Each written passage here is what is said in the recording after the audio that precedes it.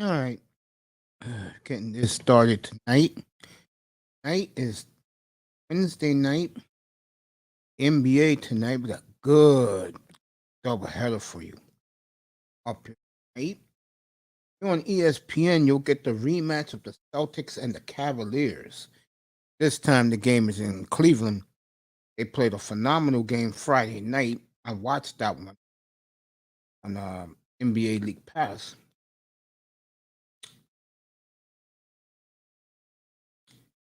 And I was fortunate to watch the Cavaliers show that they're legit. Mitchell's having a big year. See, the problem with the NBA is, if I had to say something that's a big negative about them, is they stick on 3 or 4 guys as their MVP candidates and don't let anybody else involved, no matter how great a year they have. Another reason why the NBA is always behind.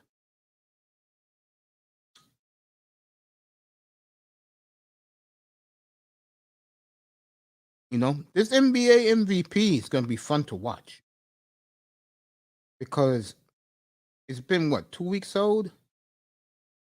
You got to wait and see. Like, I'll give you an example. I don't see the Blazers in the playoff run come late March. Sorry, Mike Richmond. I don't see.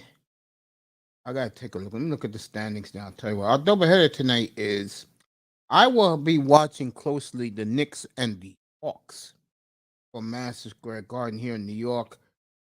Most of the United States will 99% of the United States will get Boston and Cleveland.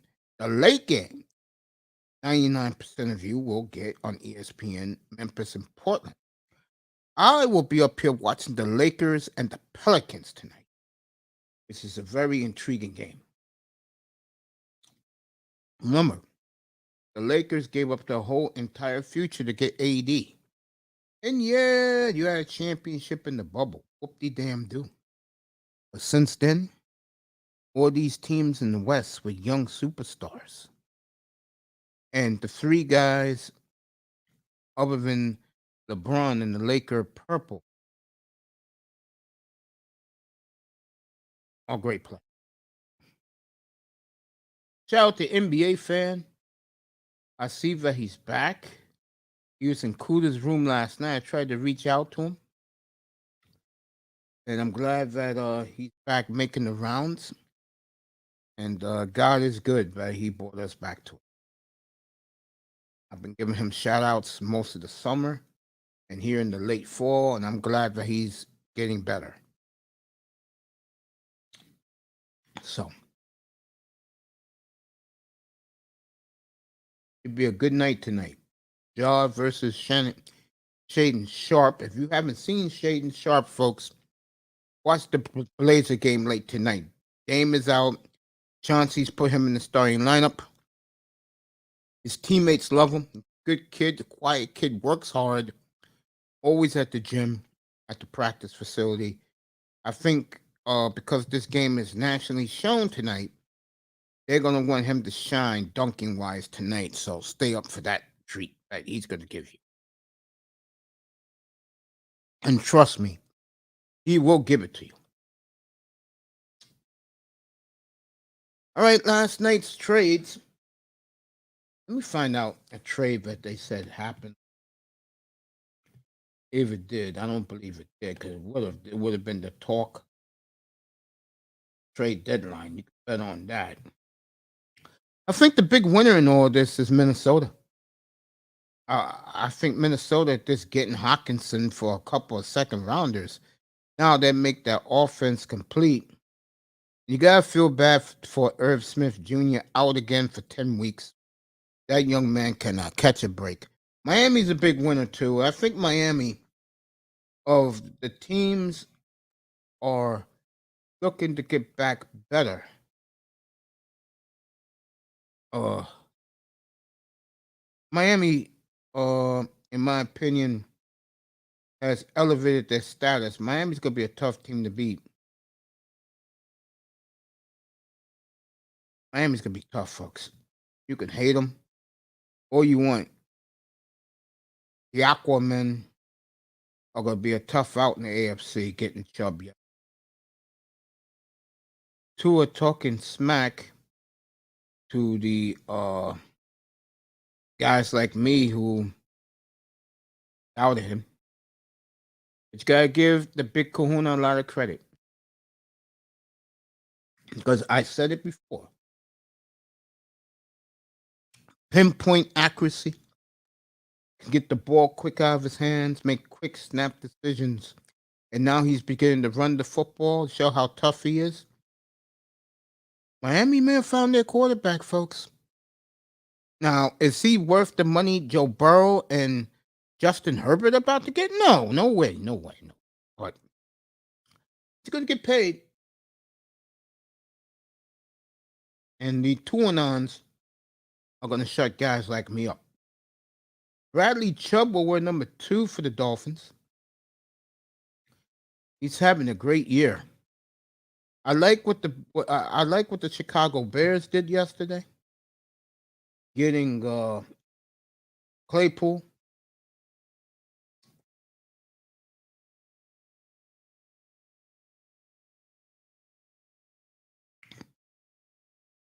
Steelers getting William Jackson. To me, that's more next year.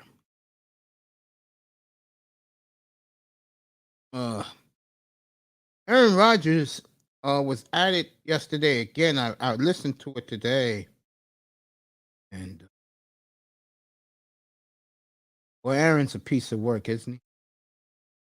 Pat McAfee asked him, "Do you think the team is ready to roll now? That they know their place, or do they have a ways to go?" And of course, Aaron put it out there right away. They have a long ways to go. In other words, next year, folks, Green Bay, they'll have a high draft pick. And the question would be, what would they do with that draft pick? Green Bay has never been known to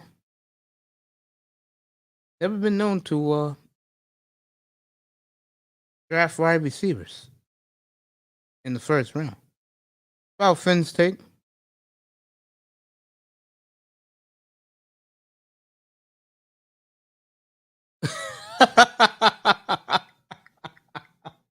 What's up, bro? All I said was that Dolphins found their quarterback. That's all I said. And I'm not bashing the kid. I got nothing to bash him about. I just praised the kid. What more do you want, CB? We want me to be like the Tuanons and worship him? I'm not worshiping his ass. You kidding me? I gave the kid his due, brother. Here, why don't you come up here right now and we'll talk about it. I got no problems talking to you about the team, what I think of the team. And CB's cracking up because he knows I'm right, bro. I got no problems talking about Tua.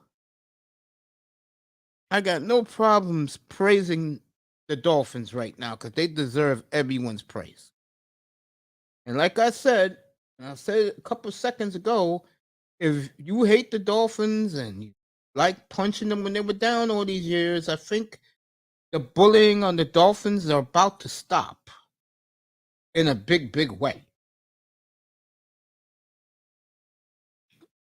I'm going to bash Josh Boyer, the defense coordinator, on Sunday morning. Get ready for that. It's going to be one of my best rants because I'm tired of his ass with all this great defensive talent, and I see nothing. Yeah, CB, you can come up, bro. We'll talk about this. So, we'll do that Sunday morning, gang.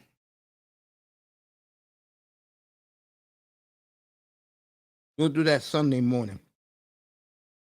Wait for CB to get up here so we can talk about Tua and the Dolphins and about the NFL. So, Minnesota, Miami, Chicago. Chicago gets a solid A for me getting Claypool. Great move by the Chicago Bears. And Pittsburgh, I don't care about William Jackson. Pittsburgh's looking more towards next year with that move. I think Pittsburgh, if they draft offensive line, will be a lot better next year. They're just wasting. Uh,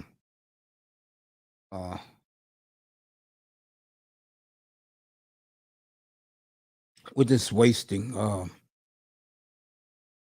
Nigel, the kid Harris from Alabama. They just wasting that kid.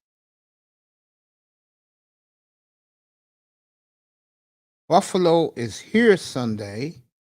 They play the Jets, and that injury list for the Bills is growing by the second.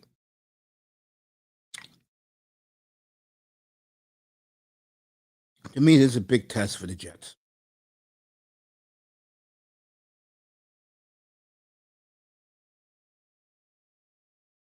Now, a lot of people may say upset alert. I think Buffalo will be on their P's and Q's here at the Meadowlands on Sunday.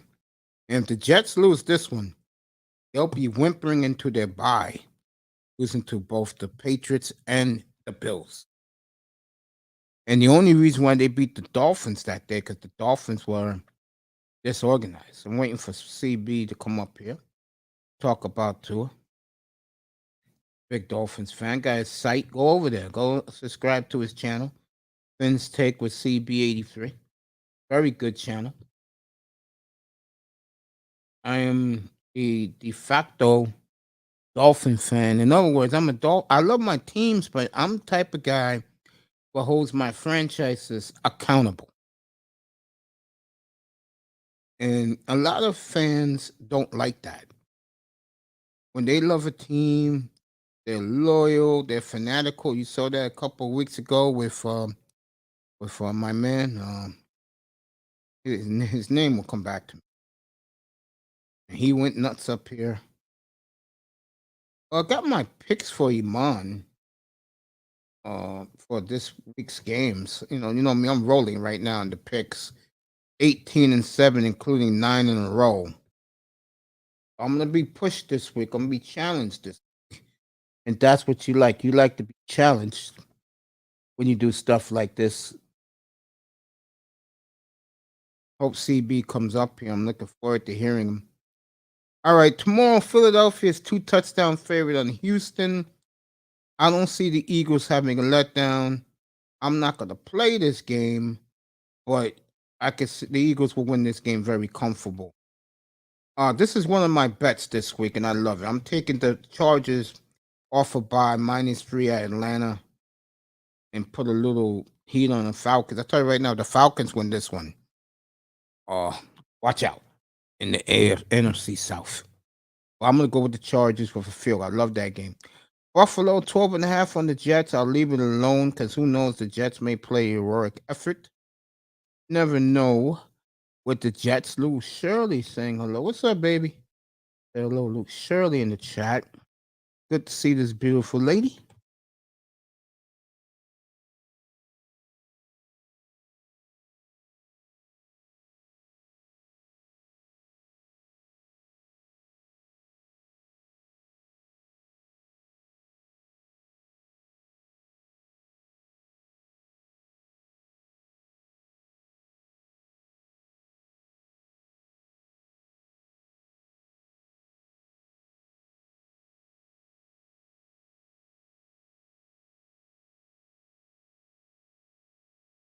Shirley in the house.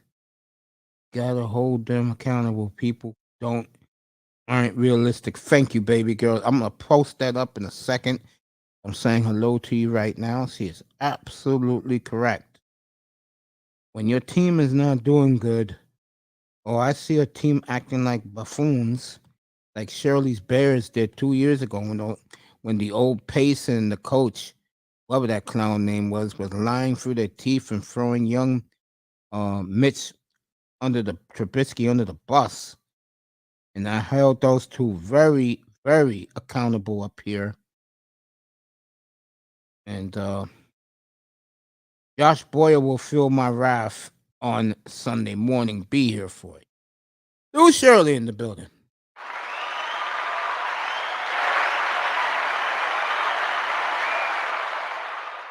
Good to see you, love. Hope you're having a good day. And working tonight. Be safe out there. Getting cold this time of the year, folks. Miami 5-point favorite now over the Bears. I'll leave that one alone. Uh Vikings 3.5. Redskins are playing well with my man at quarterback, Tyler Heineke. I'm going to I'll come back to that. Green Bay, Detroit. I'm gonna leave that alone. Green Bay, you lose that one. Why show up? I mean, Green Bay, if you lose that one, call it. Just call it a year. We'll see you next year, and I will pick up that drama when it gets near Christmas. The Cowboys come to Lambeau next week. So, Cowboys are in Minnesota in 2 weeks. The Vikings are in Orchard Park next Sunday against the Bills. Cowboys. Bengals 7.5 against Carolina. I don't know.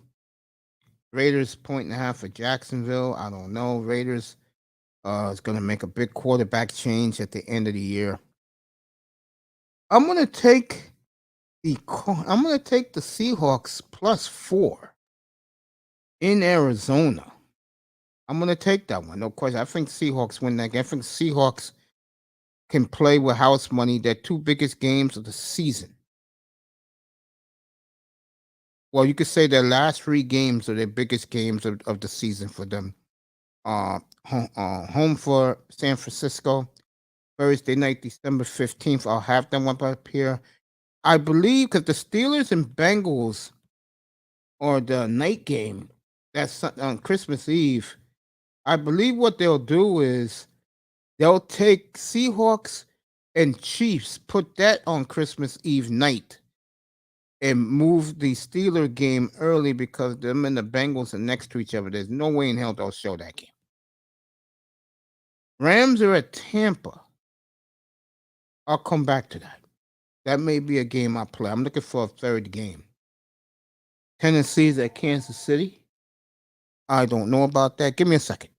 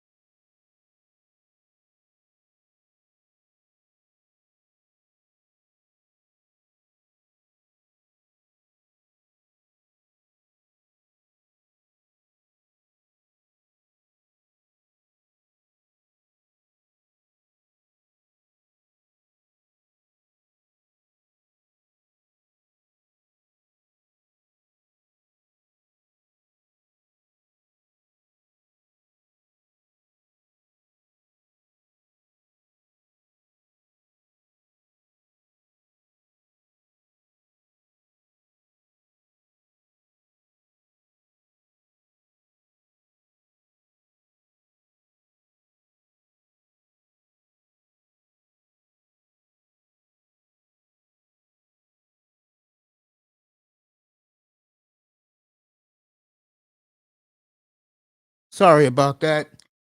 Tennessee. You know, if Willis is playing, they're gonna give the ball all night to uh to Derrick Henry.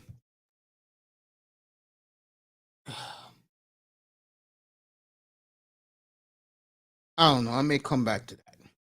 Ravens and Saints. This is my third game. That's right. I'm gonna take the Ravens minus 2.5. I'll take Baltimore to win that game outright. So my games are Baltimore 2.5, Chargers -3, and the Seahawks +4 at Arizona.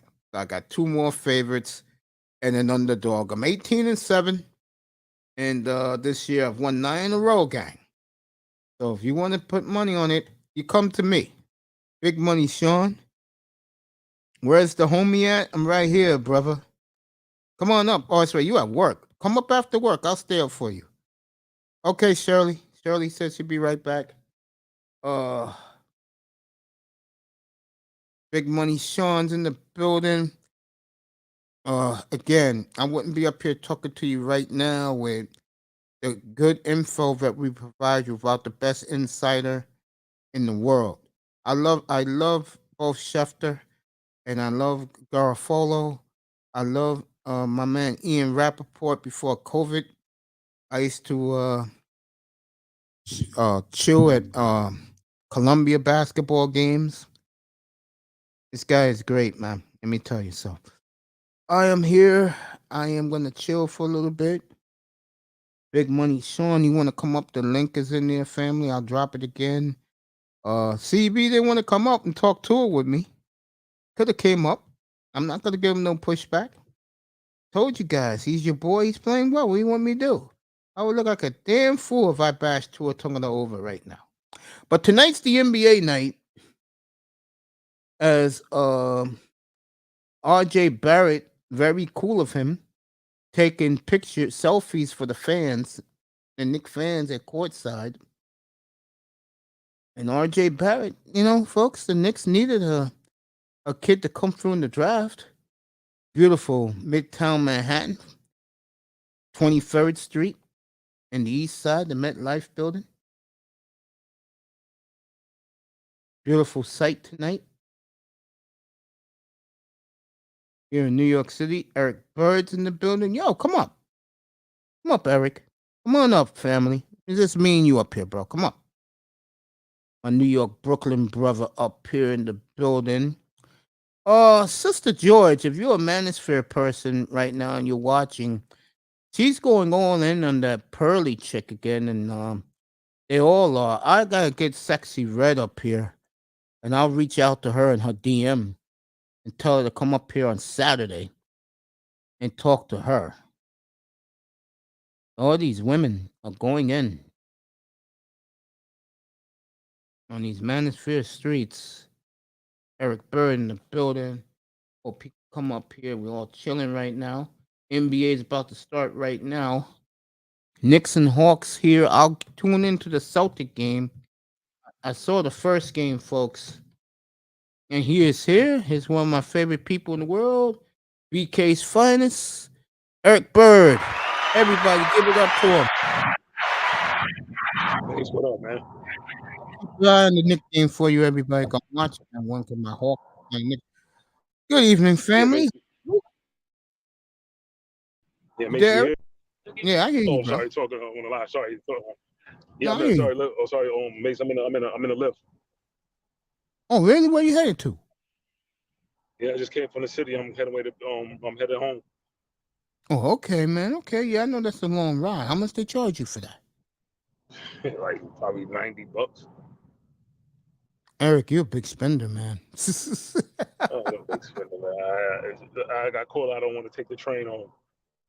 Yeah, I wouldn't do that either. Wait, shit's crazy these days. Plus, you throw in what's in the air right now in the sky, bro. You right about that. How was your day, family? It was alright. It wasn't that bad. Yeah, just simple day at the library, man. Yeah. How was yours, Mace? Quiet as always, man. Especially when you avoid these YouTube streets, man. Yeah, I know, man. Yeah, same here. Yeah, I avoided myself. Yeah, I didn't have time to do YouTube shoots. I was on Twitter. I just posted up my photo shoot. Yeah, man. Nice. I'm just thinking about that overtime. Yeah, I'm gonna try to do overtime some more for the months is up. I feel you, man. I feel you, man. It's good to hear from you, family. Hey, let me ask you Likewise. this, because you go around the streets more than I do. Much more than I do. Tonight, Sister George, I just said it. The questions he's asking on show: what can black women learn from white women?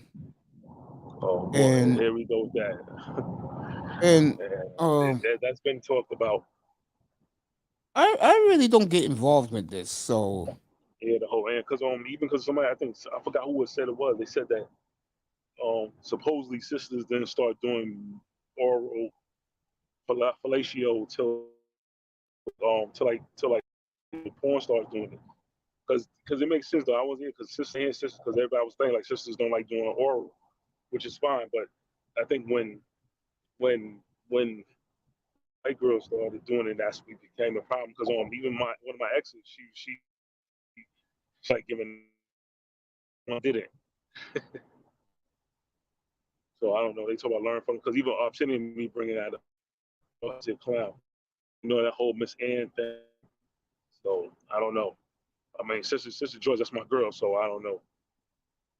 But you think Yeah, about it, that's feminism. my baby They too. feminism. That's the funny thing about it. They had to. Even Umar Johnson said they carry. They want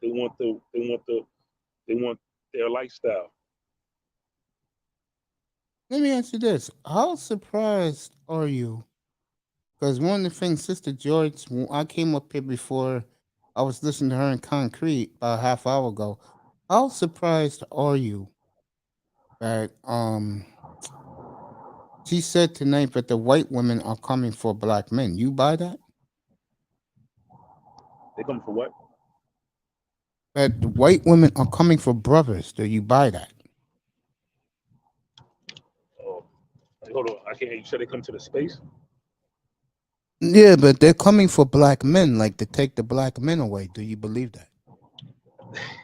Man, that's over a century 30. That's too very. And if you want to talk statistics and research, most of black men want white black women, and they're marrying black women.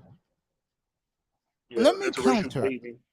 Yeah, Let me give you a little pushback with this, okay? I don't care about the white women angle. I'm gonna talk about the black women only. I do not believe black women want black men.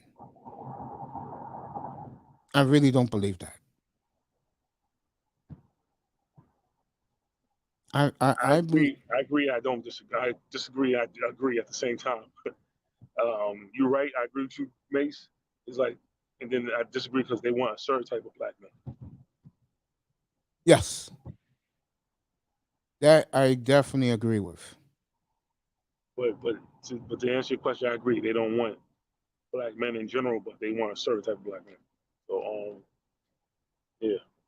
So my question is this: how come black men don't see that?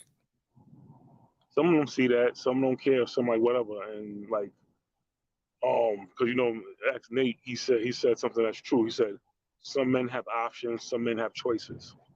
But he forgot to mention there's some men that have options and choices, like me and you. You know what I'm saying? So and some men are just trying to dug the hole. Only like the pro blacks and the Black Love brothers they want that, and some of the Manosphere brothers too. But because even Kudos right though, he's like no, everybody's not really into SYSB.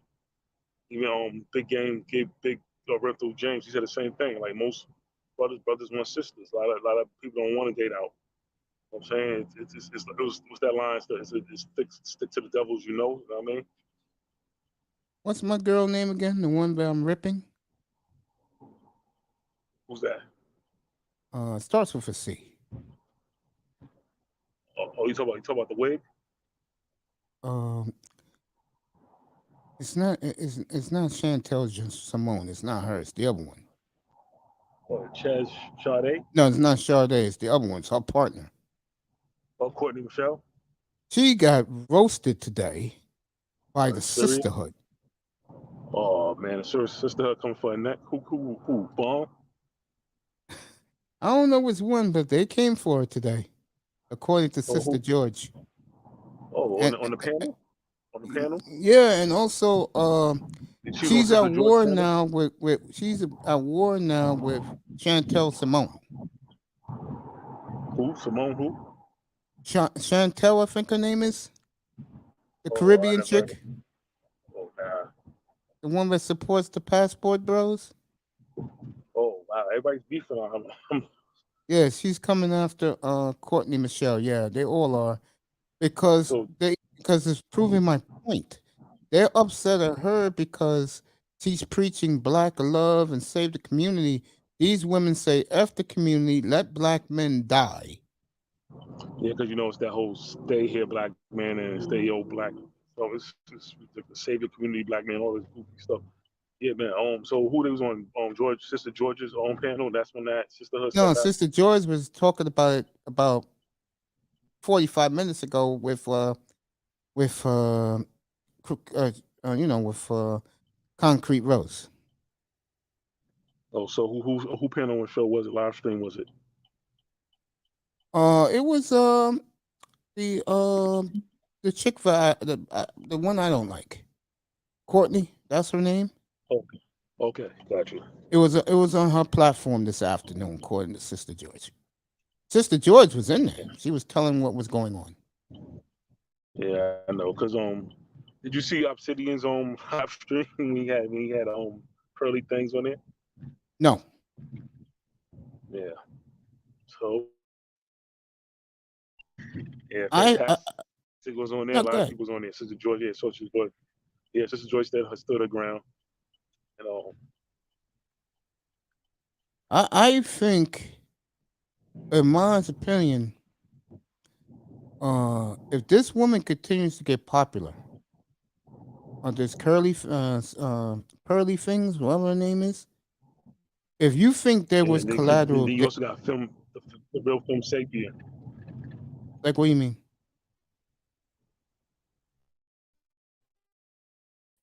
Like what do you mean, Eric? Yeah, she popular.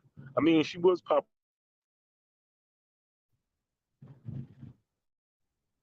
Eric is faded out a little bit in that cab ride from Manhattan across that Brooklyn Bridge. Everybody, so I'll wait to Eric to get back. Atlanta has taken the lead on the Knicks now. Is that basket good?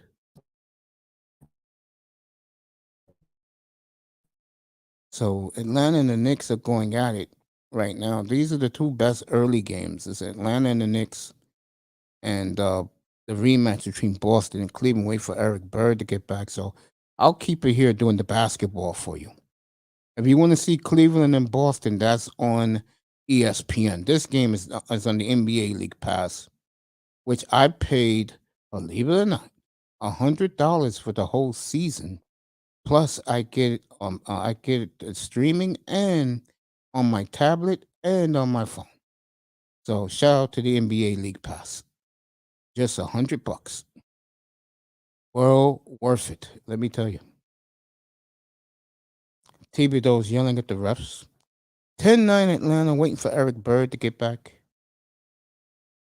11-9 Atlanta. So, the other games, late games tonight, I will do mostly the Laker Pelicans game. That game is in Los Angeles. I'll tell you, this guy's off to a good start this year. Um,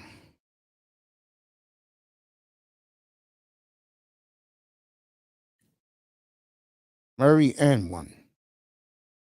So DeJounte Murray's killing Eric Fournier tonight. Oh,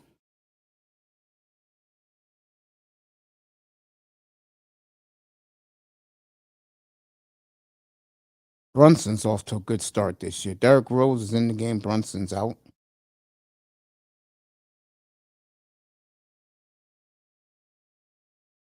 DeJounte Murray off. Rebound Knicks. Derrick Rose bringing it back out. Trying to spread the floor. Robinson. That's Randall. Excuse me, Randall. Referees called no, the timeout on the floor. 11-11. The Nick game. Just joining us. Welcome to our platform doing the NBA tonight. Ooh, boy, I love this. So far, so good. Where's my games at? There we go. Back to that thumbnail. Doing the NBA tonight. Shout out to Simone Love. Acts like she don't know nobody no more, but that's all good. Remember, I'm not a big fan, or women are not big fans of myself. Let's get to Boston real. Let you know what's happening there. World Series starts in about 5 minutes. Philly up 2-1. All right, this game is in Cleveland. Cleveland wearing their new black uniforms. Celtics wearing their traditional green road jerseys.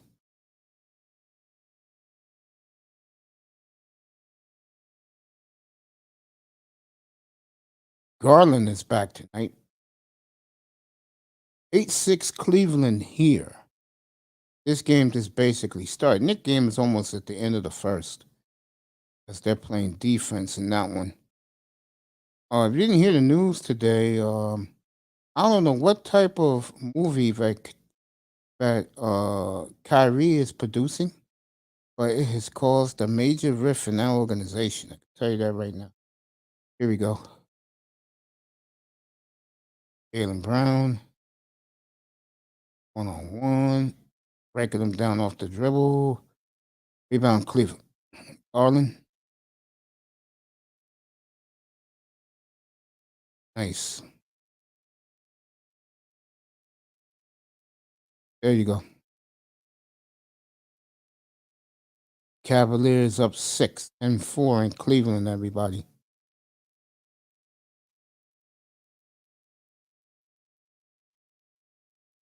Good ball pressure by the Cavs. Remember, they beat this team on Friday night. I did that game up here. Big shot by Jalen Brown. All right. Oh, we got the guests always popping in. What's up, Wacky? What's going on, yo? What's popping? I'm good, man. Big shot in the corner three by Garland. Cleveland's up 5 now. I'll ask Oh, you the same question I just asked Eric Bird. Um, Everybody's going at this Courtney Michelle tonight. But she had a panel, and the question she asked on her show today was, can black men and black women save the community? And a lot of the sisterhood came for her head. oh, well, I don't know nothing about that. So to Good for me, you. yeah, Seriously, good for you, bro. yeah, because to me, a lot of these, a lot of these nonsensical things that they speak on the internet is not Yes. really that important to me, you know, There you go. because people are not okay, especially when people speak about this whole gender thing and this whole relationship thing. People are not serious. I agree You with know, that. they they're not serious about actually solving issues concerning so-called black males and females. They're only making this content just to make money and grow in popularity. That's it. That's all. I, And, yeah, I agree with that. and capitalize off of the pain and trauma of both black males and females. So I'm not, you know, I yeah, I really want to speak on the thing you mentioned about Kyrie Irving. You know, About the movie that he supposedly made. now he didn't make a movie, but okay, on Twitter, like Okay, talk about it. On his Twitter account, Kyrie Irving promoted a documentary, Okay. and the documentary is based on a book called Hebrews to Negroes, where according to the documentary and book, it points out how the descendants of slaves, blacks in the Western Hemisphere, are the true Jews. So in Kyrie Irving's Twitter account, he just made a statement about that documentary and stated how, it's a very interesting documentary that made good points. So then the media turned around and claimed that he was being quote unquote anti-Semitic for promoting that documentary. When in reality that documentary is not anti-Semitic. It just pointing out the true identity of the actual Hebrews of historical times or of antiquity. But the thing is that the Nets owner Joseph Tsai, he was not too happy with what Kyrie Irving did, especially when you see how Kanye West is in hot water with his supposed anti-Semitic statements. So Joseph Tsai just wanted Kyrie Irving to get the hell out of hot water, especially when last season Kyrie Irving will put the Nets through a lot of trouble with his situation. You know? Yeah, and with the as they call it, the jab. Yeah, yeah. So yeah, so it was not. So it was not a documentary that Kyrie Irving was making. He was just promoting that in his. He was just promoting a documentary that already came out that was produced by somebody else. He was promoting it in his Twitter account. Yeah, I'm glad you set me straight on it. I'm yeah. glad I didn't really elaborate on it, but I know that the Nets are really about to wash their hands with him, and what I call that is making him the scapegoat. Mm. Yeah, yeah. But it's funny because someone that I subscribe to just he put out a video stating that Kyrie Irving just paid $500,000 to the Anti-Defamation League. You know? Yeah. Yeah. And for anyone that don't know what the Anti-Defamation League is, it's really an organization that's run by what we call the small hats. Mm-hmm. And and they really the organization is supposed to be against those who defame others, Yeah.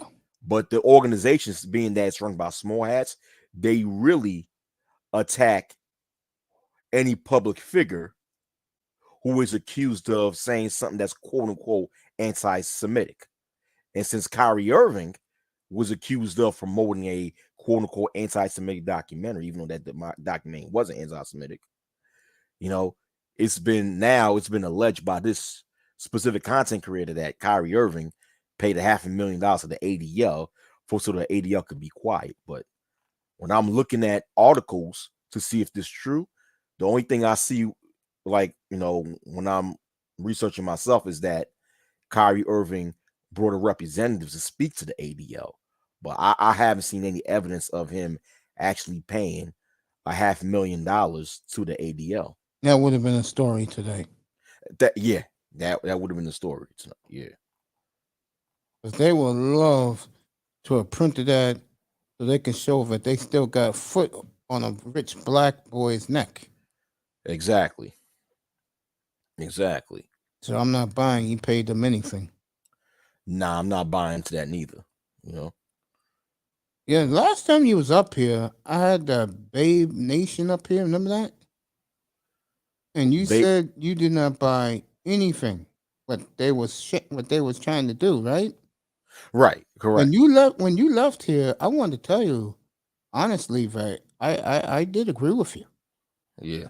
Believe it or not, I Yeah. don't buy anything black woman has to say. Yeah. Yeah. See, this whole situation, with that situation, Hmm. I knew what she was trying to do. I knew what she was trying to do. What she was trying to do is that, okay, the black males, more and more so-called black males, really are washing their hands with westernized black females. Of course. So what this female was trying to do, she was trying to convince us that there's supposedly still some good westernized black women left, right? And Mm. that we should just give them a chance. So let's all have a conversation together. And I knew what she was trying to do. She was trying to, like I said, just trying to get at one last chance of trying to lock down a husband for these single black females. And I wasn't buying into that. I could tell you right now for both sides, what's the deal breaker and why black men and black women will not be together anymore.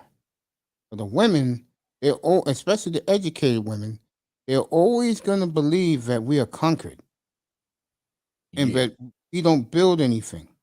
They Yeah. believe everything the white college professor says about us. Mm-hmm. And that and it's sad, a lot of brothers don't realize this, Wacky. We are being erased as we speak. Yeah. Yeah. Yeah. We are. And they don't realize this. They don't realize this. They don't realize this, And the thing Yeah. is, this is part of the brainwashing and part of the socialization that a lot of so-called black females in America have gone through. They've been socialized to think this way. Yeah. And that's why I told that sister, I said, one of the biggest things that's going to solve this rift between black males and females is that black females break away from their social engineering. Having a conversation on the pen on YouTube is not going to solve these things. No, and I've been saying for long, Miami, get up here. I've been saying that for the longest. Yeah. I said the only thing that's going to change it is, and I do believe this, and I'll take this to my grave. All right, I'll see you at 10 o'clock. I was gonna say it's gonna take black women to come out and finally just say to the world, we do not associate or deal with black men. We are free for any race of men in the world. We do not deal with black men. Mm. That's what it's going to take. Yeah. Because what that does is, forget our enemies. What that does is telling all black men who are simps is don't even think about it. Mm. Mm. Wow. Until that happens, we can walk away all we want. They don't care because they have a plethora of men. Black women, to me, I'm just going to keep it real here. To me, they are Baskin Robbins. They get they get pounded in any race or color of men they choose to. Because Mhm. what men don't realize is black women control all women if they want to control the situation to a certain age. They get in their mid-30s, it changes. And unfortunately for those women, I'm talking about women of all ethnic, all race groups. If the guy who's trying to fuck with them built himself up and she's still playing the fool, that guy is walking or running as far as way as he can. Yeah. And to me, that's another loss for all women. I mean, white men are complaining about white women acting like this. But see, here's the problem with white men. I don't want to hear from white men because all, especially black women and Asians, all these other women always put the white man in front of the line. So Mhm. I do not want to hear white men complaining they can't get a woman. I don't want to hear their sob stories. Yeah. I mean, but when you look at, once again, when I go back to social engineering, Yeah. and all females in America, regardless of race, ethnicity, or nationality, have been socially engineered Yeah, programmed. and programmed to actually rebel against their male counterpart, I agree. which thus makes them not marriage material. So, which is why you got all different races of males in the Western Hemisphere that complain about the bad behavior of females in general. You know what I'm saying? So, I can't really fault Caucasian males for actually waking up to see that, because it's going on beyond, because this programming is going on beyond race. So, I just think that although so-called black people in America are not the only ones that suffer from this, but we're suffering the most. We're suffering from it the most, especially due to the fact that economically, black people in America as a collective are the most disenfranchised group of people.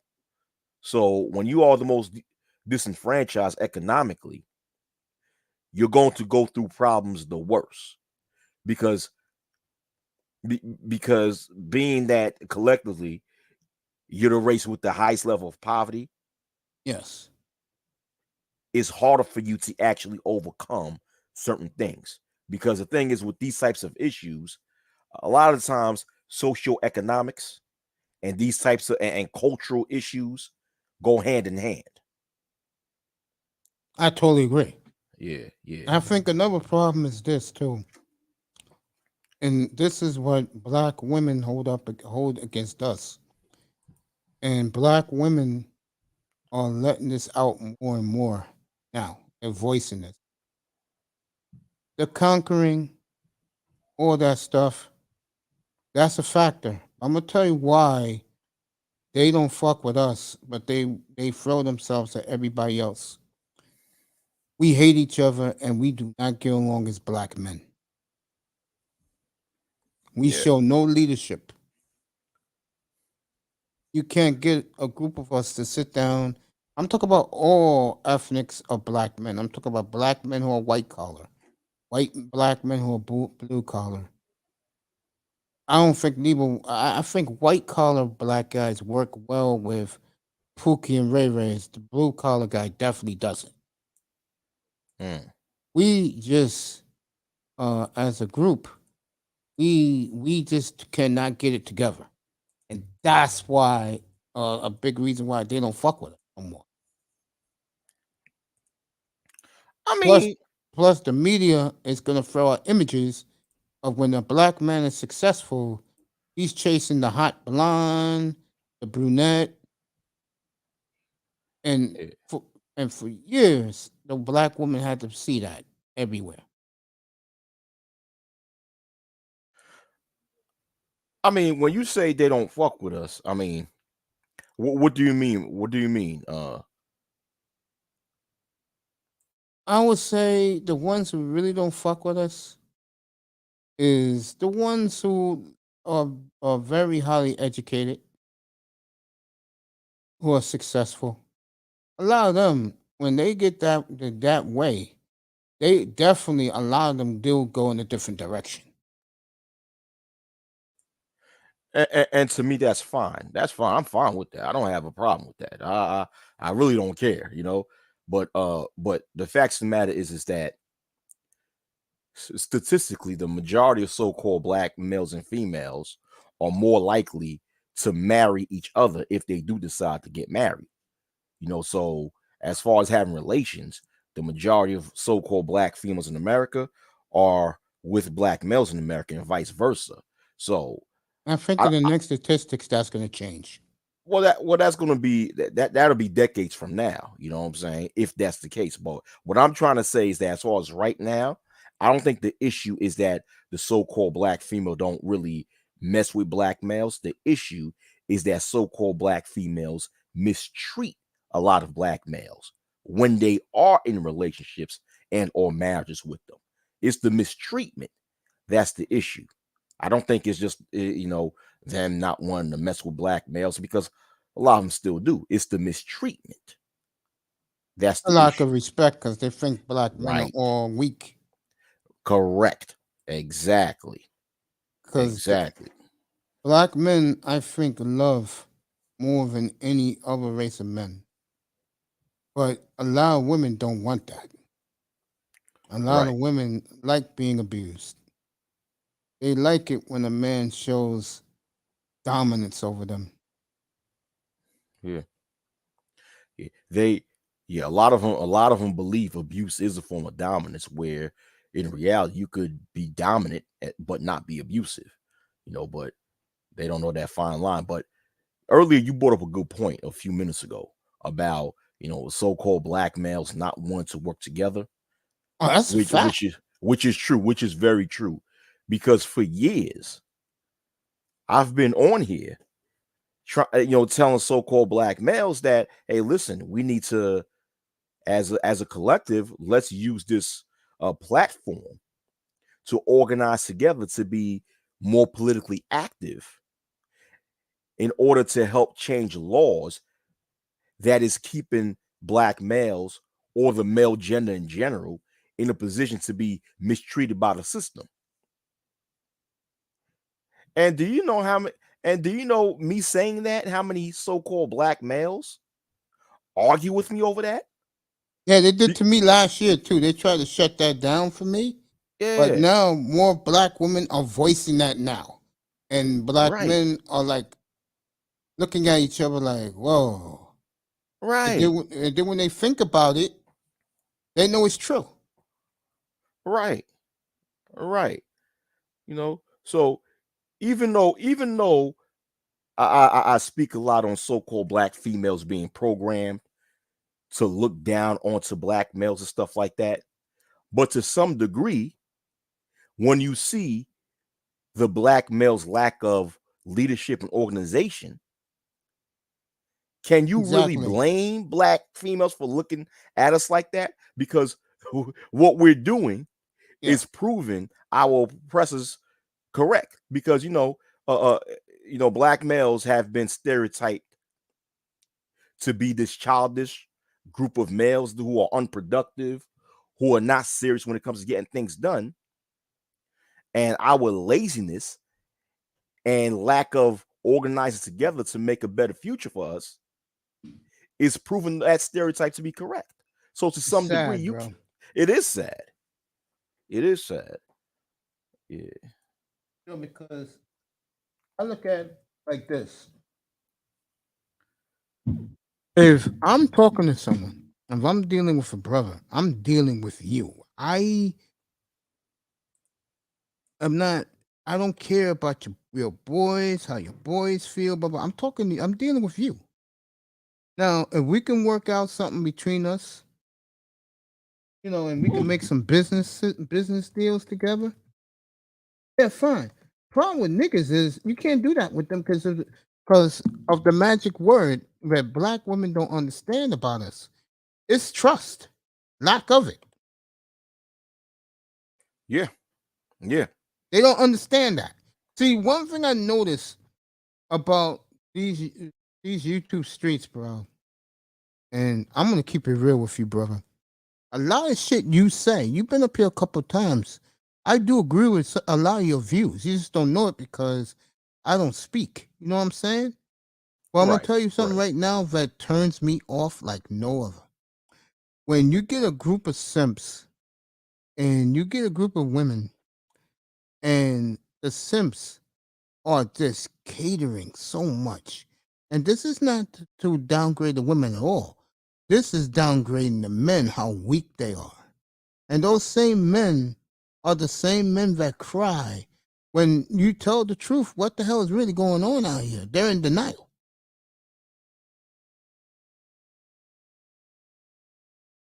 Like, Correct. I agree. I agree. I mean, what do black women see of our enemies? What do they see? What's up, Toya? I love you, girl. What do they see? They all getting along. Mm-hmm. The Arabs get along with the Arabs.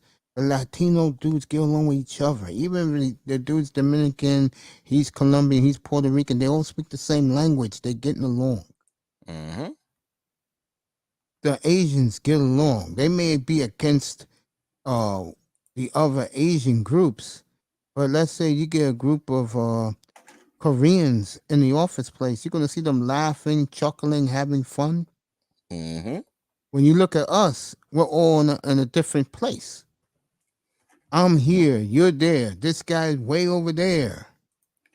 Mm-hmm. Yeah, Mm-hmm. and that's what And they see. yeah, that's what they see. And it's funny that you bring up you know, uh places of employment, right? Yeah, Because in places of employment, whether it's a white collar environment or a blue collar environment, you see a lot of the times people of other races putting themselves in positions of management and or human resources team, and then they start hiring more of their their own own people. people. Yeah, Their own people. Man, you you put a so-called black male or female in those positions, they won't do that. no, They won't do that. no, I For the agree. most part, they won't do that. No, they won't. Yeah. And you are correct that there is a lack of trust among so-called black males. More than any other ethnic group on the planet. Yes, yes, that And I heard in I Africa the Nigerians are worse. Like in yeah, Africa, a lot of the other African nations do not trust the Nigerians. yeah, yeah, yeah, yeah. They But say Nigerians make us look like choir boys the oh, way shoot. they do to their people.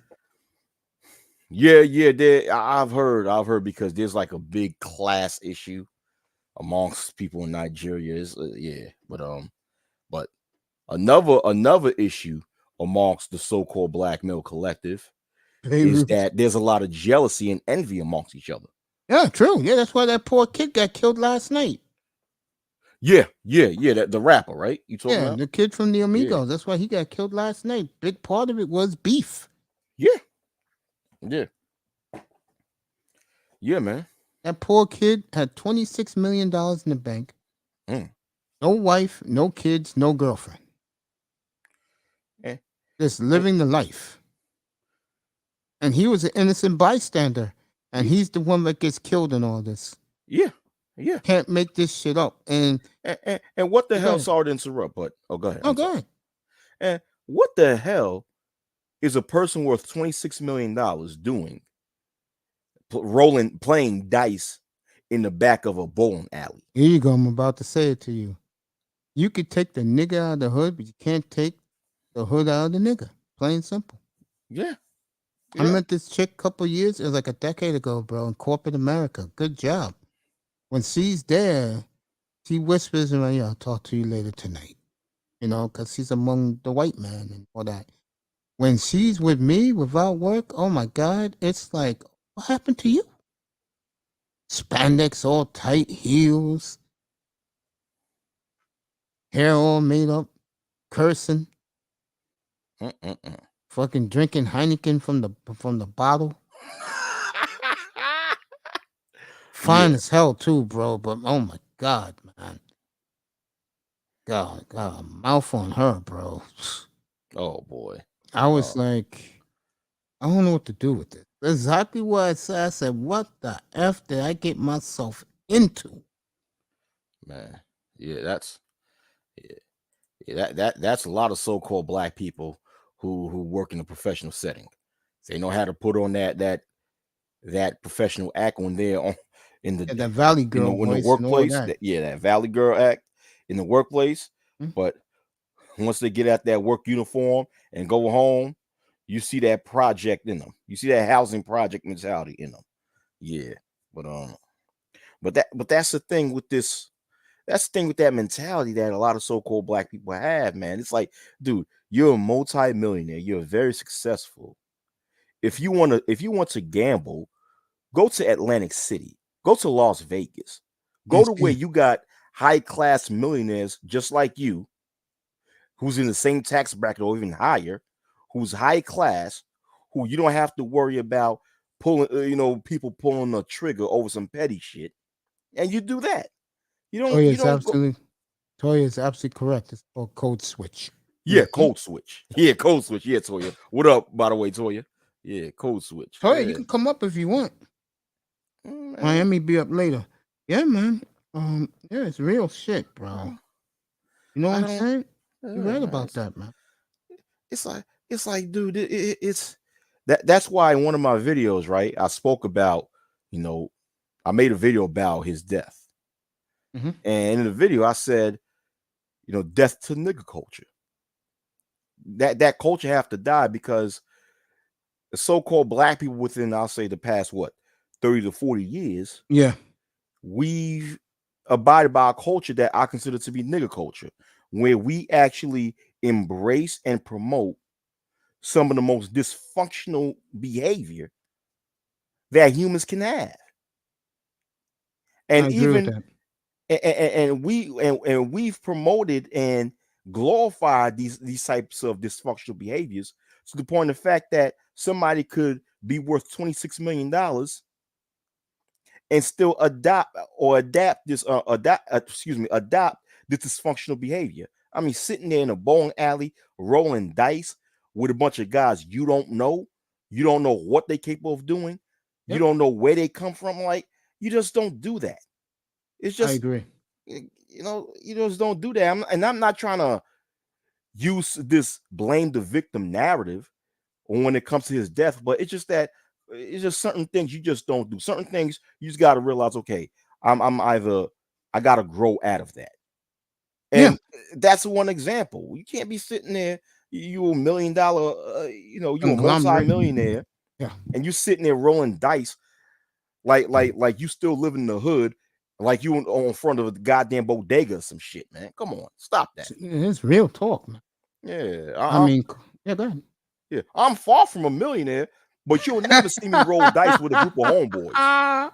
Yeah, I'm far for a millionaire too, bro, and you would never catch me where the so-called action is. That's not me. thank you. Same here. That's why I feel so comfortable in my own house, bro. People say, hey, you gotta get out. Hell no. For what? Stupid issues? Idiots acting dumb because, oh man, this guy looked at me funny. Yo, this guy, I don't like the way this nigga is grilling me. I don't want to hear that shit. You stay home, no one's gonna bother you. You ain't let nobody in your house. Exactly. Ain't nothing wrong staying at home. I mean, don't get me wrong. Once in a while, I think it's good for people to go out every now and again. But of course, when I go out, of course, you got to be very vigilant. And I well, I'm not sorry to say this, but a lot of times when I go out, I make sure I go to places where there's not a lot of our people. Oh man. Yeah. I make sure of that, man. And let me tell you, I live in the Pacific Northwest for 8 years, bro. And I'm the type of guy that I analyze shit a lot. So when I know I was out in the Pacific Northwest, one thing I knew right off the bat, ain't no niggas out there. Especially in Oregon. There ain't no niggas there. Okay. Especially outside of Portland. Yeah. You You hit it around the nose, brother. So what I did was, and this taught me the biggest lesson moving forward in my life.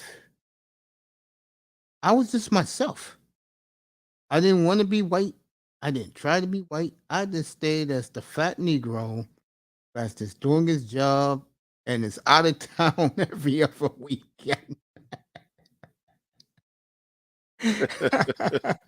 My ass was either in LA, my ass was either in San Francisco, I was either in Vancouver, bro. I was nowhere near. And I go to Portland sometimes because Portland's pretty cool. People don't realize that about Portland. Portland's cool.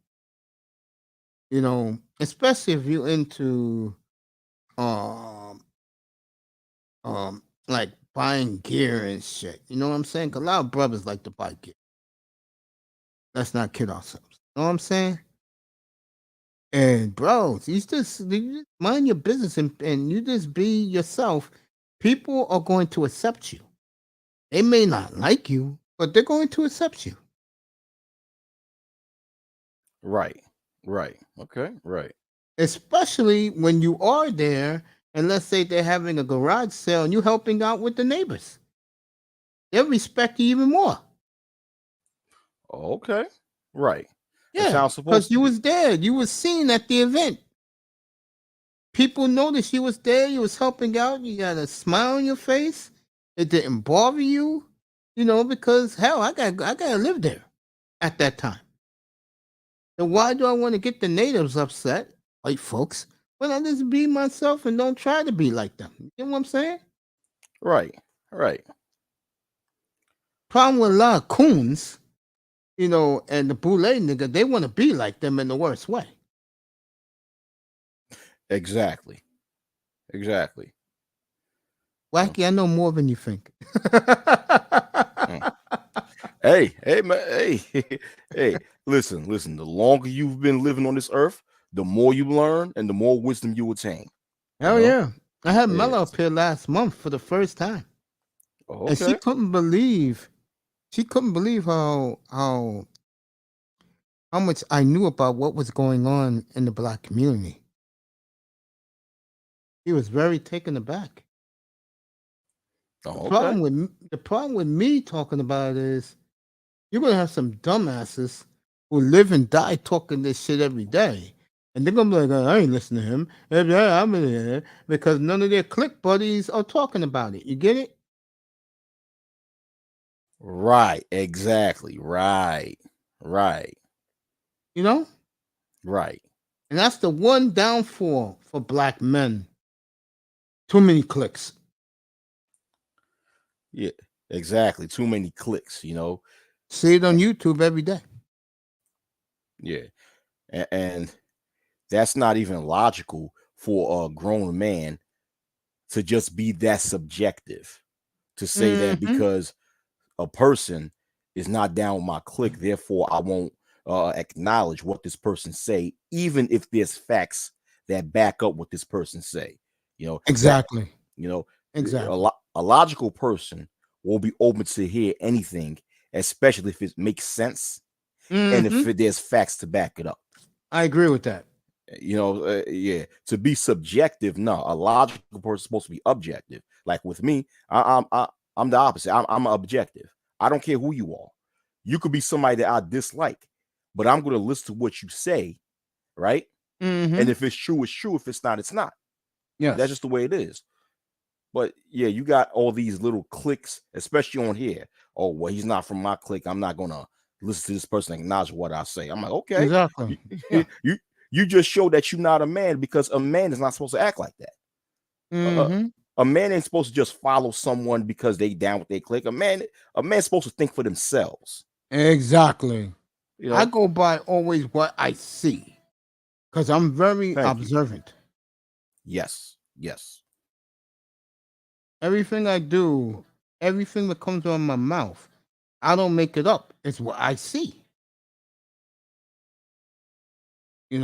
Living here, you live here. I mean, living here in New York, bro, you better be observant.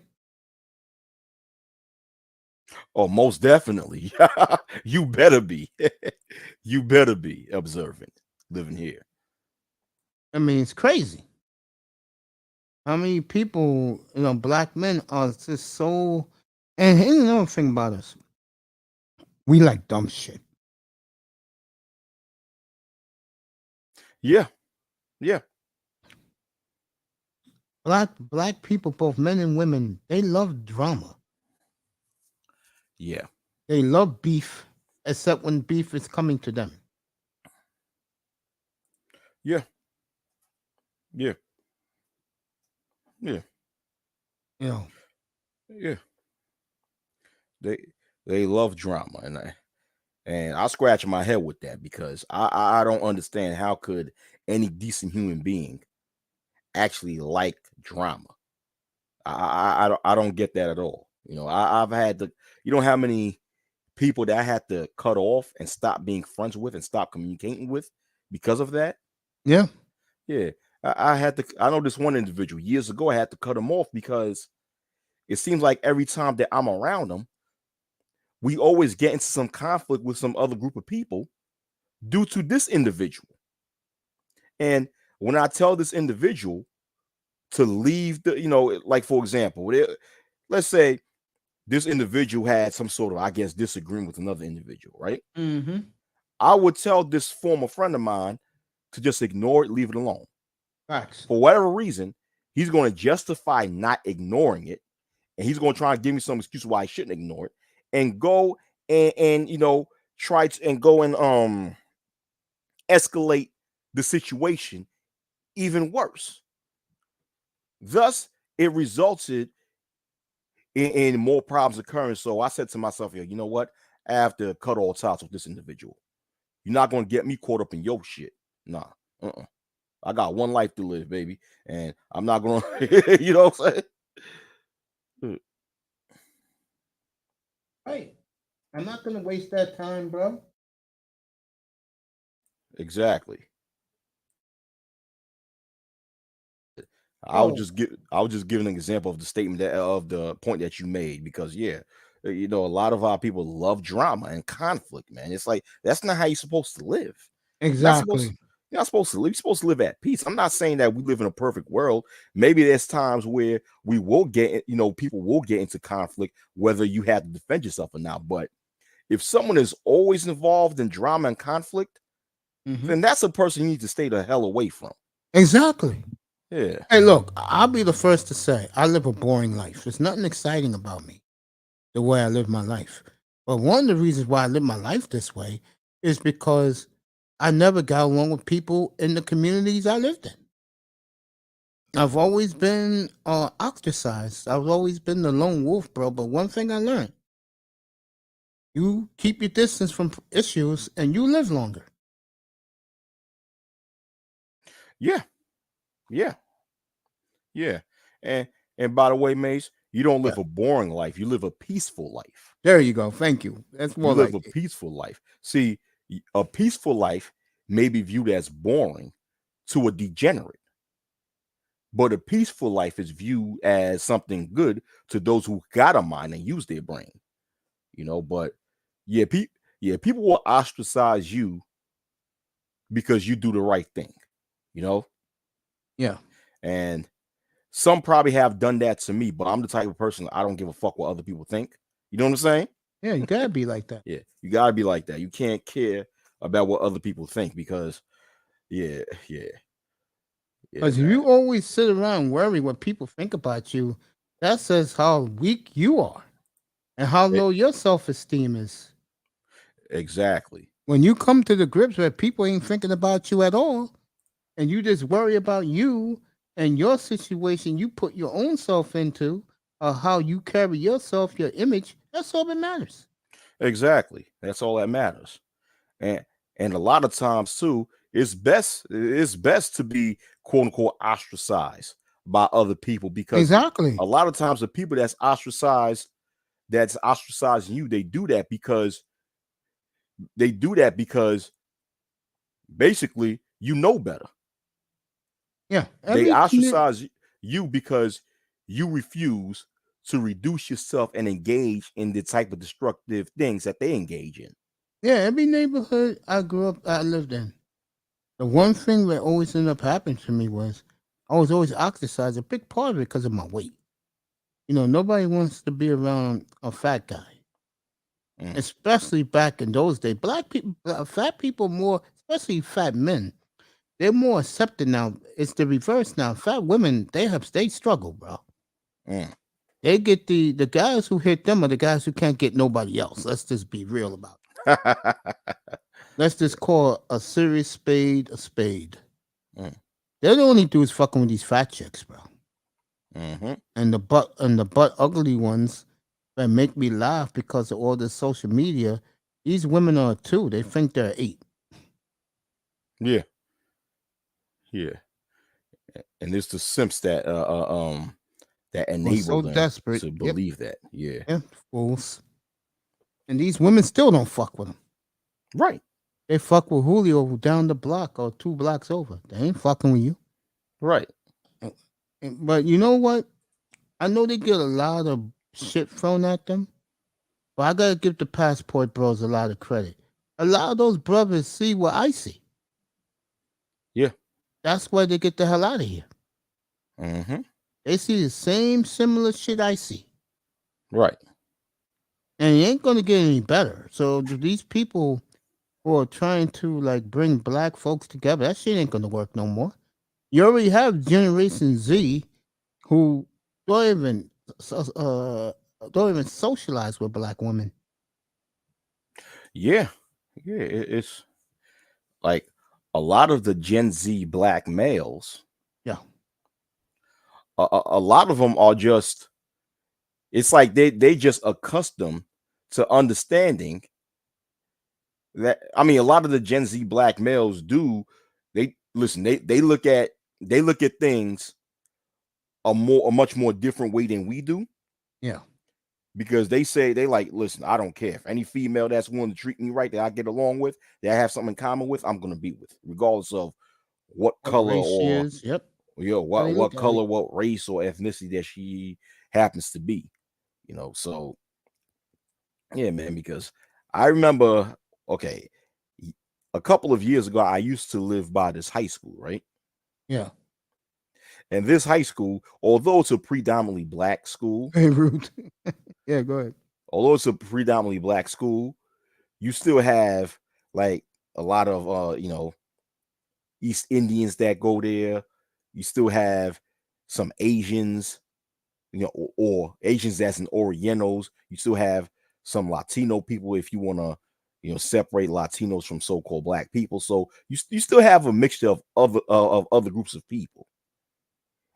And whenever, a few times I would just walk, let's say I'm traveling somewhere and I end up having to walk past that school, a lot of times I see the young so-called black males, holding hands with the East Indian female, holding hands with the Caucasian female, holding hands with the Oriental female, holding hands with the Arab female. And these are young Gen Z males that I'm talking about. So I'm like, okay, this what people, this whole thing is spreading. Yeah, Dangerous, bro. yeah, Because people can say what they want, but I'm telling you, I forgot who had the shit today. It was O'Shea, that's right, about how a lot of you got it now in the Dominican Republic and Brazil, that a lot of the um families and parents and stuff are telling their daughters, uh, don't ruin the race. And that's beginning to grow. okay, Right? They don't want their daughters nowhere near American black men. okay. Mm. And I'll tell you right now, I'm just summarizing this shit. One thing I would say is this. I think it's too late for black men and black women to work it together. That's past, bro. That shit is long gone. Mhm. Well, I will say this for black men. If I had a message for them, reach out to one another because you're all you have. Right, A lot of your sisters sold you out, so you can't fuck with that. That's a lost cause. right, right. I mean, yeah, it's see when it comes to the so-called black males and females, Yeah. whether or not they'll one day get along or not. The thing is that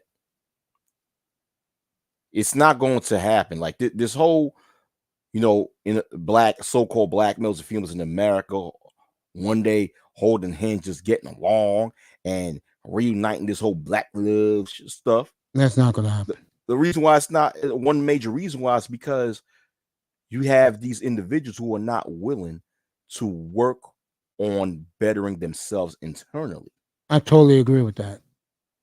Because because in order for two people to be able to get along, each person must be able to acknowledge their own flaws, look in the mirror, acknowledge their own flaws, and working on improving their flaws. And the thing is, especially a lot of sisters are very hesitant in doing that. So therefore, how are you going to have this black love thing going on if you're not even willing to To go fix yourself halfway. internally? So, Yeah. to go halfway and fix Yeah. yourself internally. They're not gonna do it because the main reason why they're not gonna do it, and I don't mean to get graphic, is they enjoy getting fucked on by our enemies because it makes them feel loved and wanted. Oh man. And that's one of the main reasons why they like and again I said earlier, you know, something they don't see with us, but they see with all of them is when let's say a group of them are around a group of them. Mm-hmm. One thing they will see off the bat, you ain't gonna see too many rifts and beefs among them. Okay. Because those guys, they know each of those guys is gonna get something that night. Get where I'm going with this now? Right, right, right. So there's no issues with them. They know that with those group of girls and those group of those dudes, they're gonna get something out of this without a problem. While if that's black men, black women will wait for the other shoe to drop. Yeah. Like what happened last night. They black women in the back of their minds, they're gonna be thinking about that. But this is where black women make a big mistake. They really act like every group of men are perfect except us. And you know what? If that's what they believe, let them believe it.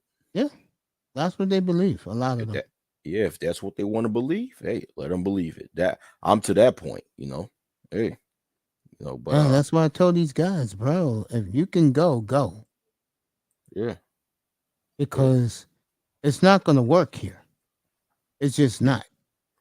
yeah, Because yeah, black women are not going to be cooperative. Like I said, they like what they got going on right now. We don't have what they got going on. yeah. They But are not held accountable for a goddamn thing.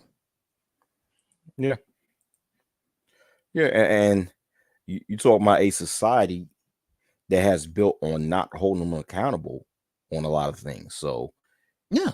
when you don't hold people accountable for the wrongs that they've done, all you're doing is enable them to keep doing that same wrongdoing, that same wrong thing that they've always done.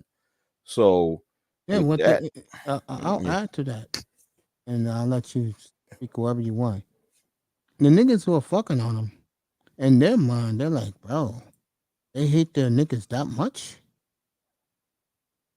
Because one thing about black women, they're around the enemies. They act out against us yeah, for the world to see. yeah, yeah. I know some of them that's like that. Yeah, yeah. I've seen stuff like that. Yeah, but you know what? With them, my thing is with them. Hey, it is what it is. Yeah, that's You the know, way I look it at it too. it is what it is. But with that, I'm gonna have to go, Mace, because I have to Hey, do some great talking things. to you, bro. Yeah, no problem, man. Great talking to you Appreciate too. that. Don't be a stranger, man. All right, most def, man. Appreciate Thanks you, for having bro. me on. Not All a right, problem. Be great. all right, you too. Wacky World. Good to have Wacky up here. All right. The early games are at halftime. Knicks are up 8 on Atlanta. Atlanta is surged back. Trey Young hit a couple of threes. DeJounte Murray already with 4 steals. He led the NBA in steals last year. He's picking up where he left off. Um, Boston. I guess the Celtics have surged back against Cleveland because they saw in Celtic highlights. Mitchell's off to a very good start for Cleveland. He's having a big year. Donovan Mitchell. I guess he likes where he could see some black folks around. Because I promise you one thing, you ain't seeing no black folks in Salt Lake City. Tell you that right now. That shit ain't happening. All right, Boston must be up big because Cleveland's 4 for 20 in the second quarter. Yeah, Boston's up by 8. Cleveland was up by like 11 before when I last saw it. All right, Mitchell again. Cleveland down 6 now. A minute and a half left. Wow, some of the 8 o'clock games. 10 o'clock, Portland and Memphis. Brogdon has been a big pickup for Boston. Let me tell you that right now, folks. Portland and Memphis, you'll see Shane Sharp. If you haven't seen him yet, he's in the starting lineup now. Dame's out 2 more weeks. That's Portland and Memphis. Anthony Simons against John Morant tonight. And I'll be doing the late game up here at 10:30 out in LA. The big three, the new big three. Mitchell is hurt again. Hurt his leg. The big three. Um, McCollum, Zion, and Brandon Ingram. They'll be in Inglewood tonight to play the Lakers, who finally won a game. And had the coach crying in the press conference. Are you effing kidding me? Crying? Come on, man. There's no crying. Mitchell is hurt. Limping down the court. Mitchell always gets hurt. I don't know what it is about him. I don't know if he has a horrible trainer. Heat's leaving the Kings 53-51 at halftime. Thank you, Mr. Miami. I saw the game Saturday night. That was disgraceful by the Heat.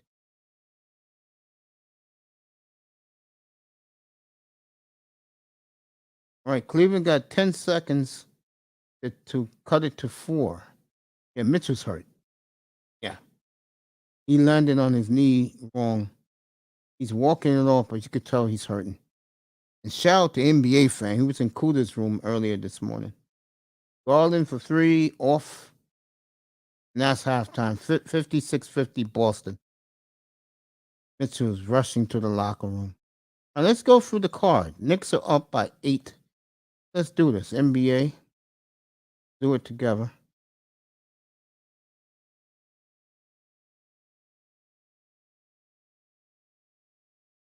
Sacramento, Miami's at halftime. Hornets and Bulls. Let me get over there real quick. Yeah, folks. I got the NBA League Pass for $100, which I can't believe, and I get it also streaming and on and I can watch the games on my phone. So if I want to later tonight, I can go to double games if I choose to. I may do that later tonight. All right, Vukovic. Bulls have made 14 shots, and there goes Goran Dragic. Doesn't get old, do he? All right, Charlotte has 14 made field goals, 10 assists. Very good passing in this game. Chicago just hit a 3. And the Bulls wearing those red jerseys. So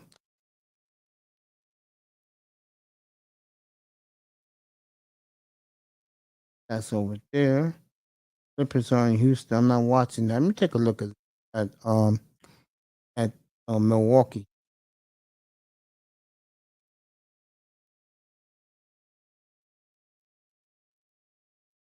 Milwaukee won a tough one on Monday night over the Pistons. Bobby Fields for 3. Way off. Bucks got the ball back. Grayson Allen for 3. Way off.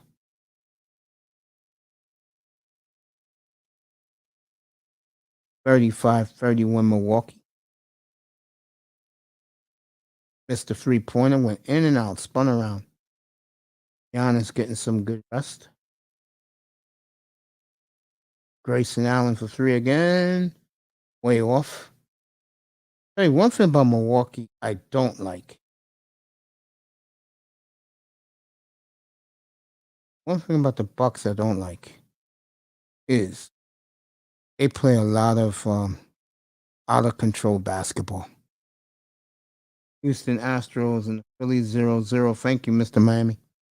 That's why you're my family. You come up anytime you want, bro. I'll drop the link. I'll drop it again for you. You know me, it's not a problem. Whenever you want to come up.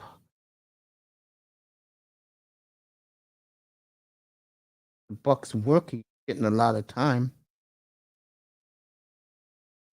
Aaron Rodgers was at it again yesterday. I caught that. And he basically said that Green Bay has a long, long way to go.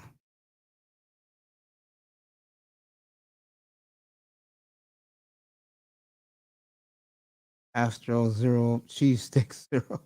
I love Miami. Yeah, the Heat did beat Golden State last night. Milwaukee up 6, everybody. Everybody's at halftime except this game here. And the Bulls. The Bulls don't excite me. At least Milwaukee's won a chip. Boy, Drew Holiday, they let him walk like that. Got the basket. Milwaukee by 8, 7 minutes to go in the first half. Timeout, Detroit. Fans at the Mecca. Loving it. San Antonio playing good basketball. Utah's at Dallas tonight. Let me get a peek over there at that game. And thank you, Optimum Cable, for giving me the league pass for $99. You don't get it better than that, folks. $99. I get the whole season. I'll be up in an hour. You got it, bro. Go enjoy your wrestling, family. So the fat men are dancing for the Mavericks. They got a group of fat men dancing. Mark Cuban really know how to entertain the fans. My first Mavs game. There you go. The fanboys.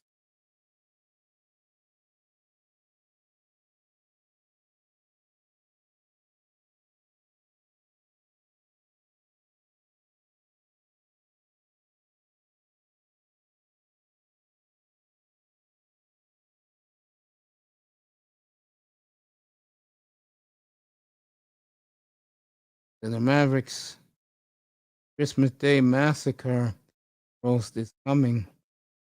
It's damn real.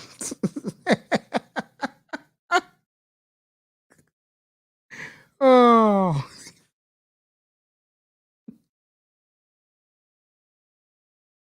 okay. I'm back. I tell you, Laurie Markkinen is having a big year for the Utah Jazz. It's his third team in a year. He was in Chicago, then Cleveland. Now he's with the Jazz. And this is the one player the Lakers could have needed. And I said a year ago to Laker fans they should trade him straight up for AD and the Laker fandom. Oh my God, you thought that someone stole the logo away from the Bus family. Boy, what a year Laurie Markkinen's having.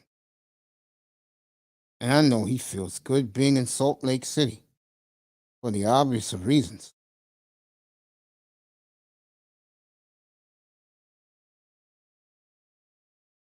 Yeah.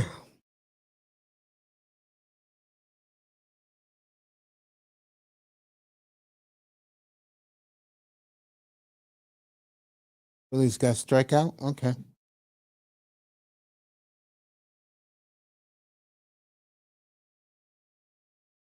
Here we go. 14-13 Utah. This game just started. Lakers late tonight. I'll have that game for you from Staples. I forgot. Uh, from Crypto Arena. How fucking stupid is us to do that? All right, Luca. Dallas passing the ball well. Wood for the three. So good. Rebound Utah. Marketing. What a year for Laurie Marketing. You don't think the Lakers can use him right now?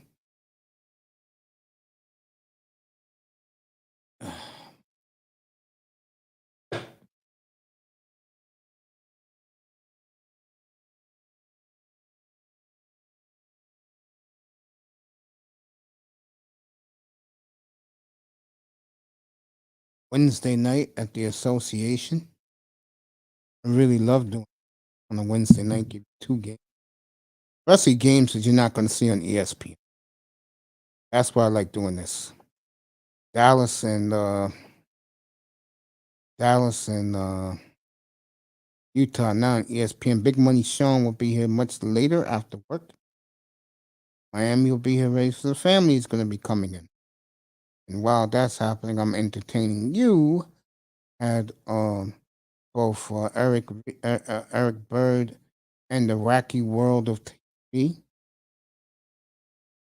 Wacky World.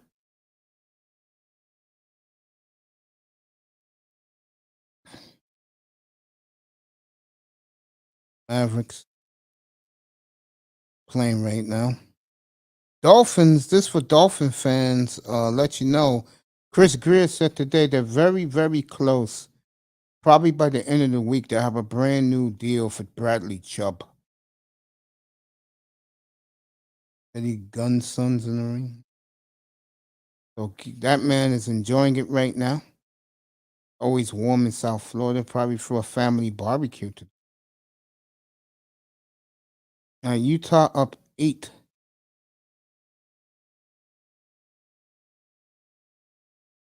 On Dallas.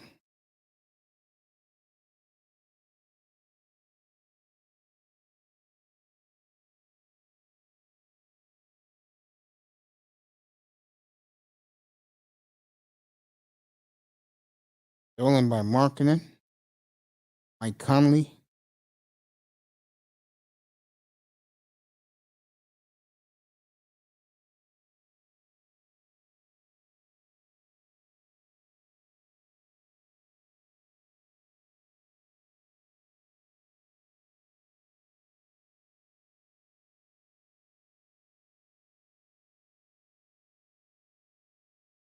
Okay.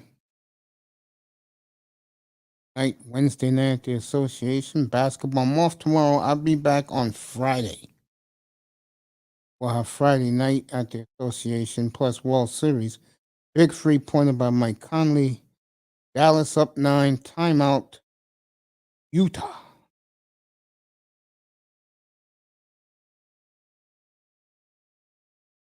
See if the Knicks and the Hawks are back on.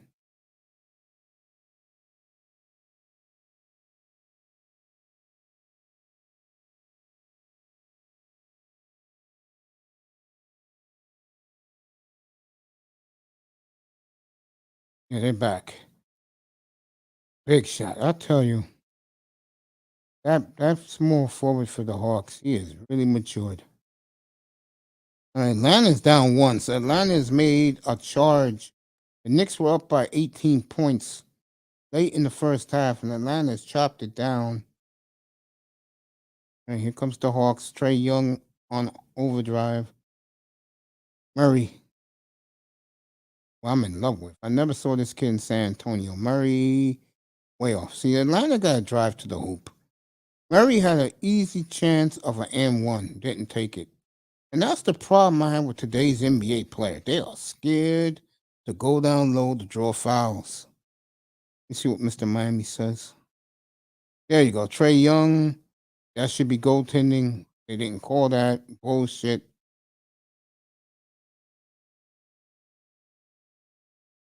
Stolen back by the Hawks. Beautiful play. Timeout, Knicks. Atlanta is taking the lead, folks. Just like that. I love this Hawk team. I got them third place in the East this year. And let me elaborate on something I was talking about earlier when I came up to start this platform tonight. Yeah, Billy Gunn's still wrestling at 55, huh? Jericho's a Viking fan. Shit, Vikings, I said it back in the spring. I got laughed at up here. I said Green Bay will have a long year, and the Vikings. And like I said, the Vikings is a team that, folks, they lost to the Eagles. That's the only loss. But Minnesota got Dallas in 2 weeks. And if they win that, and they got the Giants late in the year in Minneapolis. So, they got the Redskins this week.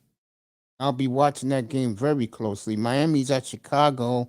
The debut of Bradley Chubb. The Miami Dolphins, folks, is the team to watch in the AFC. I think they will put it together at the right time.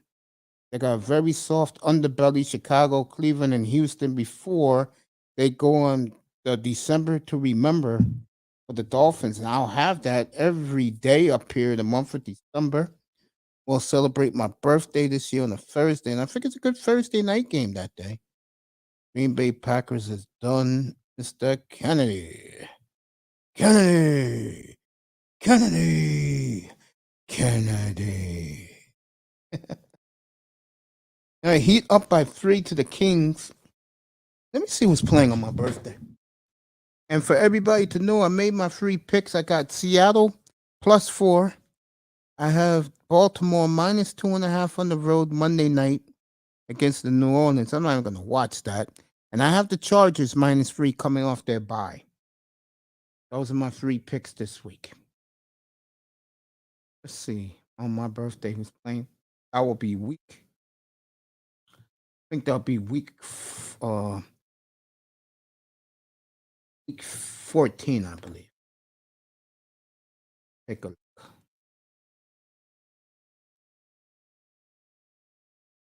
I'll be off tomorrow. I'm not even going to look at that Eagle game tomorrow night. You can hype that game up all you want, Amazon Prime. No one's watching. No one's buying in on the Bulls. Okay? All right, week 14. Birthday. NFL, it should be.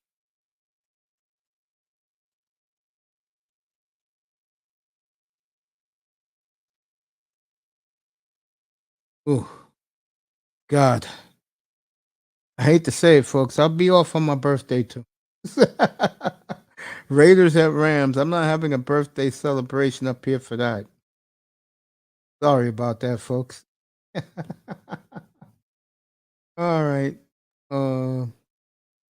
That week though, some bad games. Eagles Giants is the good game. That's at 1 o'clock on Fox. Jets are at Buffalo.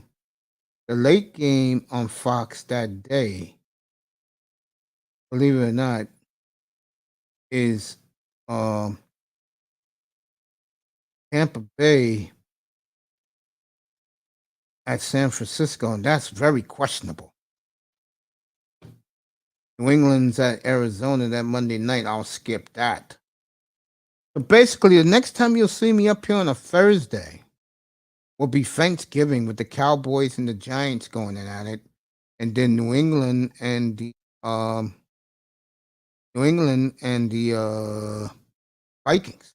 And then the next time you'll see me up here is December the 15th, which is week 15, which is going to be probably for the division title in the NFC West. San Francisco's at Seattle.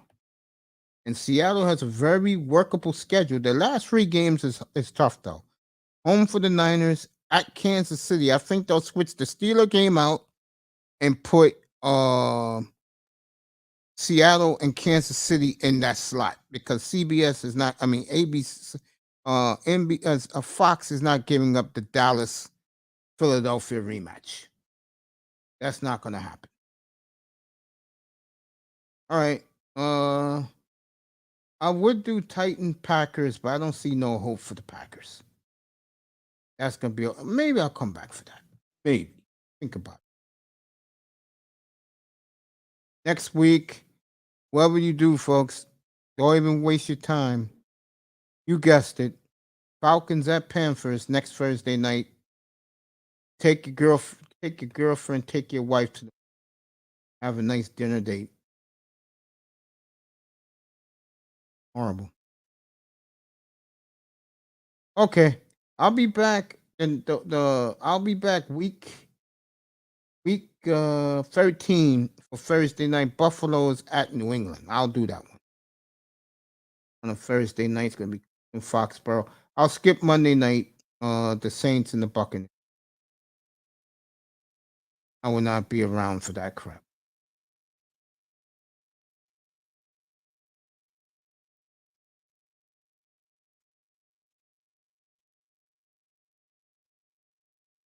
Just letting you know the updated schedule with me. With Mr. Miami said.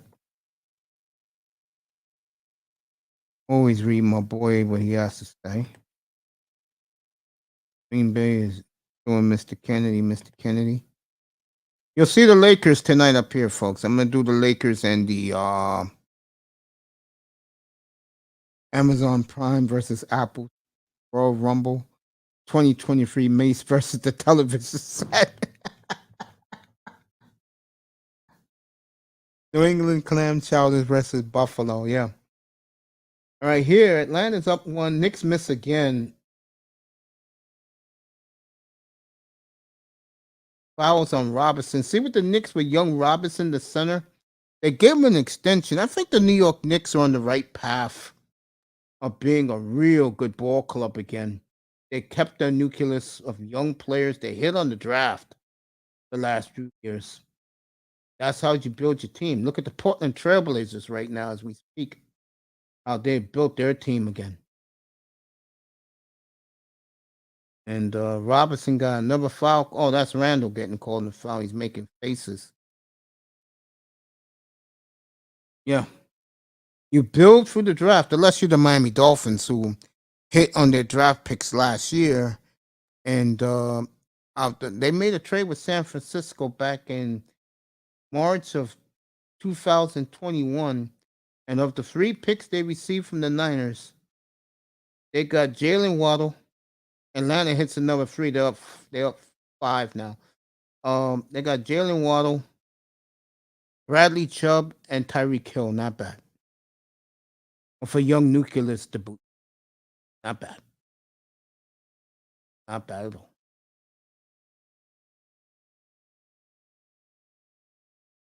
Big shot by Barrett.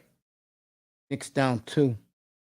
This is a good game. Give Atlanta a lot of credit, folks. They were down in this game. They were down. There goes my guy right there, John Collins. I'm a big fan of. Capella. I'll get you to Cleveland in a minute, everybody. I'll give you a little bonus coverage with the Heat and the Kings.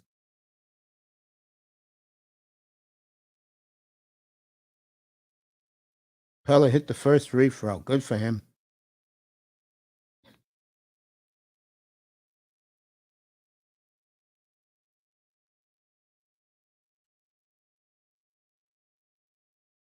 Hits both free throws. Good for Clint Capella. Atlanta up 4, everybody.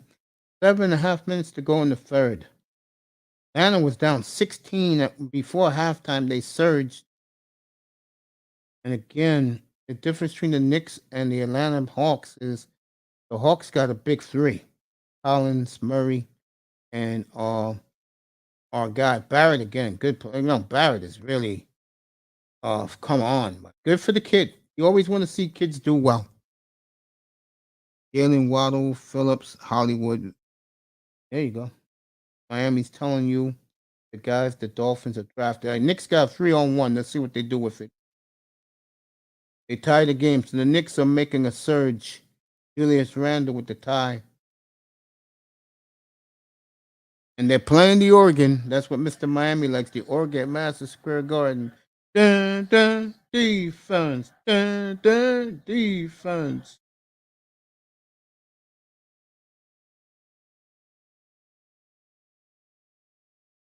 All right, the Knicks can take the lead. Fournier, way off. Foul on Robinson again. Should be his third or his fourth. So we'll see Miami in a couple of weeks, folks. We'll have them in San Francisco, in LA against the Chargers. At Buffalo, then we'll see them on a Saturday night. We'll have them up here against Buffalo, and then we'll have them Christmas morning here against the Green Bay Packers, which could be the Green Bay Packers swan song before things happen this winter up in Lambeau.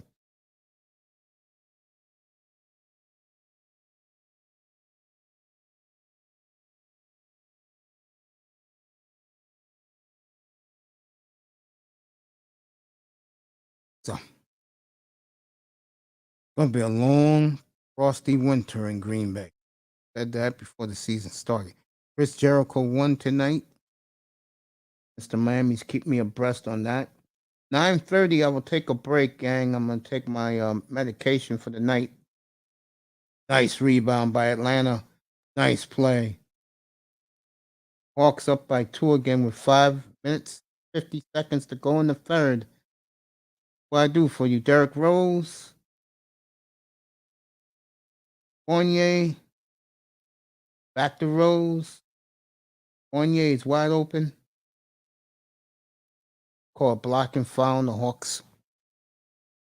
Green Bay soccer. So it's going to be a long year in that. Told you guys that. And it's happening as we speak. Just what it is.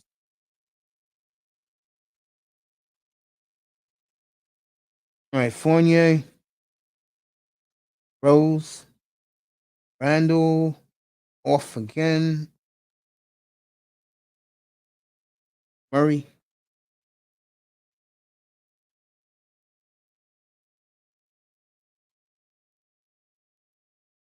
John Collins with the rebound, the putback. Atlanta up 4, 5 minutes to go in the third, everybody. I'll keep it here till they call timeout. Stolen by Murray again. Slam dunk Atlanta. They're up 6 now.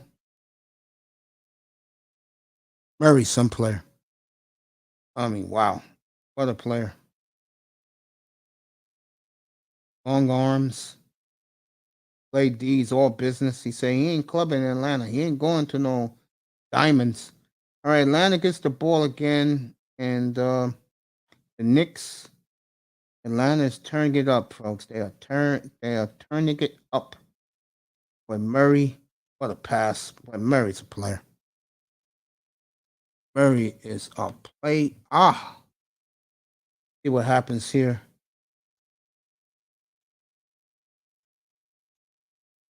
Murray got bumped, no foul. Fournier. All right.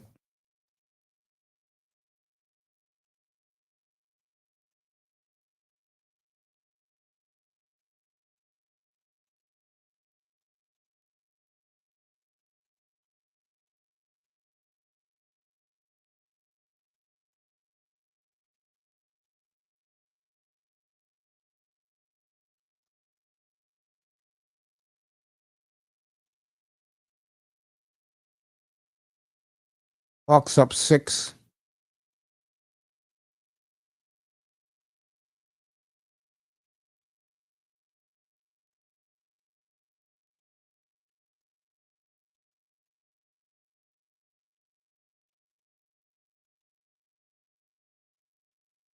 Stolen again by the how many goddamn steals do the Hawks have? Murray was fouled. They finally gave him a foul. He's been butchered all night.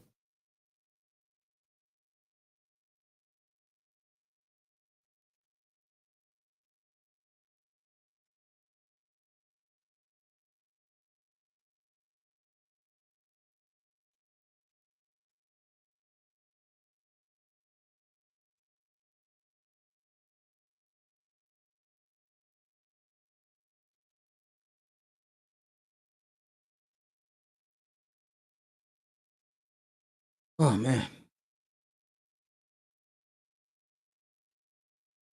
Feeling having fun for you only live once. Boy Adam Kaplan. Didn't know about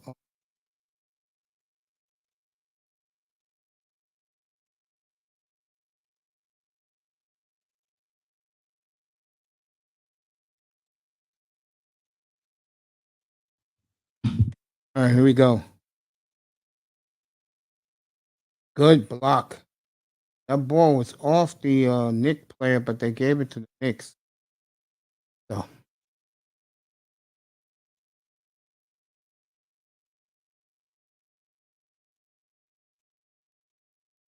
right, here we go. Knicks out of bounds. Went off the Knicks right there. Oh boy. Tell you some of the advantages you get when you sign a contract extension in this league. Boy. They call a timeout here. I'll go to another game. But they are not calling anything here. I don't know why he shot the ball that far up. Ridiculous. Must have been the time clock running down.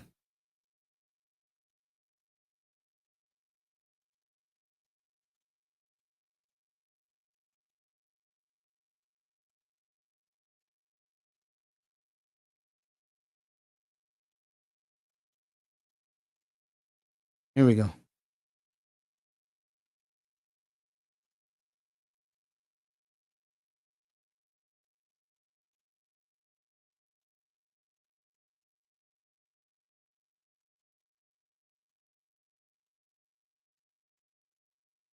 Atlanta's up 8.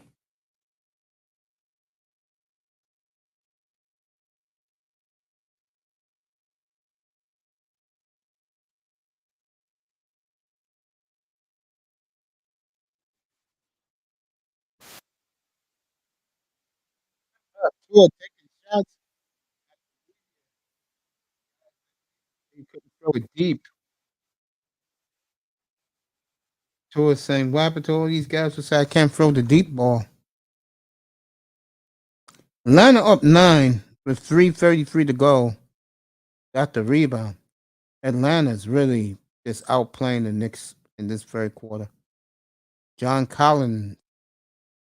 All right, Atlanta up 9. 3 minutes to go.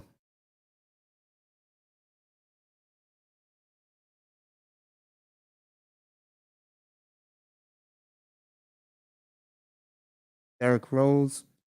Oh, that's Quigley. I like Quigley. For Atlanta, they're playing their A game tonight, folks. Held the Knicks with no points for the last 4 minutes.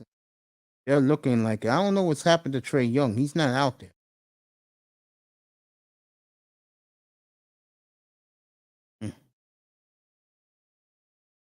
John Collins, boy, I tell you, it's the best game I see him play in a while. And shots at the media and the fans like me. Doubted this. I'm not gonna lie about it. I have. I'm eating crow doing that though. Not gonna lie. I think the Blazer fan are going too far with the Blazers' success so far. Pump the brakes, Portland. It's early. I'm glad to see you guys what you do, but it's early in the business.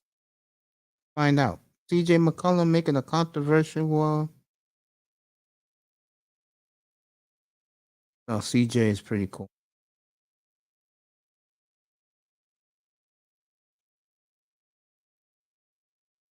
All right, Atlanta hit a number 3. They're up 12 on the Knicks now.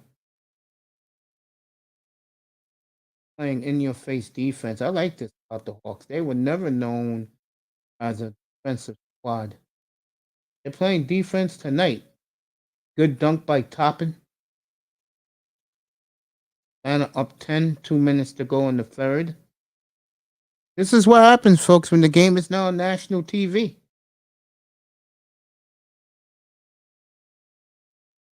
Murray.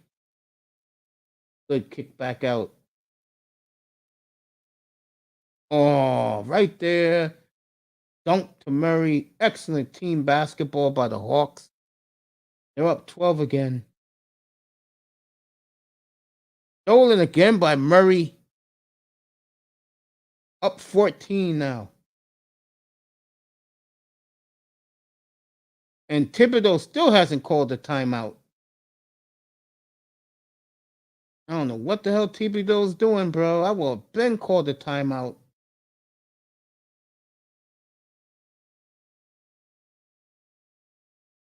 Could have called a foul there. Nice shot by Quigley. Knicks got 3 point guards, Quigley, Rose, and Brunson. They integrate them all well.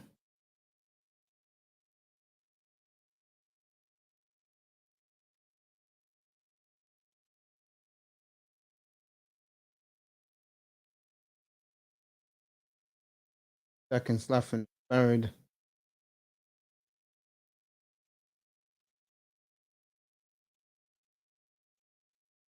That was a horrible shot by the Knicks.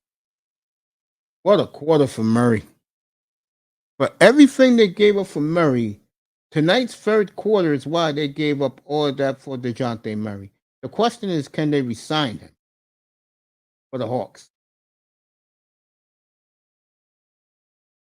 Murray for 3, way off. I mean, way off. Well, they called a foul on Quigley. When they say he traveled. When they say he traveled? Eh. Yeah, he did do the steps. No one touched him.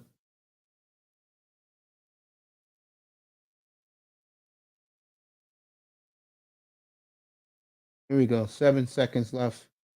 Nice. Murray. What a quarter for DeJounte Murray. And he is pumped. Atlanta up 14 at the end of 3 at Madison Square Garden here in the Mecca of basketball. Let's see who's in the chat room besides Mr. Miami. Let me get you to is this Mr. Miami? Okay.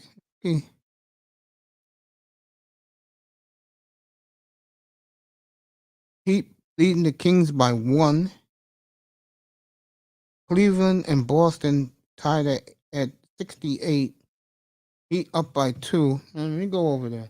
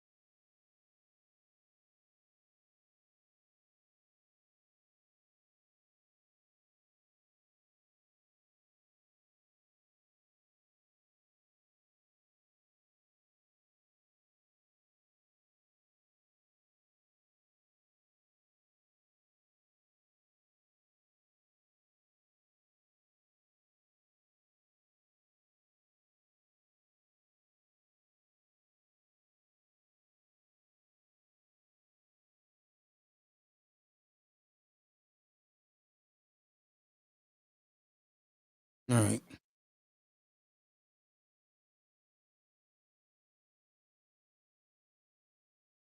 Get this NBA action. Kings are down 1 to the Heat. 10 minutes left in the game. Now the Kings are just taking the lead on the Heat. Boston's in commercial. The Knicks are at the end of 3. Trailblazers and Heat rematch Monday at 8 o'clock Eastern. I'll have it for you up here. I'm looking forward to that rematch.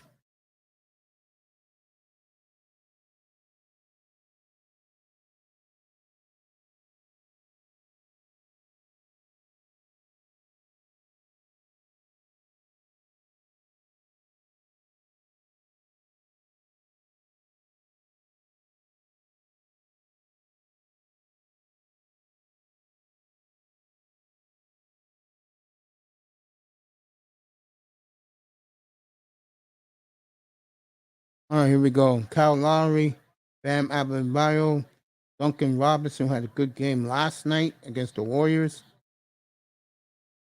Way off. Here we go. 9:42 left in Miami. Heat and the Kings. Stolen by the Heat. Bam with the steal. Robinson. Back to Bam. Back to Kyle Lowry.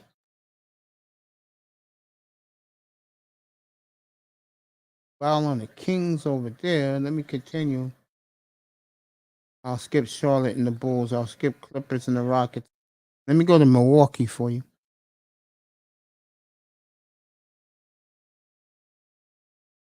All right, they're halftime there. It should be halftime in San Antonio also. Get you some Utah and Dallas coverage.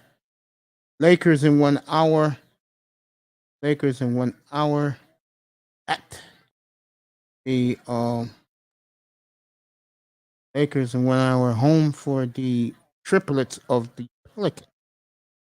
Big 3. The Miami cheering for his Heat.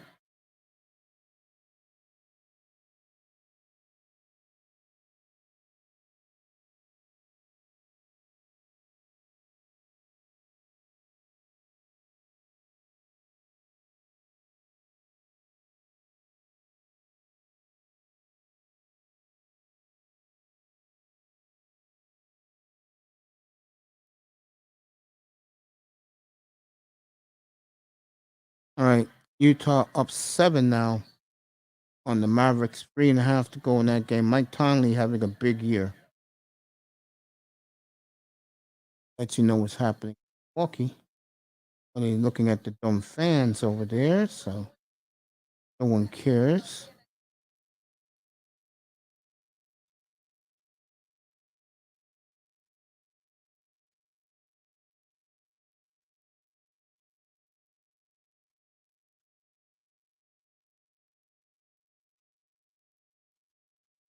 Well, Hawks up by 14 here in the 4th. Murray's on the bench. Hunter way off.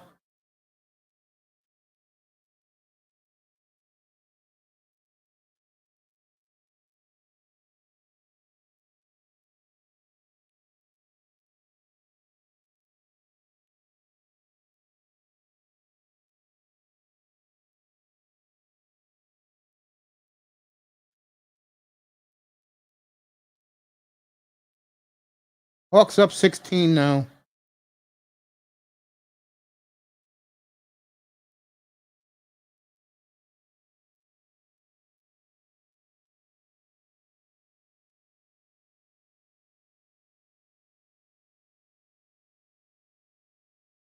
Derrick Rose 10 years ago. That shot's a dunk.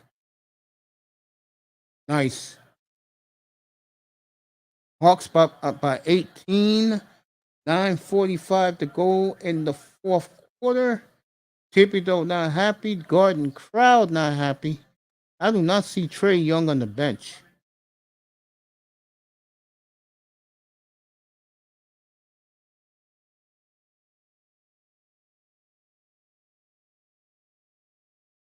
Knicks down 18. Cleveland up by 2. Up by 5 now, Mr. Miami. 79-74 Minute and a half to go in the third. Let me take a look at the World Series. I got everything up here, folks.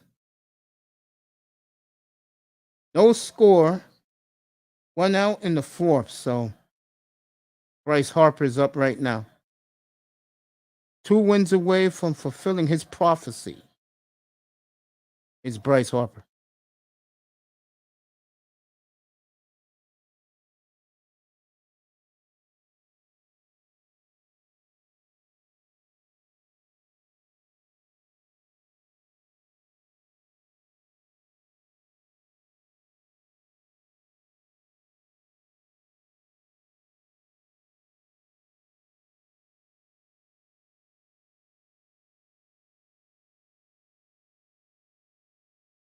Good pitch. Blew Harper away. Christian Cage is in AEW. Oh, really? Kristen is over there? Go over there, take a look at Kristen.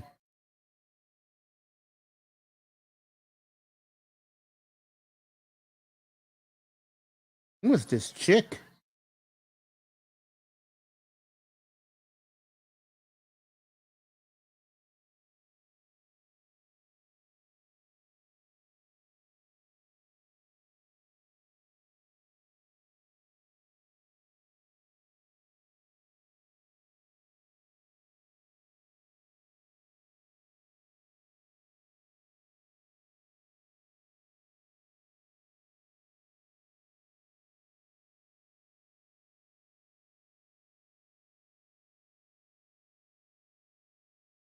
Oh, Taz is in this tonight.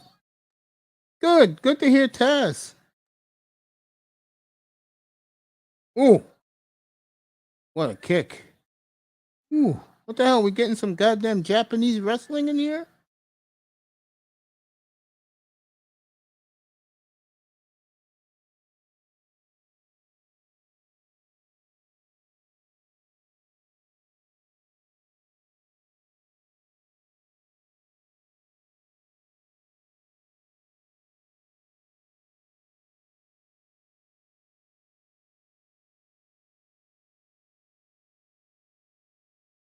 All right. Mr. Miami goes, yes, sir. All right, Nick Castellanos is up. The pride of Davie, Florida. Just like Eric Hosmer, Parkland, Florida is the great Anthony Rizzo. Well, let's get back to the NBA. No one cares about the baseball other than me, Mr. Miami, and Manzano. Taz is in AEW. Yeah, I just heard him do the play-by-play, color commentary.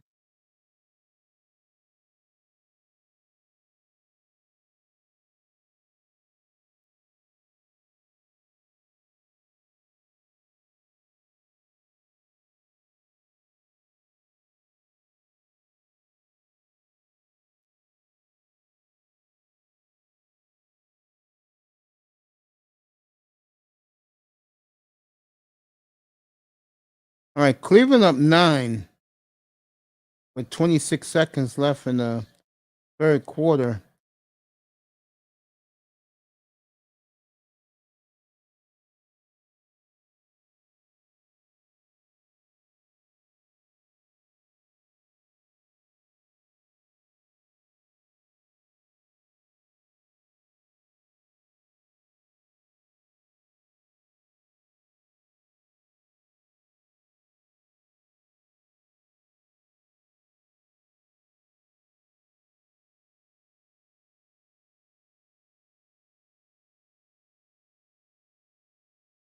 There we go.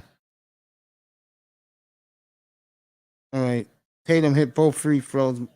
Cleveland up 7. Miami will get the ball one more time. Be like a 3 seconds left. Cheesesteak struck out again. All right, here we go. Mitchell's going to run this clock down. Mitchell's been a tremendous find. Oh, he would have been great with the Knicks. The Knicks didn't want to give up what they wanted to.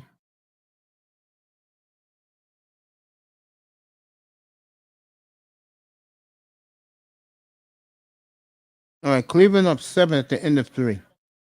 Let me see what's happening in Miami.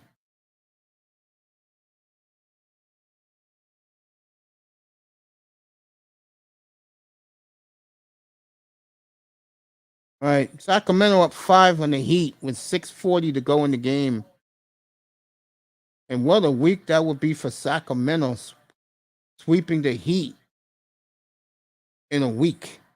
In less than a week, they will have beaten the Heat twice if they can hold on. Kyle Lowry.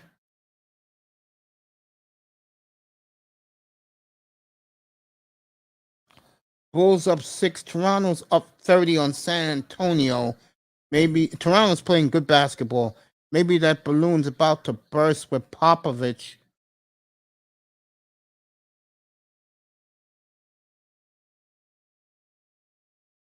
Memphis and Portland in a half an hour. And the game I'll be doing tonight out in downtown Los Angeles at the I'm still calling it Staples Center. Fuck cryptocurrency. Rick Ross on AEW. Is he really? Let me go see Rick Ross. That was the best coach in basketball right there, and Eric Spoelstra. Lakers and Pelicans. I'll have it up here for you, play by play of that one. And I'll take a peek at my Blazers.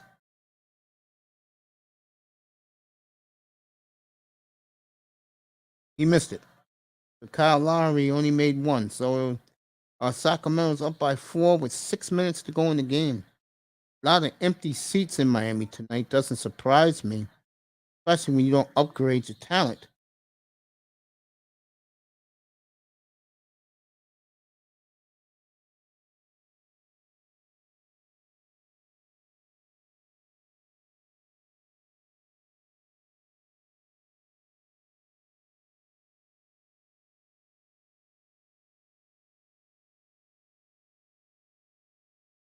Atlanta up 13 with 7.5 to go in the game. Quigley to Brunson.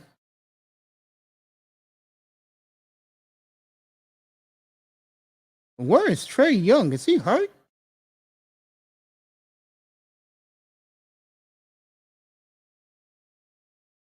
Wow, Quigley hit a 3. So Atlanta's blown an 18-point lead, folks, just like that.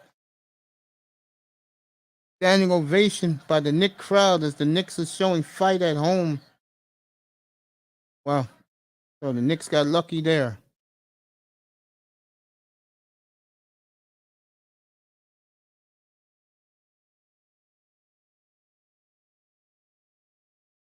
Half an hour away, they'll be in Portland. In an hour, I'll be in LA. And on that note, I will be back in about 3 or 4 minutes, folks. It is medicine time for me. So I'll be right back. Stay right there. I'm not going anywhere far. I got a big condo here. Give me a couple of seconds to take my medicine. I'll be right back with you.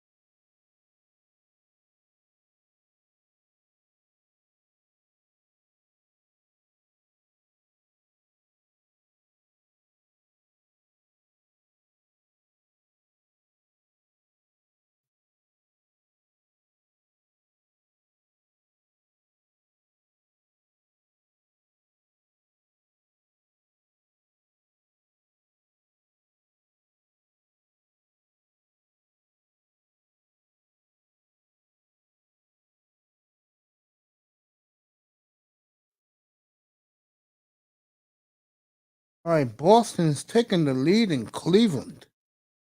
My God, this game has been nothing but ups and downs.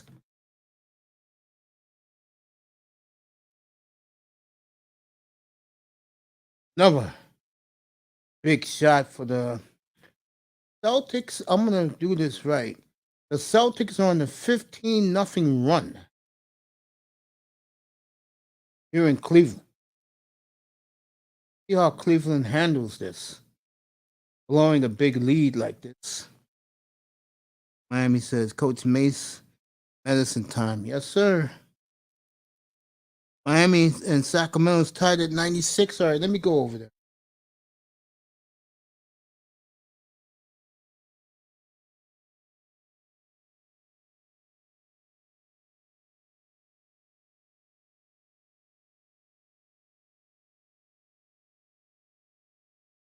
Let me let you know what's going on there. You know, I'll tell you one thing about the Miami Heat. If you're a Heat fan, they got a great team store down in Miami. They really do. The Heat does things right.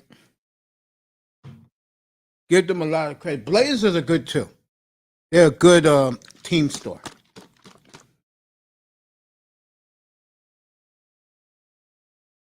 Heat get 3 days off after they go to Indiana on Friday night.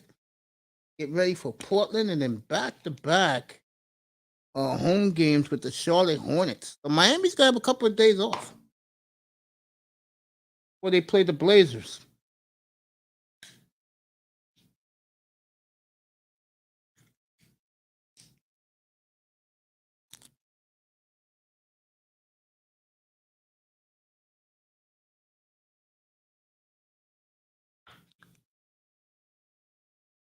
All right. See what how much time is left in this game.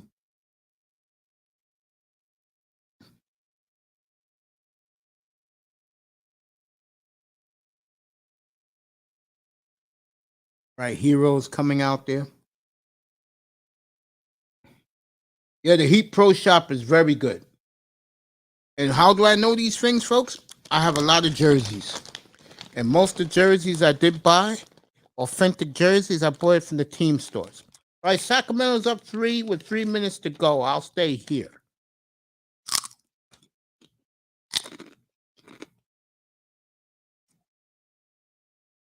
Big shot by Bam.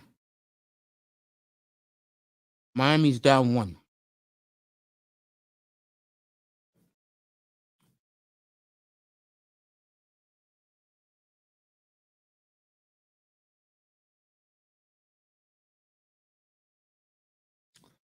All right, the Kings got the ball stolen. What else is new? They are the Kings.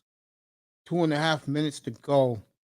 Kings as a franchise has never recovered from the referees stealing that game 6 from them in 2002. All right, the Heat has taken the lead by 1 with 2 minutes to go in the game.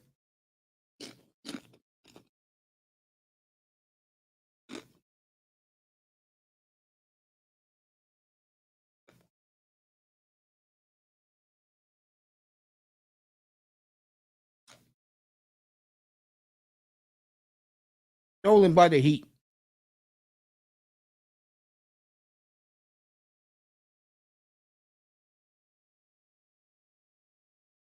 Kyle Lowry. Oh, look at this. Big 3-pointer by the Heat. They're up 4 now. The fans in Miami are loving it. Tyler Hero with the 3. No, excuse me, Strauss with the 3. What's Strauss? The Heat up by 4, folks. 103-99 with a minute 43 left. And yes, they're playing one of my favorite songs. Is the Heat fight song. That heat is on, baby.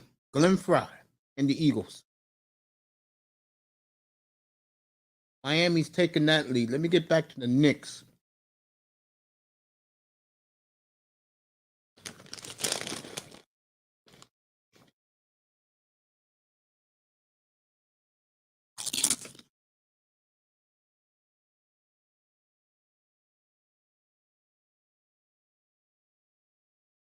All right, Atlanta's going to win this. They're up 17. With 3 minutes to go, Mr. Miami says the Miami Heat and the Houston Astros, hell yeah. I'm going to say something. This is why I love guys like Mr. Miami on my team. And this is what sports is all about. Guys like me and him. Me, you love your team, you love your team. 20 years ago, if you were a Knicks fan, I'd be dogging you up here. But it's called maturity, folks. These guys they ain't paying my medical bills. They could afford to. They're not paying my mortgage. I just let these guys entertain me and make my night better when I go to sleep because I feel good watching good basketball. All right, Trey Young is finally back in the game. Tell you, this was the DeJounte Murray show. Oh, what a shot by my boy John Collins. And Miami's up 19, 2 minutes to go. This game's over. To me, Murray's definitely the player of the game here.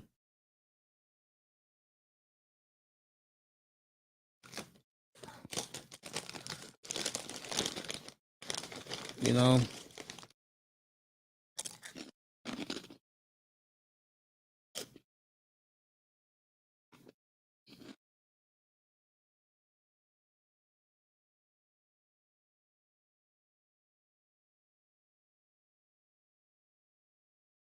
Don't even foul him.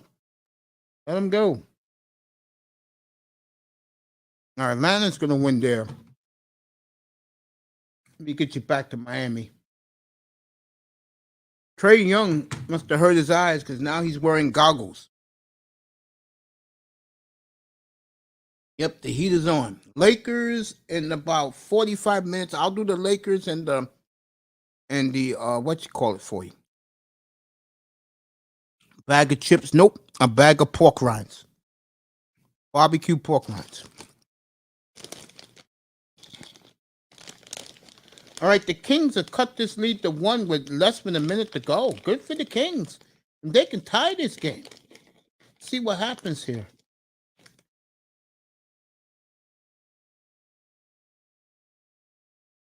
They do. So it's 103 with 53 seconds to go.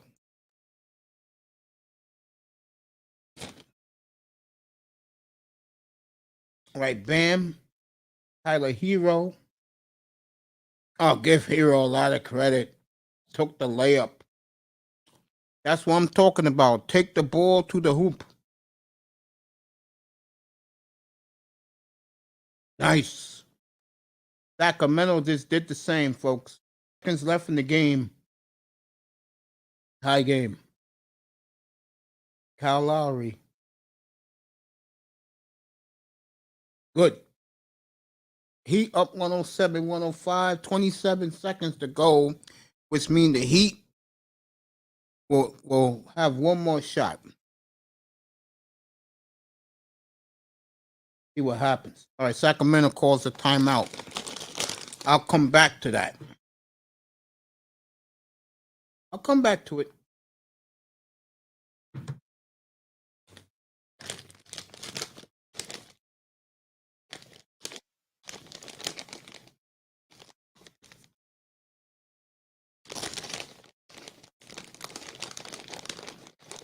Dante Murray, what a show he put on tonight.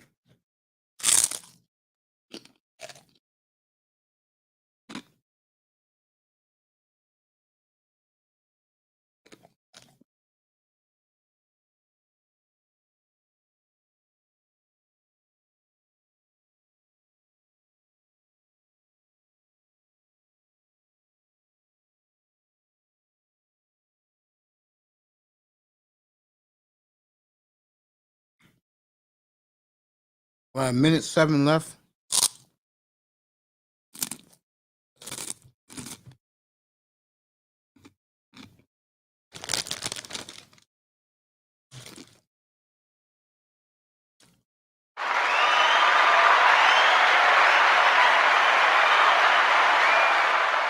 What's up, family?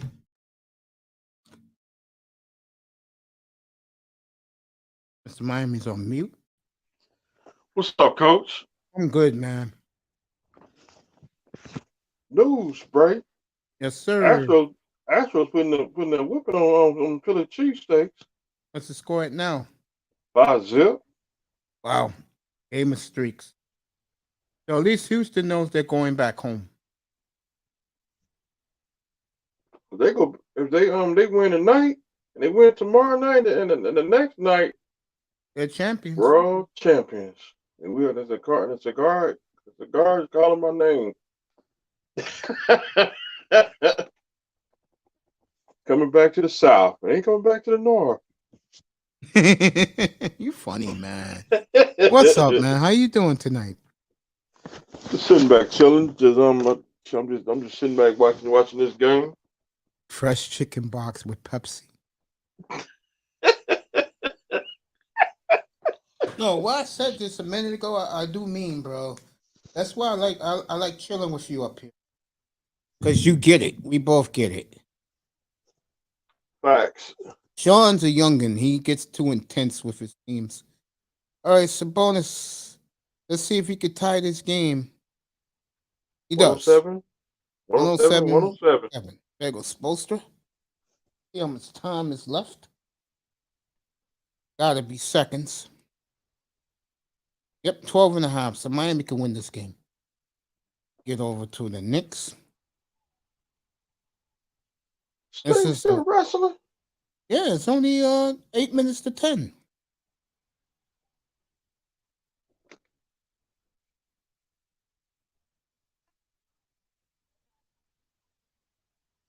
All right, the Knicks has Marv Albert, Easter Court, garbage time. All right, it's over. 10-9. So Atlanta's going to win at the Garden again. 112-99. Say what? So they'll let the time run out. Double J Jeff Jarrett and AEW. Jeff Jarrett. Miami's excited. How's the crowd going? So they cheering for him. So Jeff Jarrett has made an appearance, and on my team they're showing a stupid progressive commercial, and now they're showing stupid burger commercial. Spicy chicken sandwich. Oh, you effing kidding me? No one cares where the meats. And they're running these commercials, bro. All right, I'll get back to it. All right, 7 seconds to go in Miami. Tyler Hero for the win. Bang. Heat's going to win. Tyler Hero, the big three. And they have no time left, Sacramento. We are the new king.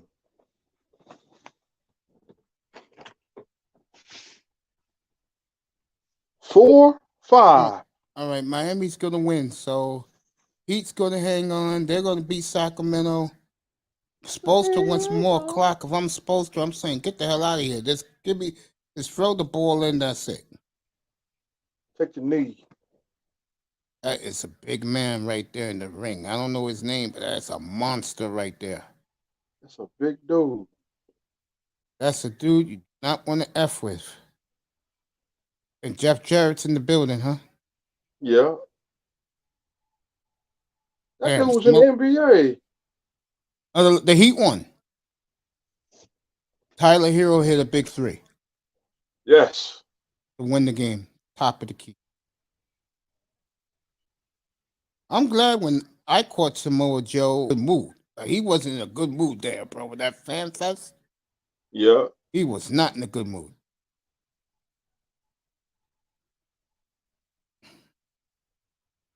Who's the hell out there trying to be the Grand Wizard?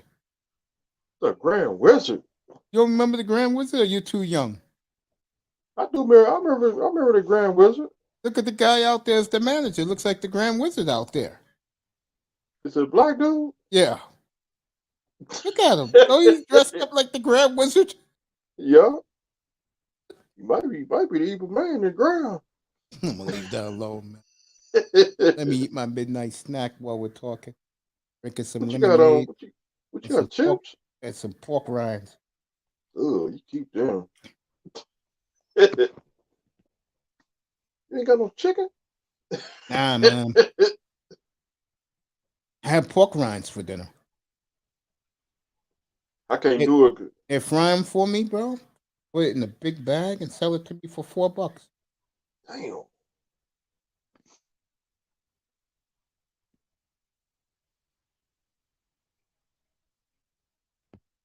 Look at Paige. Boy, she still look good to this day. Who? Come on, Paige. Used to be in WWE.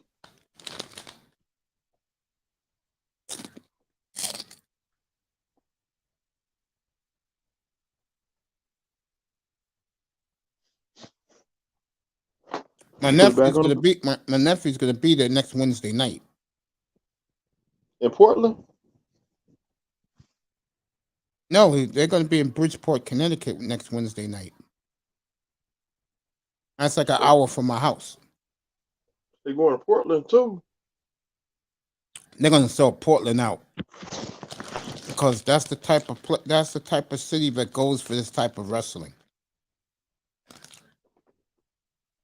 They already came out of Miami.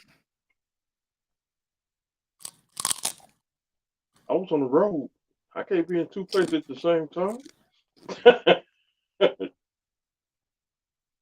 They came down there when I was on the road.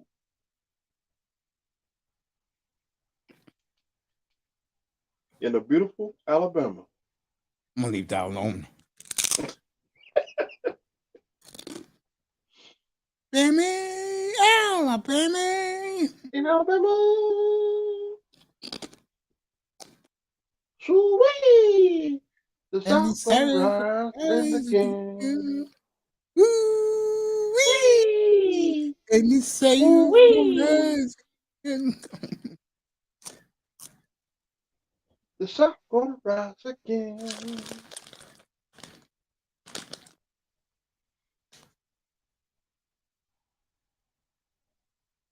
5-0 now. AEW gonna be in Los Angeles, January 11th. Where else they gonna be at? I know you come back at Miami in the summer.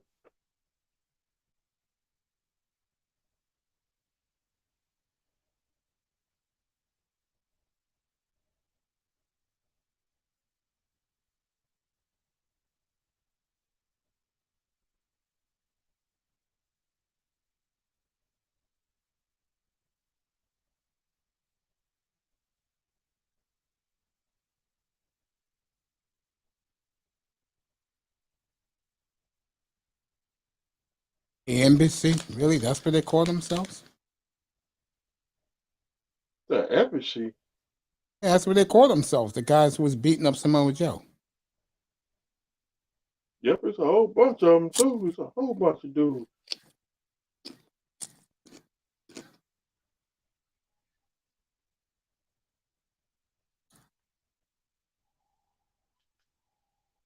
That's another big dude. Who Brian Cage That's who that black guy is? or Big Hobbs. Yeah, that's a big man right there.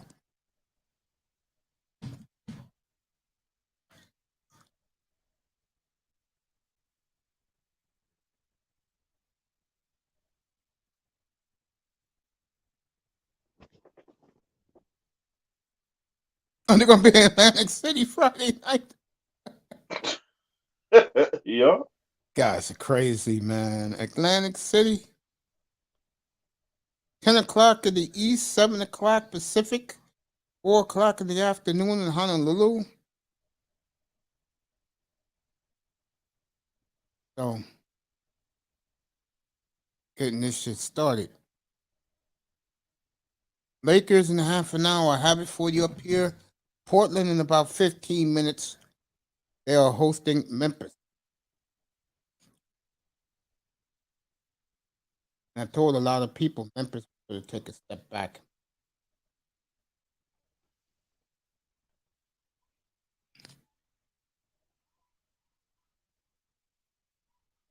So that's the NBA later tonight, man, Mr. Miami. Hey, buddy, let's talk about our new acquisition. Did you see his new locker today, Mr. Miami? He's wearing number 2, Bradley Chubb. And Number I said 2. this earlier when you was up here, not up here, but you was in the clouds. Chris Greer announced they'll have a deal done with Bradley Chubb before the weekend. Dang. He's gonna be a beast. Sure is. And Aaron Rodgers still going on the list. I think Aaron Rodgers is as good as. But you wait to Christmas Day, boy. That may be a Christmas gift like no other you ever had, Mr. Miami. I might have it. I get the feeling if Rodgers is out there, he is going to get punished. Josh Allen might be next on the list. You play him the week before.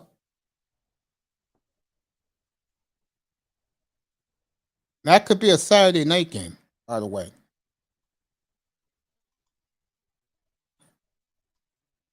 All right. Cleveland is surged back with 14 seconds to go. They up 1. Let's see what happens here.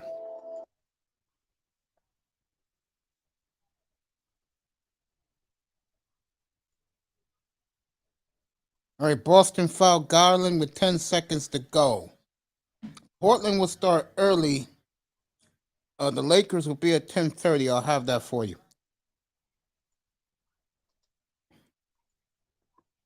I don't know how that dude get his job back.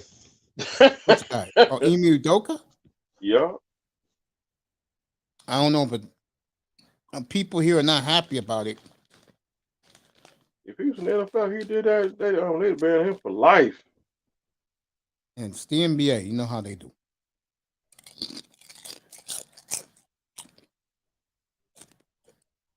Some good some good potato chips. All right, Garland missed the first free throw.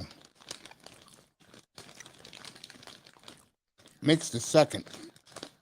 Boston calls a timeout. Boston can win the game with a three. Dolphins are feeling it, folks. The Dolphins are beginning to feel it.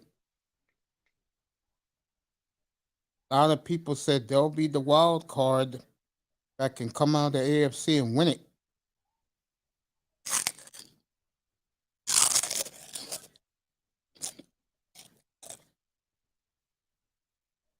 What do you think, Mr. Miami? You think they can win it? Yeah. Still gonna ride with them today to put me in the ground. There'll be no day 1 of the draft next year. I'll do day 2 of the draft. Day 2? Yeah, Miami got 3 picks that night. They got a 2nd and 2 third rounders. You damn right I'm doing that coverage. And Byron Jones days is numbered in South Florida.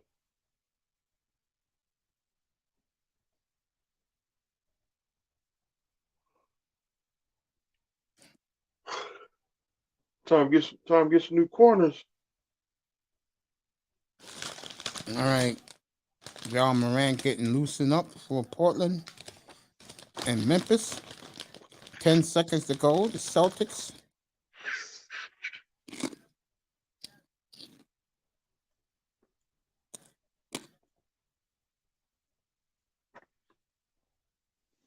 Sit down, cheesesteaks.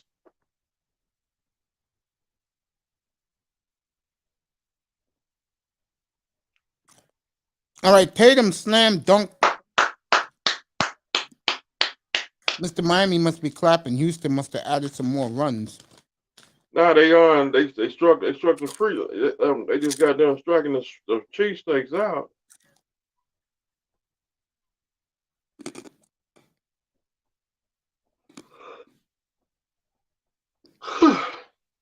All right, Cleveland got 6 seconds to win the game, folks. Bad defense by the Cavaliers. They should be ashamed of themselves. 107, 107.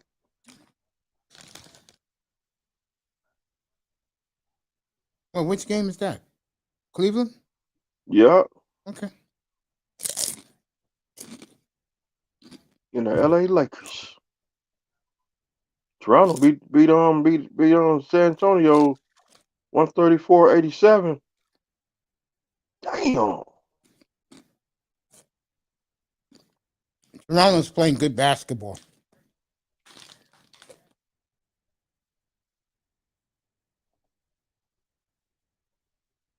This year, to me, the NBA is wide open, bro.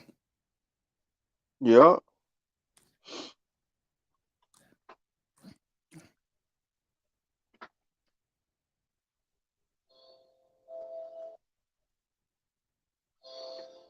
We got the Lakers to the list.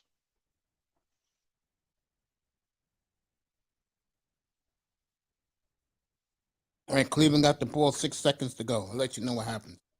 They holding up signs for the stand up.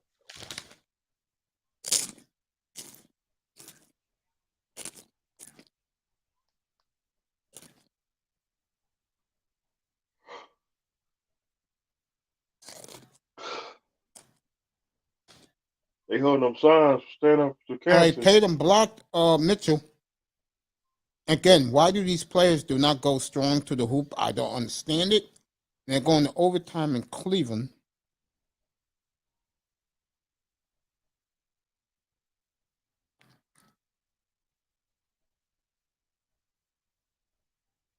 Two minutes left in this bullshit college football game.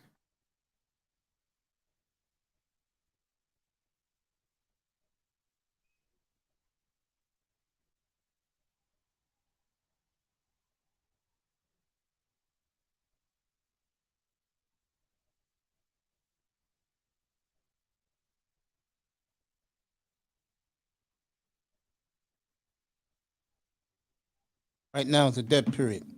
So you had a good day today, man? Yeah. Good. You know what's cool? Like I always say, man, we're alive and we're talking to each other again for another day. God's good. That's true. See, every day is a good day.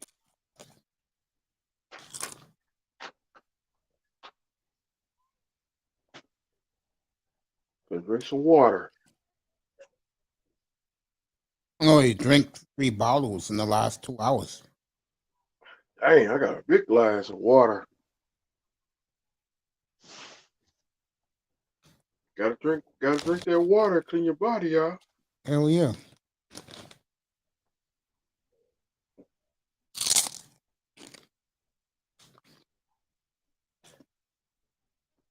A nice steak too tastes good right now. A steak with some vegetables. You hear what I said earlier about the NBA League Pass? Yeah. They only charging me $100. $100. That's it.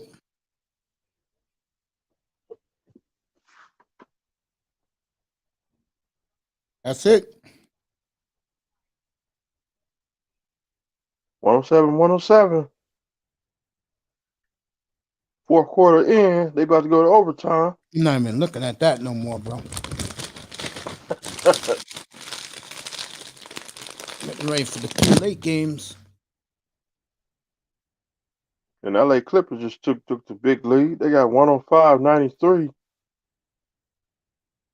And Toronto laying a smackdown on the San Antonio Spurs. 139-94. Dang. Woo! I should bring San Antonio back to earth a little bit. Milwaukee beating the mess out of Detroit. 104-78. Chicago beating Charlotte the Charlotte Hornets 100-86. Atlanta just beat the Knicks 112.99. I was doing that game. And then the Knicks. That's the game I was doing up here. Back to you, Coach. Thank you, sir. And this is what I love about Atlanta. The problem with Atlanta is they're too up and down, but their talent is there. Totally dominated the Knicks in the second half.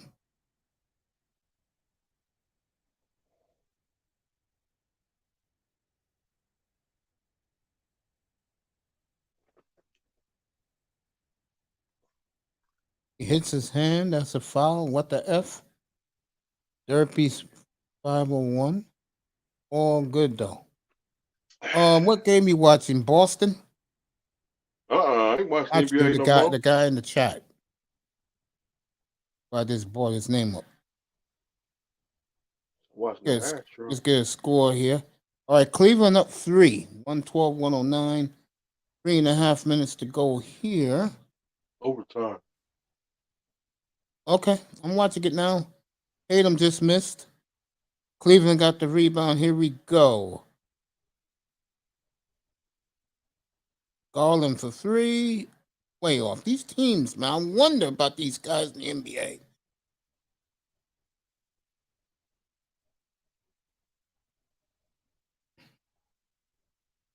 So one more game in Philadelphia Yep, tomorrow night, and then they'll head back to Texas. in the South. Swoo-wee! Away, away, away, away. The South gonna rise again. I tell you, what a player Mitchell is.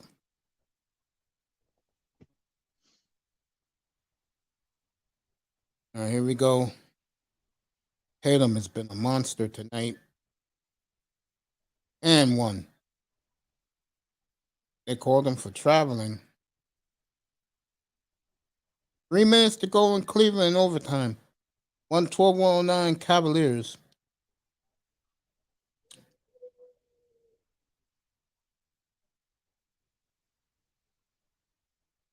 I know I did This not show hear. is brought to you by Stay in the House. Yo, come up if we want to. Away from office hoes and say no to sex and drugs. What's up, kid? Good to see you back up here, bro.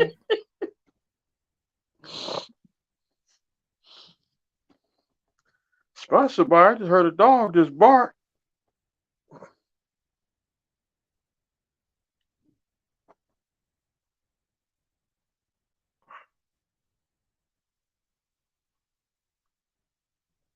Walter Mahoney. That's where he gets for jumping on the bed. I don't know who jumped on the bed. It wasn't me. All right, 112, 109. Tatum by himself with Allen. Tatum way off. I could have told him that wasn't going to hit. All right, Mitchell got the ball. He brings it back out. 2 minutes left in overtime, everybody. Cavaliers and the. All right, Mitchell's pumped up. 2 outs. Oh, that game's over. Houston 2 outs in the fifth. No one cares about this Mac bullshit game. Now run out the clock and put a little bit of Portland on. No one cares. What fucking bowl game you going to? The Tomato Bowl?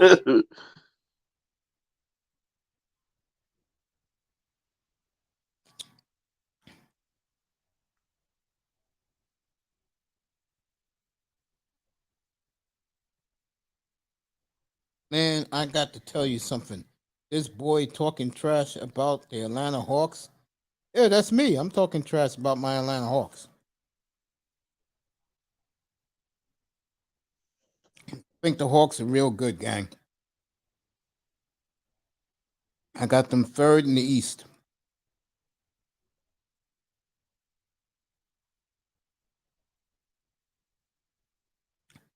I'll be off tomorrow. I'll be off on Monday. Y'all tomorrow? Yeah, I think I'm doing Philly and Houston tomorrow. Isn't that ironic? Philly and Houston in the World Series. Philly and Houston tomorrow in the NFL. The NFL game be boring on Thursday. Tell me about it. All right, I'm watching the Portland game on ESPN2. Home run. No. Dang. The Phillies just hit a home run. Nah, Mars almost. I mean, the Houston almost had a home run. They the dude caught the ball. All right, here we go. You're gonna see a kid named Shaden Sharp for Portland tonight. Mine's a lot of the scouts of a young Kobe Bryant, Anthony Edwards. 2-0 John Morant has scored, breaking down Anthony Simons. Charles Barkley with his new commercial. What, for the Alabama. Saints? Yeah. He he from Alabama. Yeah, no, Leeds, Alabama. Yeah. I Here know we that go. at. Dylan Brooks. I'm doing Memphis now, fellas. I'll get back to Boston in a second. What's This this? is this could be That's a this new movie. Is the Panther too? yeah. It comes. That's next week, next Friday. All right, 4-0 Memphis. I still ain't seen. No, is it Wonka? Something Wonka or Wakanda, something. Wakanda. I still ain't seen the Panther. The movie, The Panther, Black I've Panther. never seen it either.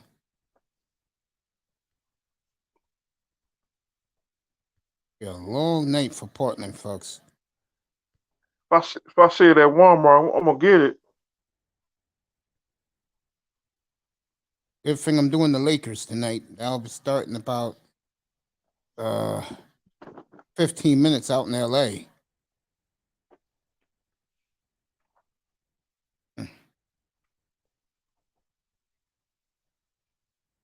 To the middle. It's middle of the six ended.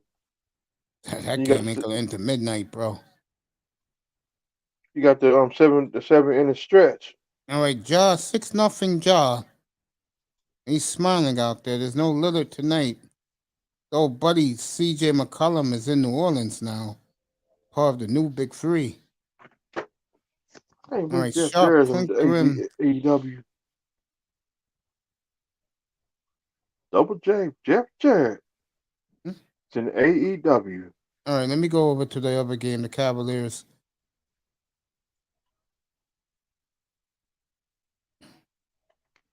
All right, 114, Boston 113, with 1.7 to go in the game. We'll find out who's going to win this one. See what Prince is saying. Sponsored by Mr. Miami, 3 months behind in child support. And I got to tell you something.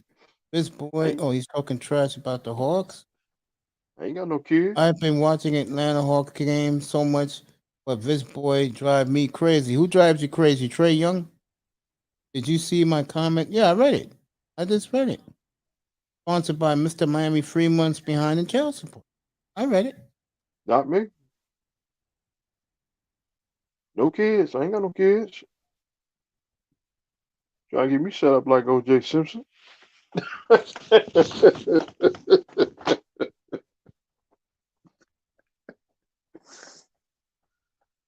One out. Foul. All right. And you guys want to come up in the chat, come up. The link is in there.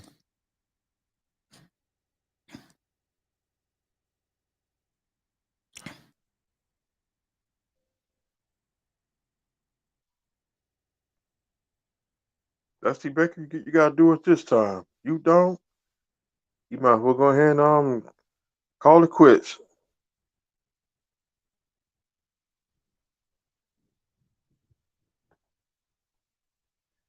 He been coaching since we was in school. He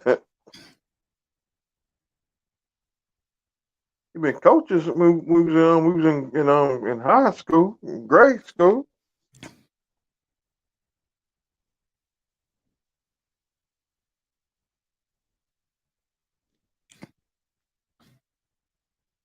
Four decades. Ain't lying. Oh my God, have mercy. The Lakers are disgraced. They celebrated like they won the chip after beat the Nuggets. Yeah. They're a long year in Los Angeles, folks. It's like a long year in Green Bay in the NFL. Mr. Mm. Canada Yep. All right, here we go in Boston. in Celtics got Green in Green Bay, Wisconsin, Mr. Canada. With that on that big ass arm, that mic be hanging down. all right, here we go. 2.3 seconds left. All right, Jalen Brown misses the jumper.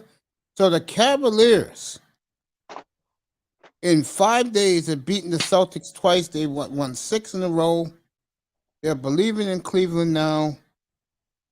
They believe. Standing ovation by the Cleveland fans. And a lot of ESPN people I know are happy right now. A lot of them said the Cavaliers was a juggernaut in the East. Who on the Cavaliers? Yeah, a lot of them ESPN. Yeah, they're a juggernaut. You Well, know that me, means Mr. Miami. I didn't go there. You know that. sure, I ain't taking.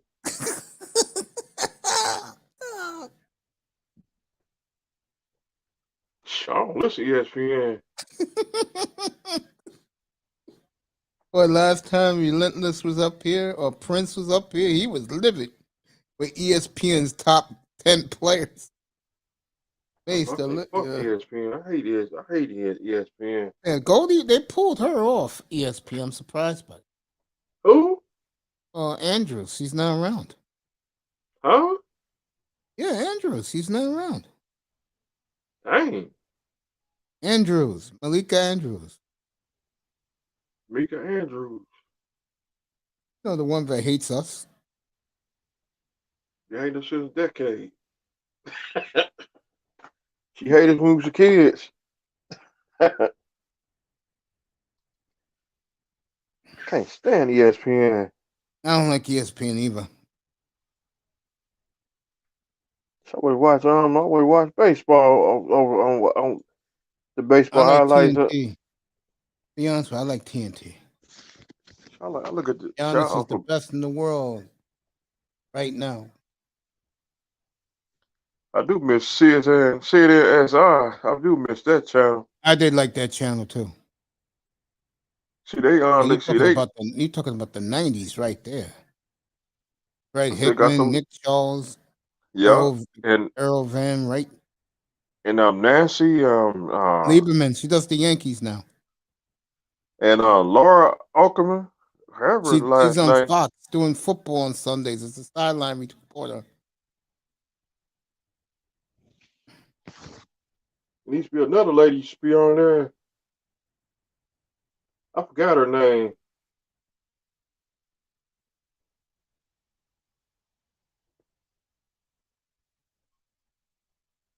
2 hours.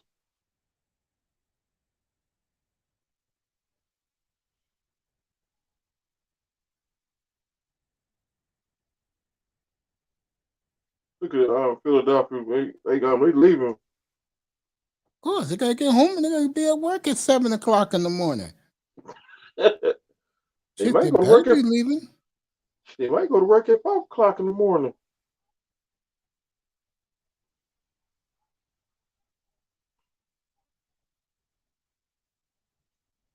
And the big box still scheduled to drop. Well, You got to 12-2 get. Memphis on Portland.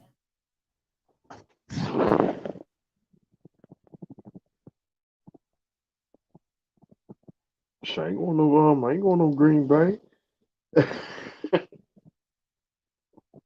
right, Nurkic just hit a three. 12-5 Memphis. I keep telling you guys out here, Portland is a 30-win club. Don't buy into the hype.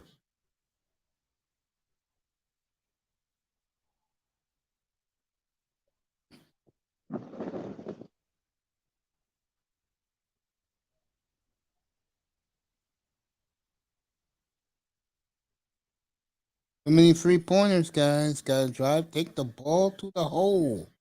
See what Ja does? Takes the ball to the hole. That's why Ja is Ja. Ja, Right. Ja. Ja. Right. That's why he's in the thumbnail. Ja. Bucks still unbeaten. Yeah, 6-0. She got the Lakers in there. Portland will be at the Mecca next Saturday night. I'll have it up here. If I did one, crossing LeBron James out, Ron Golden James, State. speak of LeBron, I'll have him in 5 minutes. 12-7 now. Portland. Down to Memphis. Memphis. Morant. Golden There you State. Um, Giannis, former champ.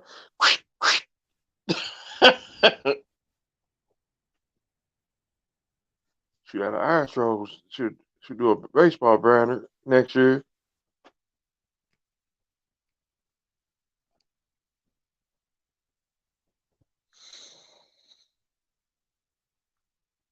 There's Dame Lillard. And one. So Portland has stormed back. They were down 12-2. It's going to be 12-10. Blazers are coming back. Must be a cold night out in Oregon. There ain't no fleece wearing in the crowd tonight. Ah, man. World Cup up here begins November 20th. Yeah, Bucks 7-0. Dang, I'll be on the road. That'll be Monday of Thanksgiving. I mean, Sunday of Thanksgiving, folks.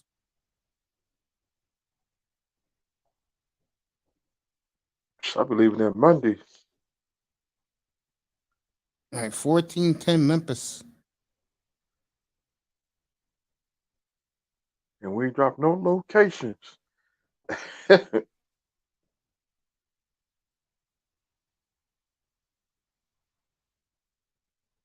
3 hours. As you can notice, Mr. Miami's watching that Astro game intensely.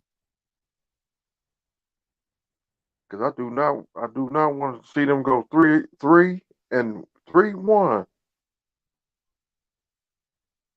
Absolutely correct. Ice Miami. Bowl. So Green Bay and then Cowboys. All right, Sharp drove and got his first basket of the night. Portland was down 12-2. They're down 14-12 now on a November 10-2 13th. run. November ESPN game. 13th. Yeah.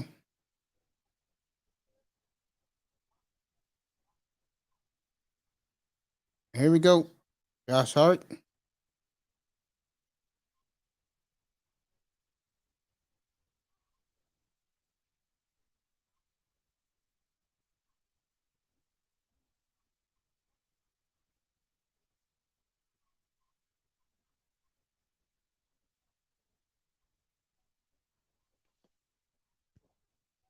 All right, time out there. Let me get out to Los Angeles now, where you guys are.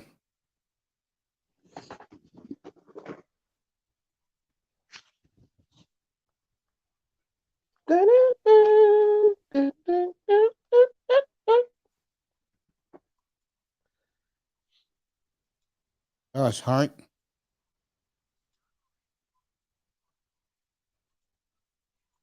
All right.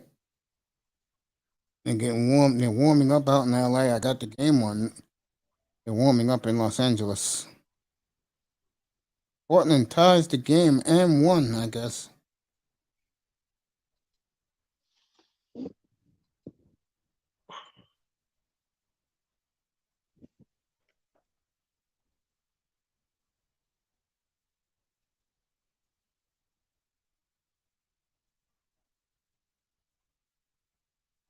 Me and Mr. Miami are here. I want to thank Walter for being in here. Hey, Josh Hart, Mr. Free Throw. Here we go. Memphis, Bain for 3. In and out. Rebound Portland. Josh Hart. Dolan, see what happens when you want to be greedy?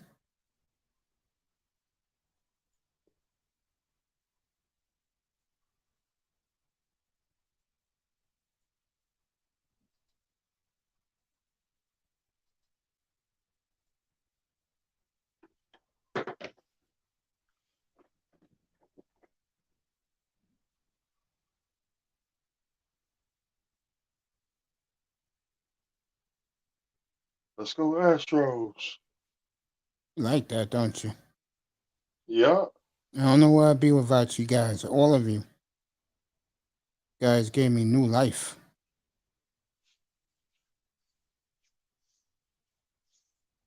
All right, Dylan Brooks hit the three. 17-14 Memphis. Jesse Becker just got a hug. Deserves it. He's 2-2. He's 2 wins away from a title. Yeah.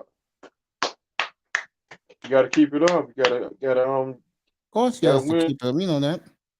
Gotta All right, win tomorrow. Gotta win uh, tomorrow night. We gotta win Friday night. I don't know who's the backup center for Portland, but he has put in some good minutes this year.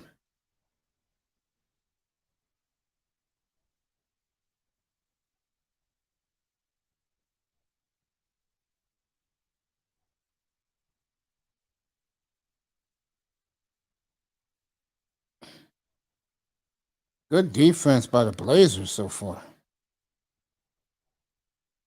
I'm shocked. 17-16 Memphis. 3 minutes to go.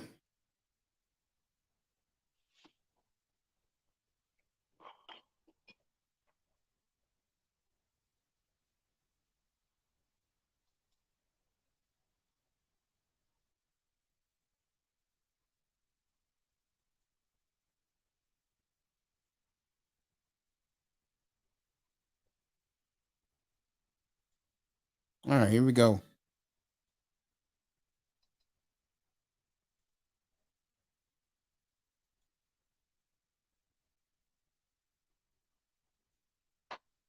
(17-16) Memphis. Just under 3 minutes to go in the first quarter. Desmond Clark with the layup. 19-16 Memphis. Rest in This is peace. Rest in peace. Is it Takeoff? that's his Rest in name, I peace. believe. Yeah. I'm not in the rap world, but I know a young man was murdered at 2 o'clock in the morning. Let's go Braves. Oh, I know this guy. Yo, Astros. Walt. How you been, Walt? Welcome back to the platform. Let's go Braves and let's go. I remember you. I remember you, Walt. Should have been up here last year. I said to everybody the Braves was going to be a dynasty. I'm very high on the Braves. They had a letdown this year. They'll be back next year.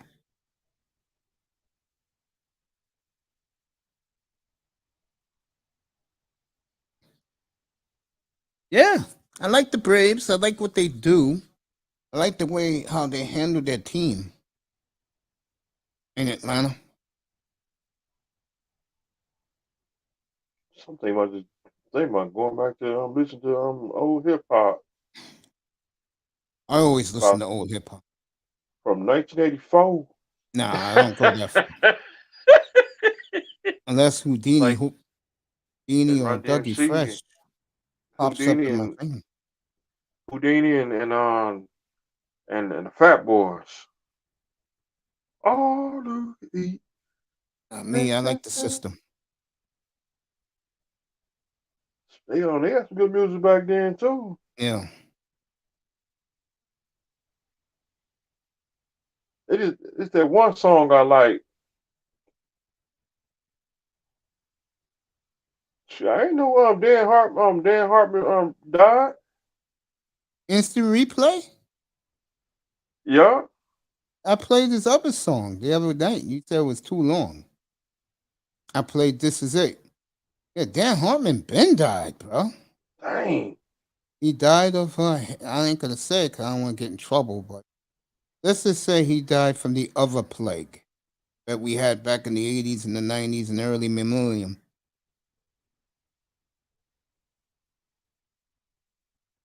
No, we can't say that word. See, we just say he just died.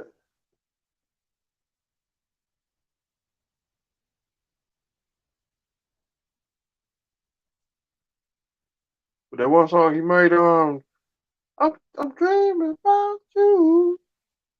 That was a good. That was a good song.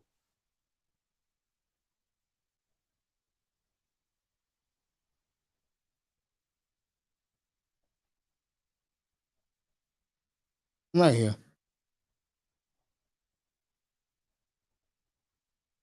I introduce Lakers now.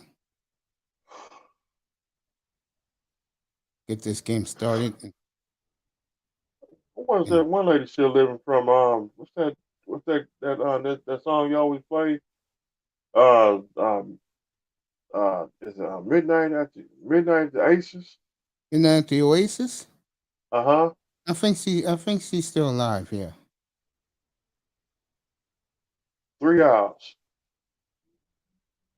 Yeah, one man on base. All right, Houston. You got it's a seven in the Good to stretch. see Walter in here. Welcome back, fam. Like I said, I wonder why you're so annoyed about the Hawks. I fell in love with them, to be honest with you, Walter. 2 years ago, when I followed them in the playoffs, when they lost in the Eastern Conference Final.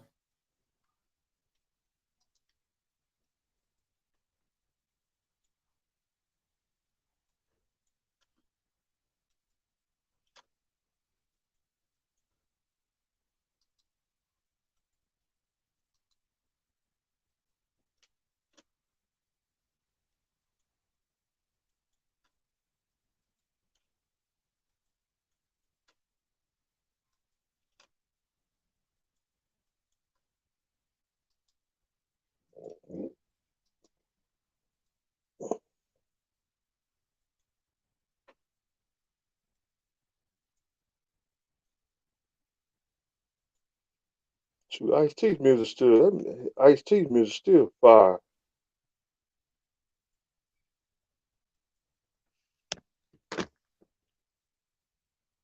Remember, I used to have I used to have a Walkman. I used to put my Walkman on and when I cut grass.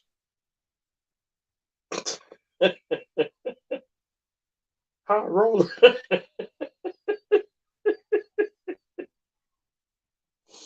I'm with you, family. Everybody listen to that song Cutting Grass, High Roller.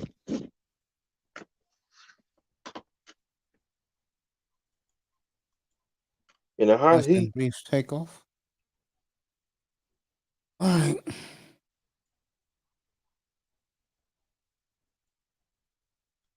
Lakers about to tip off. Let's see what's happening here in Portland. Time to leave that hip hop alone. All right, 28-23 Memphis.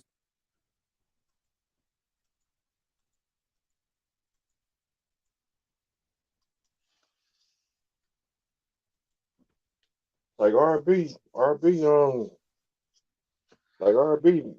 music.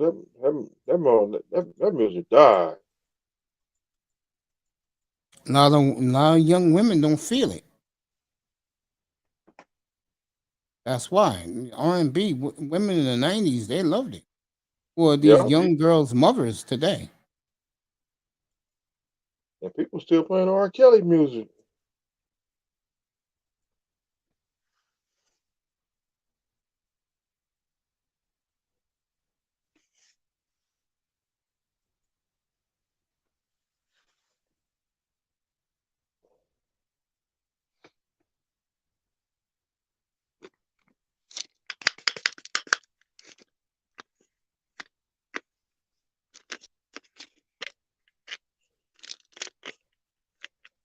I could listen to Jackie O. I'm gonna leave that alone, bro.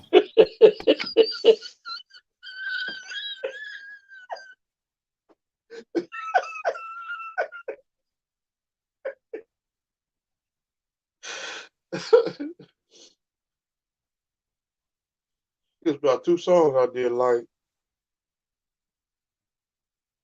something like that. Here you go.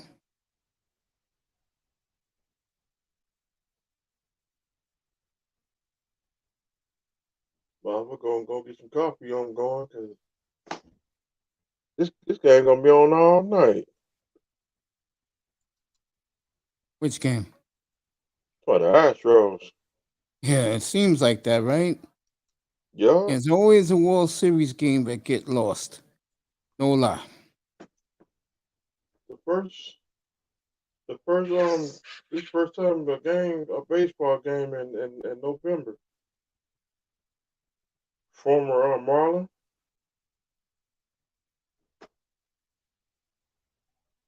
Jeter should have kept. Number 10 for the Philadelphia Cheesesteaks.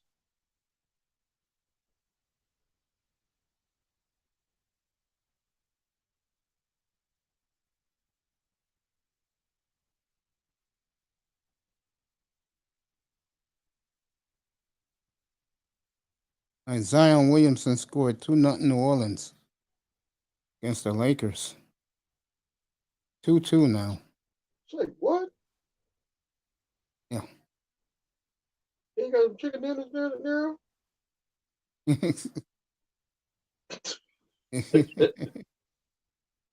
No, I'm gonna leave him alone.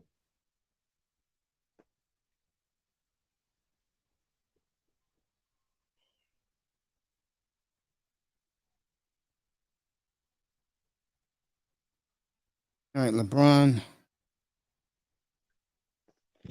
Anthony Davis, rebound New Orleans. Trey Murphy. Kansas City Royals, they got a new manager. I'm gonna leave that alone. I'm talking about they got a new manager. I know. It's still 2-2 Lakers and Pelicans. I do like the Marlins higher. He used to be on the Astros staff.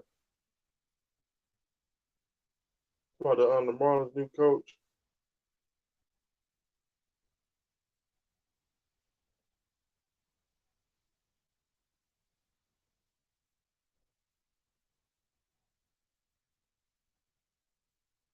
He took over Miguel Cairo. Yeah.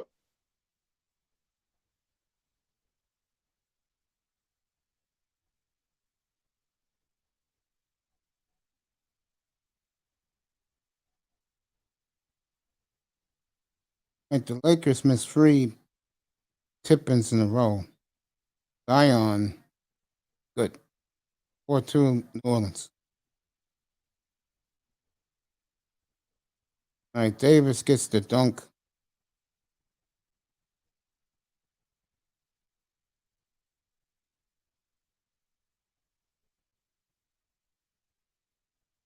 But the mixtape be out in 2 weeks.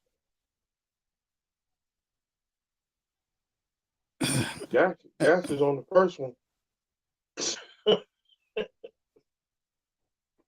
Mal Gas is on the first mixtape. They say he's gonna get a lot of time now. Who Gas? Yeah, that's what they were saying today. Yeah. Mm-hmm. They telling the truth, or they just No, I same old believe it. same. I believe it.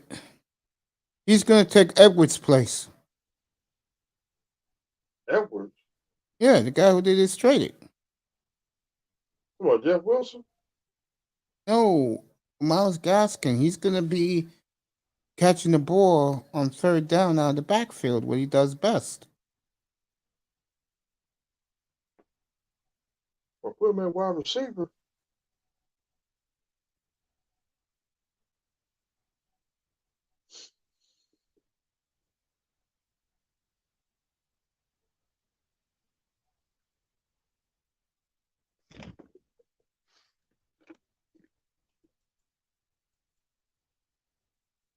Here we go. 6-4 Lakers. I'll get back to Portland in a second.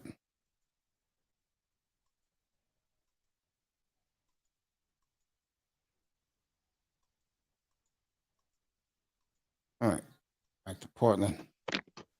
I should get Mason a Mount Gaston jersey.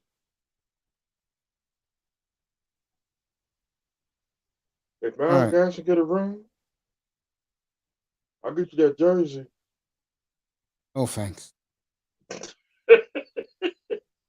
He got to be the throwback.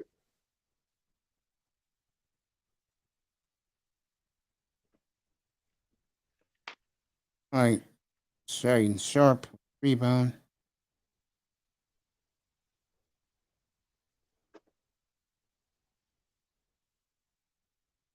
Two outs. Two strikes.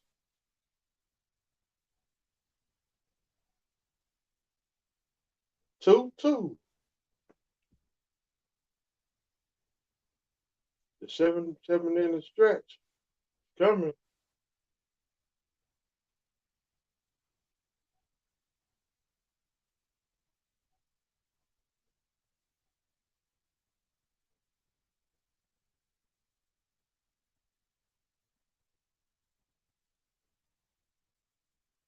All right. 3-2.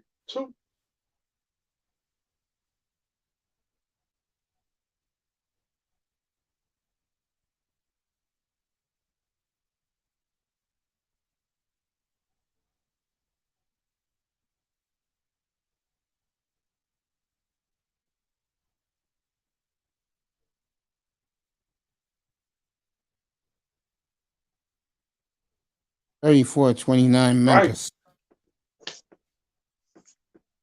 Struck out.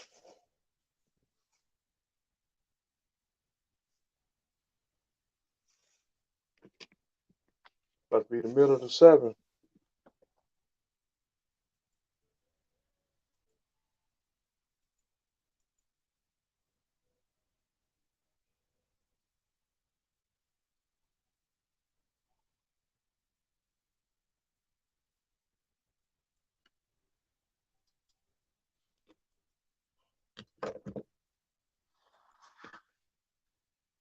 All right, Memphis up 2 now.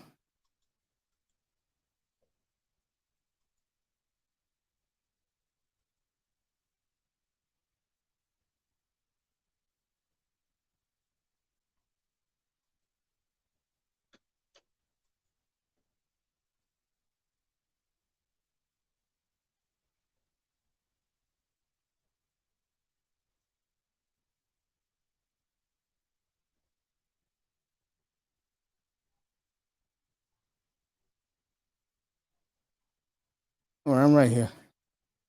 I'm still here. Yeah. Chat. Yo, come up, Ian. Let me put the link in there. Come on up, family. Ian's gonna join. Gonna talk some Dolphins. Got to do it.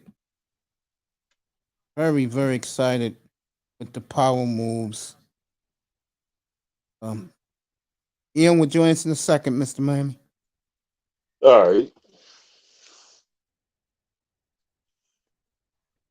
I might just put this TV on mute night. Oh, Somebody big else, three. somebody else was in that 2020 drive. What do you mean? Brandon Jones. Was he really? Yeah, he Yeah. was. That's right. We got one good draft pick in that drive.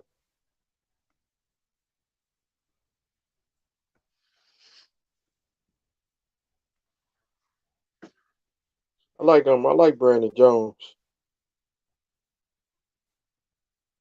All right, one of our favorite people we love having up here is the great EM Dolphin fan. Let's go.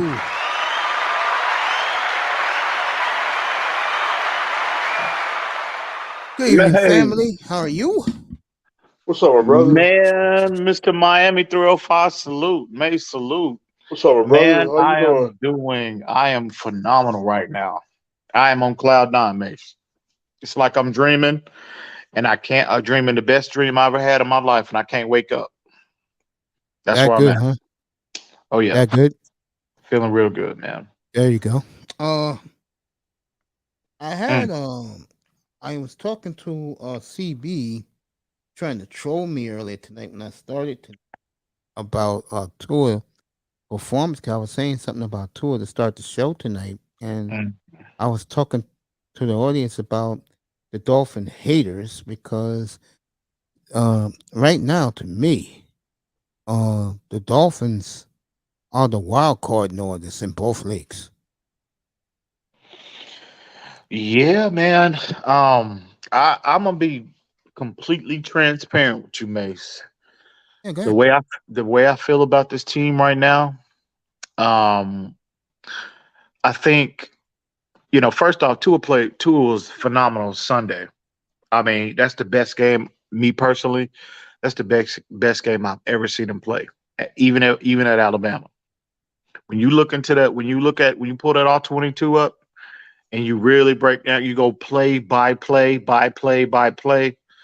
I mean, Tua checked. He had a lot of franchise level quarterback qualities. He displayed a lot of franchise quarterback level qualities in that game. Now, I'm not saying he's a franchise quarterback yet, but I think from a mental standpoint, because we know Tua can throw the football, he's talented, he can be accurate.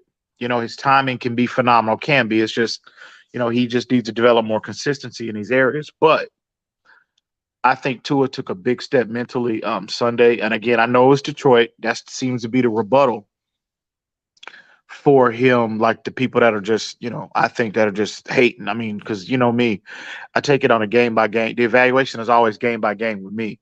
Yeah, me So too. my Me too. approach is if he Facts. plays well, if he plays well, he'll get credit. And if he doesn't, he'll get critique for that too. Nothing more, nothing less.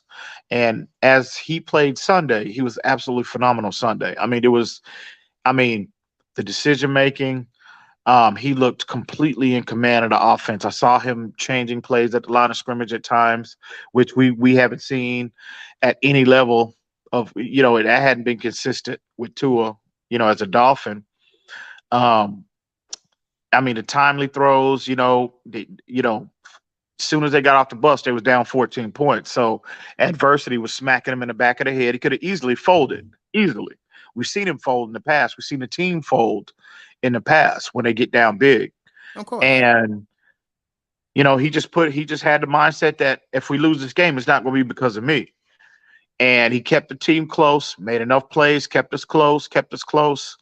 And then once the defense actually stepped up and they got their act together in the second half, and he took his game to another level. And obviously he we came out and won the game. So, but there was a lot of there was a lot of there was a lot of you know lot of good tape on Sunday, and we just need Tua to expand upon you know what we saw Sunday, because that's what franchise for him to be truly a franchise level guy. He has to be consistent. Franchise level quarterbacks are that's what separates them from the rest of the pack. Is consistency, and really any player in the league. The better players in the league are more consistent than the others. That's the nature of the NFL.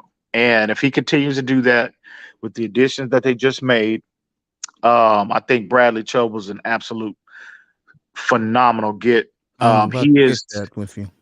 he is just what the doctor ordered for this defense to complete it. Now, me personally, to truly get this defense where to the next level, Byron Jones will have to come back. If he comes back and you add Bradley Chubb in the mix to this defense, and you know how dominant this defense can be when healthy, when they have Byron and Xavier Howard. We all know how dominant this defense could be even without Bradley Chubb. Now you add Bradley, a player of his stature, to that mix. This defense is ridiculous. And I think that in addition to the personnel we have on offense, the run game seems to be picking up steam and seems to be a little more consistent the last two games. And if Tua continues on this trajectory, Mace, I mean, the sky's the limit for this team. I had this I've been conversation. saying it, man. I had this conversation privately with multiple individuals. It's one team I'm concerned about, and obviously it's Buffalo, because I think Josh Allen is the best player in football, and that team is absolutely loaded like ours is. But every other team, we can stack up extremely well. I like our chances against any other team, NFC or AFC. I do too. I said that earlier Facts. tonight. I said about how long ago, Mr. Miami? About 45 minutes ago. I said what I'm Mhm. about to say. I said the Yeah. Mm, Dolphins are the wild card in the league right now. I agree. They I are agree. that good, and it's scary to me because if Boyer can ever get this defense to play like Flores with all Hmm. those pieces, they won't lose another game this year, folks. I'm talking all the way to Arizona. I would agree. They won't lose another game. Because nobody has, and What we see have. that Bradley Chubb addition is huge. From the obviously the player, we know the talent. We know he's been a big time player at that position in this league.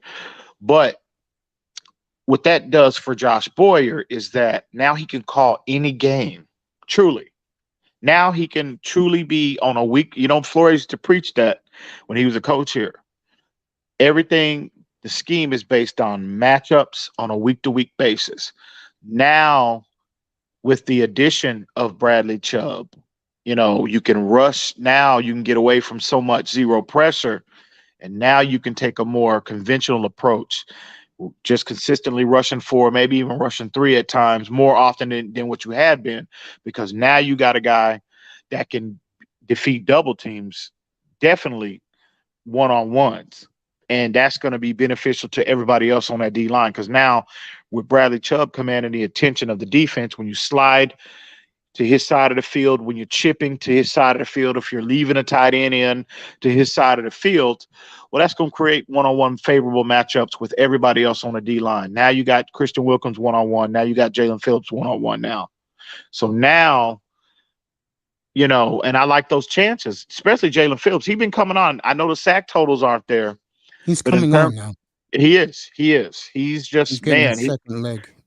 he is. So I mean, it's brilliant. So now Boyer can call really any play now in any type of style that he wants. He can go just sending four, just sending three. If he's sending four, he's dropping seven. If he's sending three, he's dropping eight. Or if you want to, based on the matchup that week, if you want to go zero now, and again, that's where Byron Jones comes into play. Again, this is all predicated on Byron Jones coming back. Byron Jones comes back, and you can incorporate the same level of zero pressure in addition to all these other more conventional schemes. It's a complete defense now. It's complete, and no other defense in the league, in my opinion, maybe with the exception of Buffalo, has that. And even Buffalo, I don't think they can match up man from a more man to man than we can, as long as Byron Jones comes back. So I just think, man, it was a brilliant move, Mace. And I am very comfortable in saying in my statement that we can match up with any team in the league, bro. I'm very comfortable now. I'm gonna say this to you and to Mr. Facts. Miami, and me, Mr. Miami, and Sean talked about it after the show last night. We was up here for about 45 minutes talking Dolphins. Um, what the hell has gotten to Chris Greer, bro? That trade they made a year and a half ago with San Francisco, those three number ones turned into a Waddle, Tyreek Hill, and uh, Bradley Chubb. Not bad. Oh, absolutely. I mean, it's a home run, and all of them are young, right? It's not like Mm-hmm. they got guys on the other end of third. All of them are young. And then you're going to be able to lock them all up on contracts, so they're going to be here for the foreseeable future.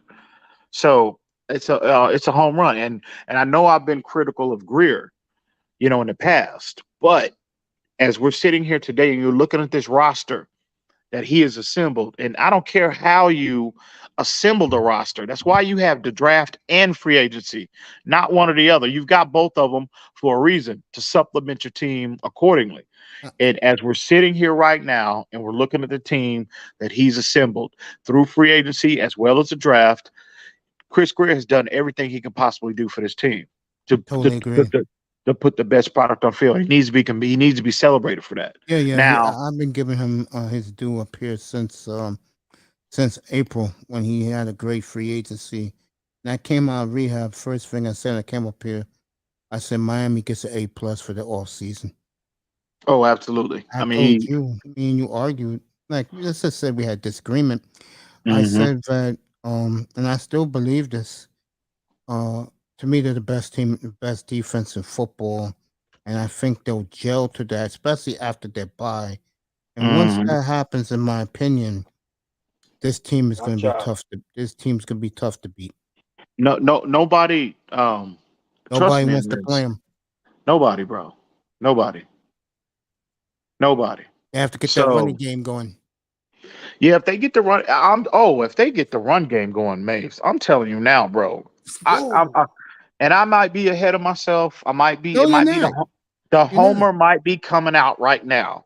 But if all of those things happen on the defensive side of the football, in addition to you get the run game more consistent, man, I'm telling you, Mace. I mean, what more? What more? And again, Tua really don't even have to be. He don't have to put the team on his back and carry the No, team. he's Troy Aikman. I keep telling you guys that. And what a parallel, including the concussions. And I'm not being funny about that. I'm being serious. What a Hmm. scary parallel to him and Troy Aikman. Yeah, I agree 100%. I told you guys that 2 years ago. So if he turned again, now we have the team. He's turning into Troy Aikman Yeah, he is. He is. He is. because of his He is. pinpoint accuracy. That's what Yeah, Aikman had. yeah, he is. So you got to give him a lot of credit, Oh, I do. and That's true. not only not only Chris Greer, but still the jury is out because on Mike McDaniel's because we've only had played 8 games and we're 8-3. I mean we're 5-3, We'll be 8 and but 3. it's still so much more football to be played. A So the lot. evaluation is still ongoing with him. But to this point, as we're sitting here right now, and again, it was disappointment with the point total, because the objective for any offense is to put touchdowns on the board. Yeah, of course. So, but again, I think the offense took a massive step Sunday, and sometimes, Mace, in a game of football, when you have a team that's not where they need to be offensively, see this I said before Sunday. I said this is a get right game for the offense potentially, and sometimes it takes games like this when just for offense to really get rolling. It'll take a performance like Sunday for them to really get going and establish that consistency. And I just looked at on so many levels, and I know the defense is one of the worst in the league. Yeah. But it's this might be that get right game that they needed to get to really find themselves, to really get their feet underneath them offensively, and to iron out any issues, any kinks, any, inconsistencies out. And hopefully they can, again, get their feet underneath them and they can start to take off now. And, we'll see as the season progresses. But I saw a lot of things on tape that I was really pleased with, and they're translatable, as we move further along in the season. So we'll see. We'll see. But yeah, I came away very impressed with that. What I saw on so many levels Sunday. Interesting. Mr. Miami, I'm still here. your commentary. You're part of the fandom. Yeah, yeah. I See, mean, I like to hear from you, partner. Come on, Yeah. it's I your am. team. I know. I'm still gonna ride with them the day they put me in the ground. But the Dolphins. See the Dolphins. See the Dolphins. They always gonna get my grade Let me ask both of you this because because we all, in my opinion, we're all family. We all support the same teams. Um, you look at the team now, and it's funny. This is the first time I said this before the season started. This is the first time since the Killer Bees. So you're talking 40 years ago. Yes, Mr. Miami, the snowplow with the ex-prisoner in New England. A. And they cheated. I have never been this. I'm not going to use the word excited. Mr. Miami, I use a better word. I've never been more fascinated about the Dolphins in that long of time. This team fascinates me, And what the hell Geno Smith is doing up in Seattle fascinating. Yeah, isn't that something, bro? That is Yeah. Seattle needs to be, they deserve a lot of credit too. Not only with Geno Smith. Hey, all their I know draft he's getting picks a lot of hit, but they done hit on so many picks. And I mean are back to back playing right years. now. I saw them Sunday because they played the Giants. You know, I live here in New York. So I And saw you the know game that Sunday. and that man, and you remember Mace before the draft, I was talking about that man, that cornerback Tyreek Woolen. I don't She know if I was. mentioned. You remember when I was like, bro, Mm-hmm. if the Dolphins can get him at some Yes, you point, did. Yes, you did. and he might be playing the best at that position right now as a rookie. And he's been phenomenal. You know, they've made several key additions off, on their offensive line through the Yes, draft. they've been monsters. Um, and then they're moving into the offseason, bro. They still got them three number one or two number one picks. And 2 number 2s and 2 number 4s. It's crazy. That's So what you call drafting, folks, and trading. absolutely. So, but when you think you're close, you go all in. And the Dolphins feel, I've been told going on a month now that they really think that they feel comfortable with the quarterback room, but Tua in particular. I think they feel, me personally, I think they feel comfortable with both of them, Skylar as well as Tua. But Yes. Yeah. Tua is obviously the starter now, and he's obviously an improved player.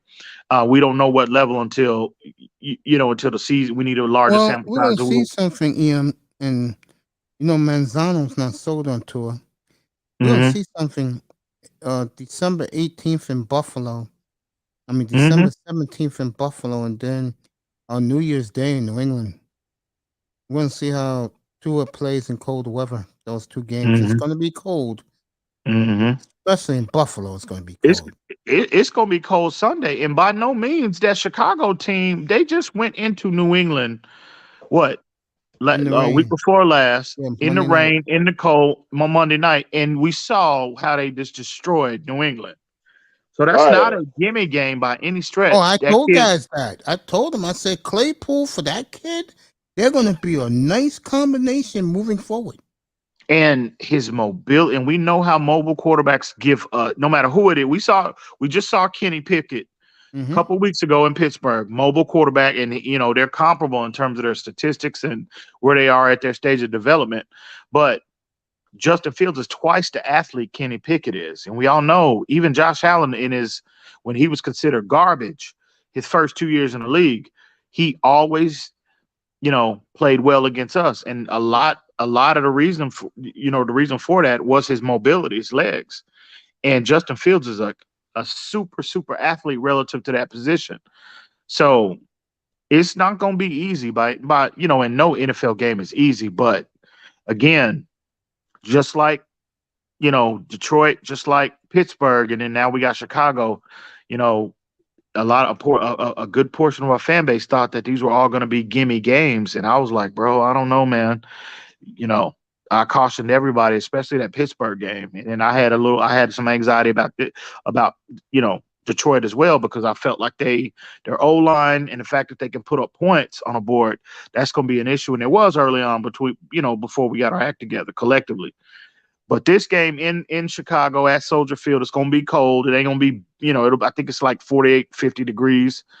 Wind, it's going to be wind Sunday, and they're forecasting rain as well. So, and that same team in those same similar conditions, they beat San Francisco a couple weeks back too. Remember that game, the Mm-hmm. Yeah. monsoon game. So it's Yeah. not going to be a gimme game by any stretch. I think we win, and I don't think it's going to be. Hopefully, it's not close, but I think we're gonna, I think we're gonna come out victorious on Sunday. But it's not going to be a gimme game by no stretch. I don't think. Boy, Juan Z is in the building. What's up, Juan? Good to What's see up, you, Warren family. Z? Yeah, man. You're right, bro. And Sunday's not gonna be easy. No, not at all. This Hey, is why I coach. tell these Dolphin fans. What's up, Mr. Miami? Go ahead. Like 1 year ago, he was 1-7, Absolutely correct. and look at us now. We about to be 6-3.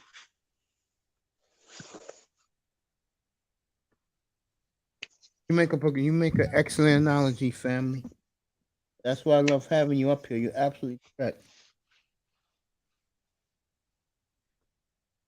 That's when we had Brian Flores.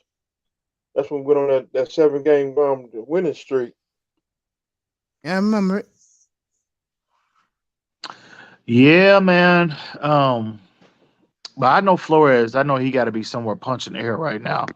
If he could have had this same damn team. You know something? Oh, and you know how I feel about Brian Flores. Yeah, I know. But as we get further, and again, we gotta be real about it. We gotta, but as further we get away from the Flores era, and you're seeing a positivity, you know, one thing I think I didn't pay enough attention to was the whole quarterback coach dynamic. And not just with Tua and Flores, but just in general. Over the years that I've been watching football. Oh, yeah, it matters, bro. Yeah, it does. It does. It does, Mace. And Josh Taylor and his quarterback. I I was think where it's bad, and I'm gonna tell you right now, I've been saying this. I know you love that team coming to the season. That coach will get fired in LA. I promise you that. He is yeah, an absolute buffoon. Whoever mm-hmm, his name yeah, is, that one of Sean McVay's boys, he's gonna get canned. I would agree with that. To LaFleur. No, that's not LaFleur. LaFleur is Green Bay. Yeah, yeah. Yeah, he's gonna lose his job. That's gonna be probably one of the most attractive jobs in No, years. Sean Payton going right there, bro. They already, bro. Sean Payton have been spotted twice out at Charger games. What? Yeah. Come on, man. You know what I mean? Come on. So Sean Payton gonna be the coach, bro. Warm weather, he wanted to establish QB, and the team is already there, bro. The team is already built. They just got ravaged with injuries yet again. Now they I snake bitten in warned that you about regard. that. Yeah, real talk. But I always felt like that's why I prefaced when we talked about who's the best defense. I prefaced everything. Well, on paper, I felt like the Chargers would have better defense, but injuries has hit them yet again. Joey Bosa, uh, Derwin James, J.C. Jackson done for the year. I saw that live when that kid got hurt. What I a seen shame. that game when he got hurt. It's the Seahawks. I saw that game. Rashawn Slater, star left tackle, gone for the He's out year. for the year. Yeah. Corey Lindsley, star center, gone for the year. Yep. So many other players in the O line, in and out of the lineup. It's just been great. Keenan Allen hadn't played a game this year. So they've been decimated with injuries yet again. And credit, though, again, I know a lot of people are shitting on Herbert, but he's got his team at 4-3. And you look at his numbers, he's still in the top 5 in a lot of major statistical categories. They were, because they were, because the fan base always trying to bring up that whole Tua Herbert dynamic. So CB let me have it tonight. Who is that? CB83. He was in the chat. Boy, he was throwing Tua in my face, bro. Oh, I don't even know who that is. You know CB83? No, I don't know who that. Who is that? What room does he have, Mr. Miami? I think he got a channel. Yeah, he does have a channel. Pretty damn good channel. No, I don't know who that is, man. Fins Talk CB83. Yeah. No, this is the first I heard of who that. Heard that. Yeah, he's good. Him and TD roll together now. I think Iceman got a channel too. Yeah, Iceman, but Iceman's a little bit too fanatical. I love the kid, but I mean, relax. Real talk too. Relax. Yeah, Iceman, he all right, man. He young though. I like Iceman. I like him more than he thinks I do. I really like him, man. Mm-hmm. Good kid. Does a good job on his channel too, but he's a little naive. No matter what I told you, he didn't understand. Mm-hmm. But he's a good kid though. Shout out to Iceman. He's a good kid. He is. My brother Iceman. Cool. He good people. But yeah, go ahead, continue, man. But yeah, man. I don't know. Yeah, I just can't wait till Sunday, man. And I just can't believe, man, this team. I was joking with my brothers. They're both 49er fans, and they've seen their team as adults in the Super Bowl, always making the playoffs, whatever, having, talented rosters and all of that. And so I was joking when I was like, so that's what, so that this is what that feels like. You know what I mean? Mhm. Now you got a team you can feel you have the utmost of confidence in Yes. that can line up on Sunday, and no matter who the opponent is, Mhm. you feel like you have a good chance to really come and being victorious in that particular game. Yes, And sir. that's the way I feel now, bro. We It can line feels up with good, doesn't anybody. it? Line it up. It Line it feels up, bro. good, doesn't it? Oh, absolutely. Yeah, feels real good, man. Line it up. It's been So, 40 years for me. man, it's been a long time coming, Yeah. bro.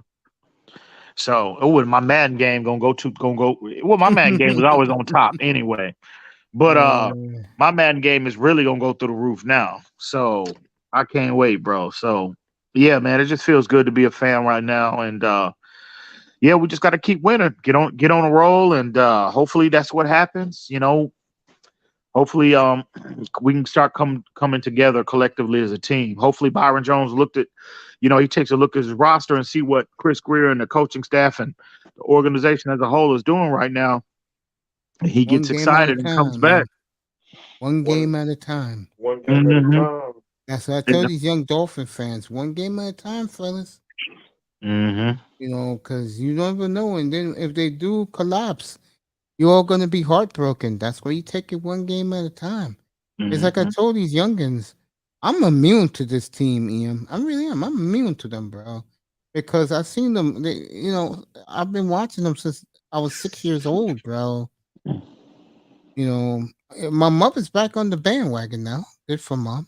Coach Mason.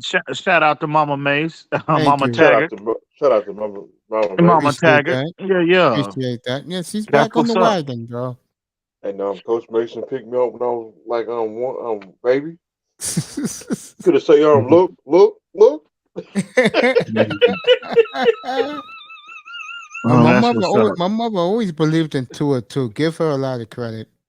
She always Yeah. believed in Tua. Hmm. Yeah, mom's back on the wagon.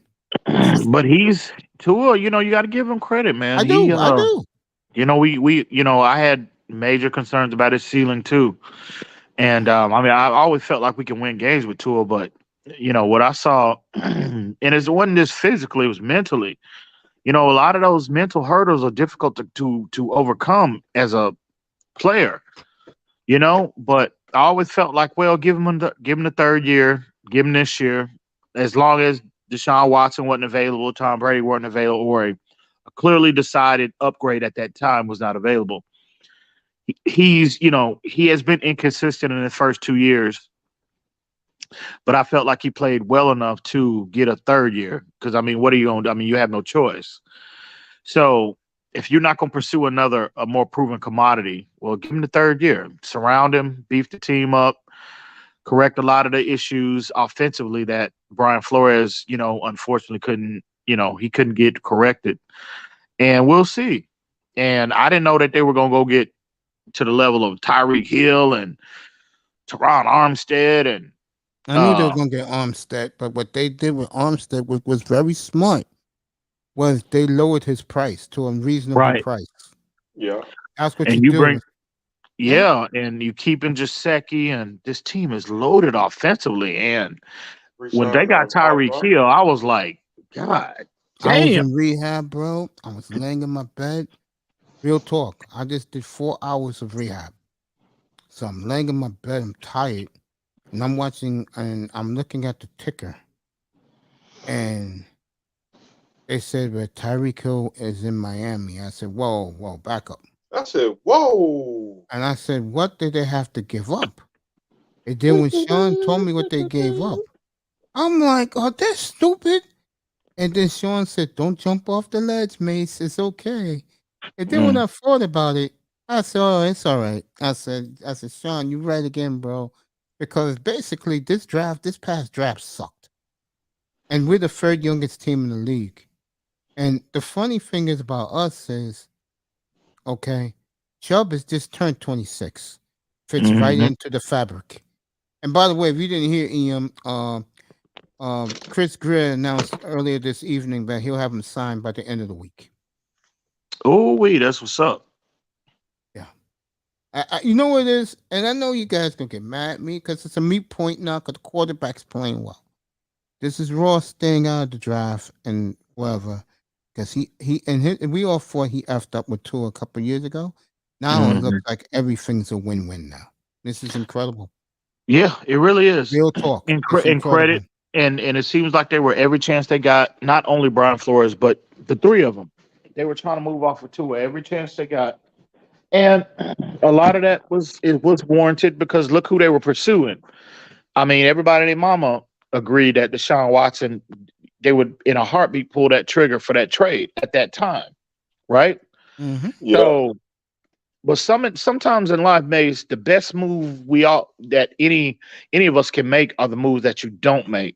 Totally agree. And as you know, because you got, I mean, you just got to keep it real. If they would have acquired Watson, you wouldn't have been able to get like assemble this team, bring in Chubb, and because you would have had to pay him. I agree. And Tua is still on a rookie deal, 2 years left on his rookie deal, and that has enabled the Dolphins to really assemble, this team, this all-star caliber team now. Tyreek Hill, signing him, Chubb. You still got Xavier Howards of the world, Byron Jones of the world. You know, um, Bringing in Melvin Ingram, bringing in Teron Armstead, bringing in Connor Williams, who's the second-rated center in all of football right now. So that would have been difficult to bring in all of these pieces, all of this acquiring all of this top end talent, and that's these are just facts. And you bring in a core, and again, like I kind of touched on earlier, Mm-hmm. Mace. I was always at a mindset, just show up and do your job. You know what I mean? I'm the And same way. Yeah. Facts. but I didn't really really didn't pay attention enough to, or I don't know the correct term, but I really didn't value, I guess I should say, that quarterback and coach Oh, I dynamic. You did, know what I man. mean? Yeah, I did. And I said last year when all this crap was going down with him and old coach, I told everybody up here, I said it doesn't work because that's not his quarterback. They had split upstairs. One wanted all my boy. I was the GM. The other one wanted, and you could argue the greatest player that wore a Dolphins uniform wanted the other guy, Hmm. and the owner wanted Tua for the fan base. Well, you know what? Even though he's a dumb MF, and again, me and CB got into it the other night, that Dolphin fans don't hold their people accountable. You know what Hmm. I'm saying? Hmm. Ross Ross may have lucked out because the way this team is looking right now, they're only going to get better as the year goes on. Hmm. We're going to have the first ever 2,000-yard receiver. Think Crazy, about that. crazy, One's going to have 2,000. The other one's going to have 1,500. crazy. Hey, you know what? I'm going to eat a lot of shit up here from 2 and on. He already But got over. He already got over 2,600 yards with 9 games to go. you know My what What, though? Tua? But you yeah, know go what ahead. though? Yeah. You know, if two, we should welcome that because all Oh, we I want is do. all we want is the production at the position. You Yeah. know what I mean? And you Mhm. know me, because I don't care who it is. I don't care if it's two is the guy, so be it. If it's Deshaun Watson, so be it. If it's my next door neighbor, so be it. You're right. I don't care. I You're right. want elite play at that position. And Tua is trending in that direction. And it's impressive to see.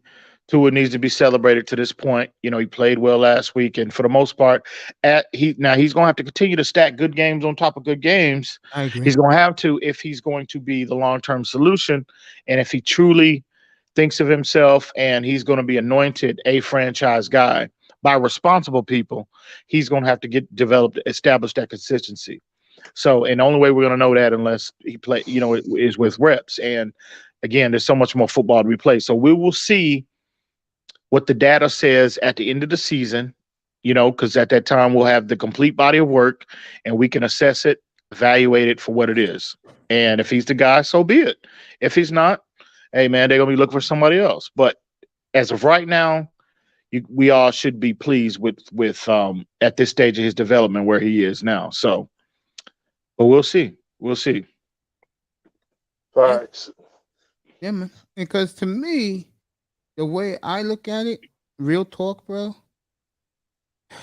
Everything I said about him 2 years ago, right about this time when he played Arizona, I don't pat myself in the back. Well, I was right. Now look what they're calling Tua around NFL circles. Hear what they're calling him now? What's that? And it's a compliment. The best game manager in the sport. But they're doing it as a compliment, not as a backslap. Right. Because they know, I think what blows their minds is by the end of the first quarter Sunday, in half the games, I mean, remember, 2 missed 3 games. But Yeah. Tyreek Hill is going to have 1,000 yards. Think about that. That That shit's dude, insane. yeah, he It's is. Sunday. He is. I've been blessed to see Bo Jackson play in his prime, Mm-hmm. Dion play in his prime. Mm-hmm. Let me see. Walter Payton. I was blessed to see Walter Payton, see him play. So I've seen, just these crazy athletic players at no matter what position, right? Mhm. And I've seen the greatest show on turf, Torrey Holt, Isaac Bruce, Mm-hmm. Terrell Owens, Jerry Rice, The Chris Carter, Randy Moss. I've seen a lot of, just crazy. Well, and I'm gonna kind of hone in on the wide receiver position. Yeah, go ahead. But Tyreek Hill is different, man. I mean, that dude is different. I knew he mean, was from good. I from didn't know he was this good. from the speed to the change of direction, the quickness, the explosion off the line of scrimmage, the hands, the catch and traffic ability, the ability to high point and 50 balls. Look at him snatching the ball out of there like he Devontae Parker. And he 5'9", Parker 6'3", and he out jumping these dudes. You know what's about Tyreek? You know what he's putting out, bro? He's the star of the team.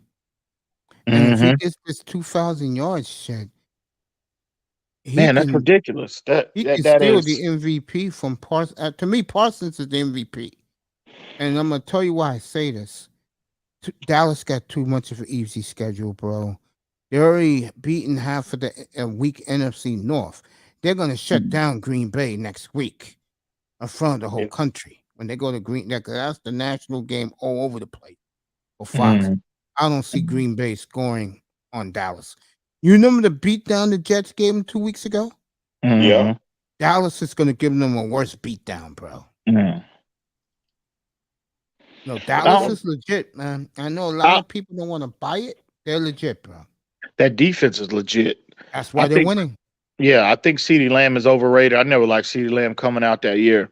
I felt like he was overdrafted. But, some people have a more favorable opinion on him as a number 1 wide receiver than I do. But they got, other than him, and he makes plays. He's a good player, but I don't think he's a true number 1. I don't think he's a player that defensive coordinators lose sleep over at night trying to formulate a game plan against him specifically. But with that being said, he's a good player. He's the number 2 guy, but they don't have anything else behind him. And if you control Dallas's run game, Dallas, I don't think they're going to go too far. They're going to run into a team like San Francisco to where they can't line up and just physically run them off the field, right? And they got one guy, one reliable, semi-reliable target. I mean, he's a 1,000-yard receiver, so he's reliable.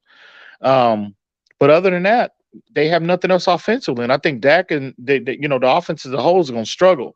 And yeah, their defense is good, but I think their pass rush with Micah Parsons. I mean, he's special. Um, but I think they can be compromised on the back end. You know, Trayvon Diggs is clearly, even that year, he had 11 interceptions last year, but he gave up some of them. I mean, he was in the top 5 in terms of cornerbacks giving up yardage in the entire NFL last year. So he was an opportunistic corner, but he gave up a lot of plays too. So I think he was overrated. I think he's overrated. He's good player, overrated. And I think a lot of what they do defensively, you know, I just don't. I just look at other teams like San Francisco, Philly. The MVP of the league is Jalen Hurts, bro. I mean, again, I'm just keeping it 1,000. No, Jay, I think Dallas is going to win that division, bro. oh The, no, the I Eagles think haven't played their tough games yet. Dallas has. I hear you. I hear you. No, I'm not bro, a I think. Cowboys fan either. I'm just telling it now. Do I have Dallas going to the Super Bowl? No, 'cause I think they always slip up. Mhm. But I do believe that Dallas has an easy road, bro. I mean, you got the NFC North that sucks, except the Mhm. Vikings. They got the Vikings in 2 weeks. Dallas is on their bye this week. Then they play the AFC South in December, bro. Are you kidding me? Before they play the Eagles on Christmas Eve? No, I think Philly is one of the more complete teams in the league, bro. No, And no, no, no. I'm not knocking Philly. This is what I said all spring and summer long. Mr. Miami can vouch for this. I said Philly, Minnesota, and at the time I thought Tampa was gonna be something. They are playing for home field. I've been Mhm. saying I've been high on Philly, bro, since uh they made the trade on draft day with New Orleans dumbass. Mm. I've been high on Philly, bro. Trust me. Yeah, I think that I just think I mean, they are complete. They got everything. Defensively, all 3 levels, outstanding. Secondary is one of the better secondaries in the league. Now they got you add Robert Quinn to that D line. Um, Ooh, they're they gonna be might strong. they might have the best offensive line in football. I agree. AJ Brown and Devontae Smith, nothing more needs to be said. Dallas Goddard. Um, they are loaded, bro. And Jalen Hurts, I'm telling you, Jalen Hurts is taking just like Tua, and it's crazy how ironic right now. Tua and Jalen Hurts are the 2 highest rated passers in the league right now. That is crazy. I mean, who would have thought that at the beginning of the year, right? And no shade at anybody. It's what it was. Based coming off last year. When you forecast and project the season, a lot of us was like me specifically was like Herbert. I thought Herbert was going to take, a major step forward into that MVP conversation. A lot of people, they were talking about Mahomes, Josh Allen. They should, but Joe Burrows of the world, Deshaun Watson when he comes back to the world, Russell Wilson in particular. Nobody would have ever thought that Tua and Jalen Hurts are the 2 highest rated passers in the league right now. And Jalen Hurts has his team. They're the last undefeated team in the league. And then Tua, Miami is on the rise. I mean, man, what a difference a matter of 2 months can make in this league. You ain't lying, brother. And That's true. and but you got to give credit where credit is due. Both of them. Credit to both of those players. Credit to Jalen Hurts. You clearly see the growth in his game. I mean, he has taken a tremendous step forward. Tua as well. He needs to be commended. I think Jalen Hurts has been a little more consistent than Tua this year, but especially with his because he's been on the field, especially with his durability, he's been on the field, more than Tua. Tua's missed 3 games. But with that being said, you clearly see the growth in Tua's game too. So 2 good teams, 2 of the more complete teams in the league. You got one that's undefeated. You got the Dolphins that are 5-3 that are on the rise. And man, it's just crazy. Who would have thought? Who would have thought that? I thought Tua would be better this year, but I didn't ever. And you look, and again, I'm not a numbers guy, Mace. I'm not an. I think obviously statistics. We use those to really get a gauge on really how good a player can be or Mhm. is. But they can be skewed. We know that. Scheme. Statistics can be easily manipulated, good or bad. But with that being said, I was looking at a lot of the numbers that Tua is ranked in: third down, Mm-hmm. um, air yards, deep ball, accuracy, um, Tua, completion percentage, quarterback rating. and Tua took a And shot at the media today, by the way. yeah, and you're looking at and he is like number one in like 80, 90% of them, Mace. And I'm like, man, at some point, and again, I'm not declaring him a franchise anything right now. He got the rest of the year to establish himself. But man, and then you know me, I'm not a primary, win loss guy. I don't think win loss record is primarily a quarterback statistic. But the team wins when he's on the field more than anybody else when they're on the field, when he's not. So you add all that up, you watch the film, you see the confidence. He Tua just like a different person. And again, I didn't pay close enough attention to or put enough value in a quarterback coach dynamic. I'm on the mindset that, bro, you line up, they paid you that money, you show up, you do your job, go home. But Flo, when you look at Tua now and in hindsight, you look back and you hear things, man, Flo he was on something different. And it just shook Tua to his core. And I mean, and look at where Tua came from, with Nick Saban. I mean, as tough as, any coach you'll find, I mean, you just got to ask yourself, well, God damn, what the hell was Flo doing to Tua? I mean, you know what I mean? I mean, real talk, Mace. Yeah. I'm with you, bro. So, You ain't gonna so get an you look argument at from him me. now. You look at him now. You look at his demeanor in his press conferences. You look at his demeanor on the field. Look at how he interacts with his team. Look at how the team responds to him. I mean, it's just checking box, check that box, check this box. And I mean, man, Mace, he is positioning himself, putting himself, um, he is clearly trending in that direction. Matt, And you have no arguments from me, bro. Keep he preaching needs to in be the choir, commended for bro. it. He needs to be commended for it. And it's just again, like Mace, you know how I feel. I just want the production at the position. I don't Of care who course. it is. Yeah. So it's more football to be played, but it feels good to be a Dolphin fan right now. Real You talk. should be. You should be proud. Every Dolphin fan right now, I'm especially proud. the guys who've been through the bullshit, like yourself, Mr. Miami, your boy Esteban, guys like Mhm. that, bro.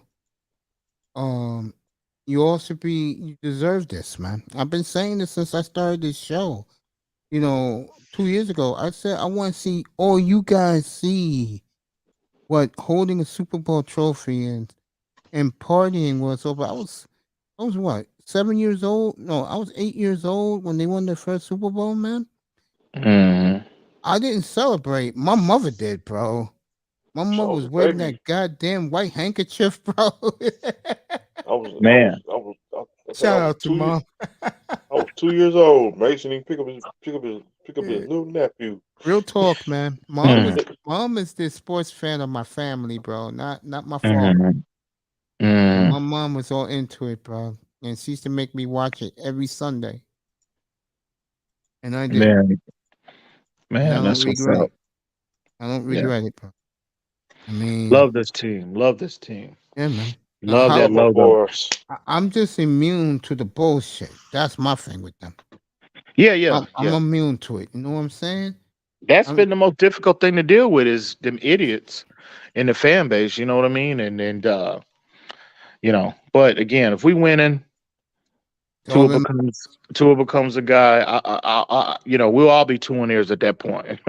If we winning and winning Super Bowl, if we win a Super Bowl and Tua is consistently getting his team to the playoffs and he's the guy, we'll all be 2 non-members. Well, not me. I still gonna ride or die with the logo, but I'll be an honorary 2 ear. You know what I mean? Honorary. Yeah, So of I'm not course, going. of course. So I'm still gonna ride my boys. I'm stealing the bird. And still ride your boys, Mr. Mammy? I'm always gonna stick with my team. Win or There lose you or go. draw on time, I'm still gonna ride with them. The There day you I, go. the day they put me in the ground, I'm gonna be buried by the Orange Bowl. There you go. Yeah, man. Looking good right now, fellas. Get ready, fasten your seatbelts, because Yeah, man. this It's shit's gonna getting good, man. and the second half of the season, we get off that bye week. It's gonna be murderer's row. It's gonna be difficult. That's when our toughest part of the schedule comes. And That's why I'm yeah, calling up here, bro.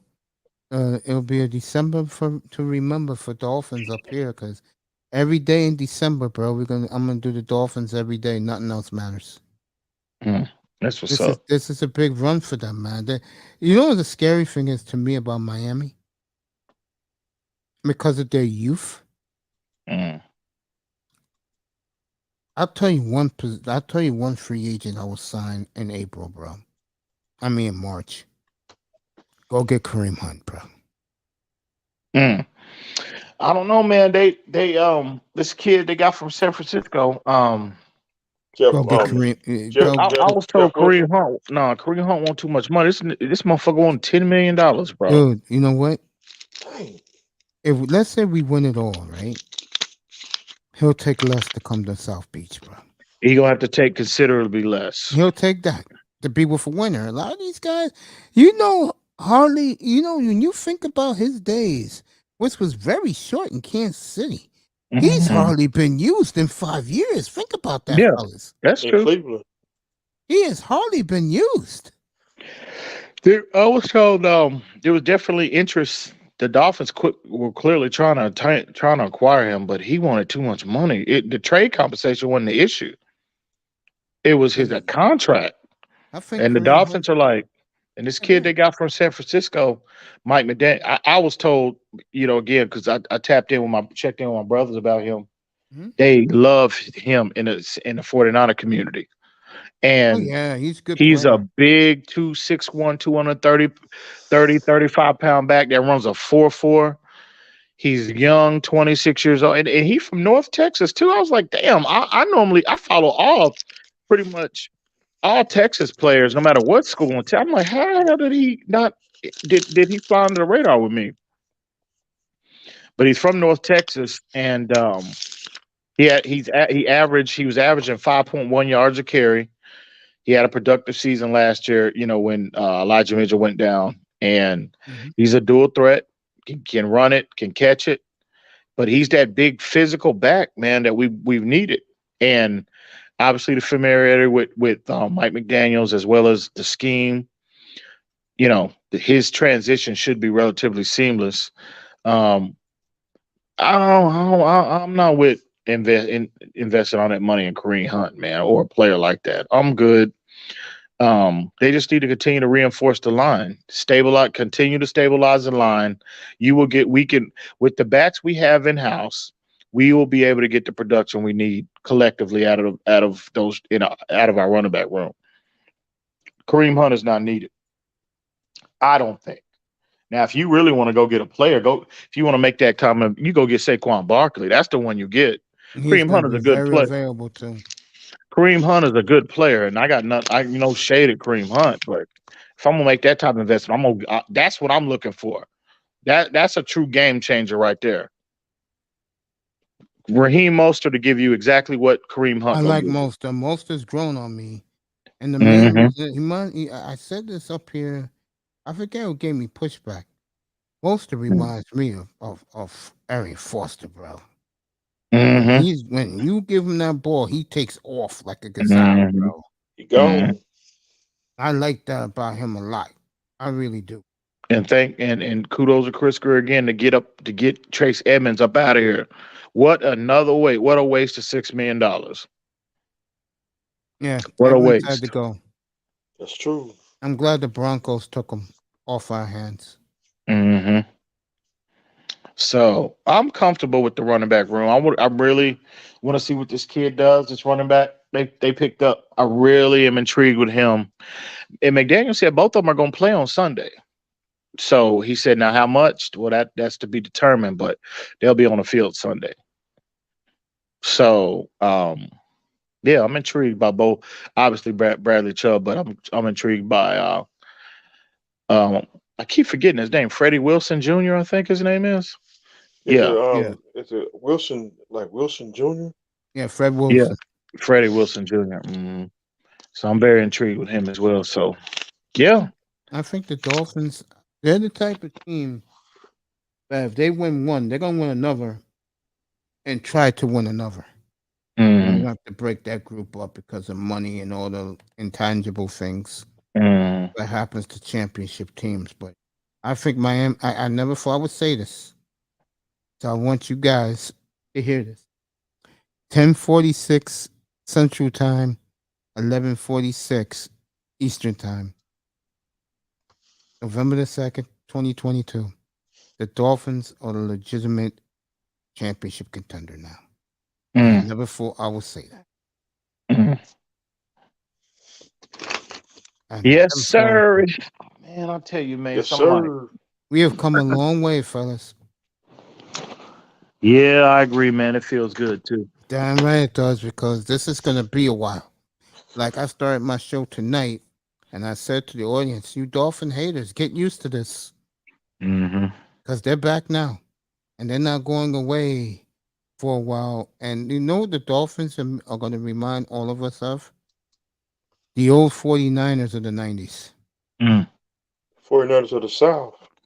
They're going to mm. be the type of team that if you don't fit into this, you're out. If you fit in, you stay. You can In be the league, replaced. in the rest of the league is on notice too. They are. Yeah. They are on notice. They are officially on notice. And I don't care what nobody. I tell people why I feel so comfortable with this team matching up with every other team in the Every league other is team. when you got Tyreek Hill getting off that bus and putting the fear of God in. Look at how they defend this man, Mace.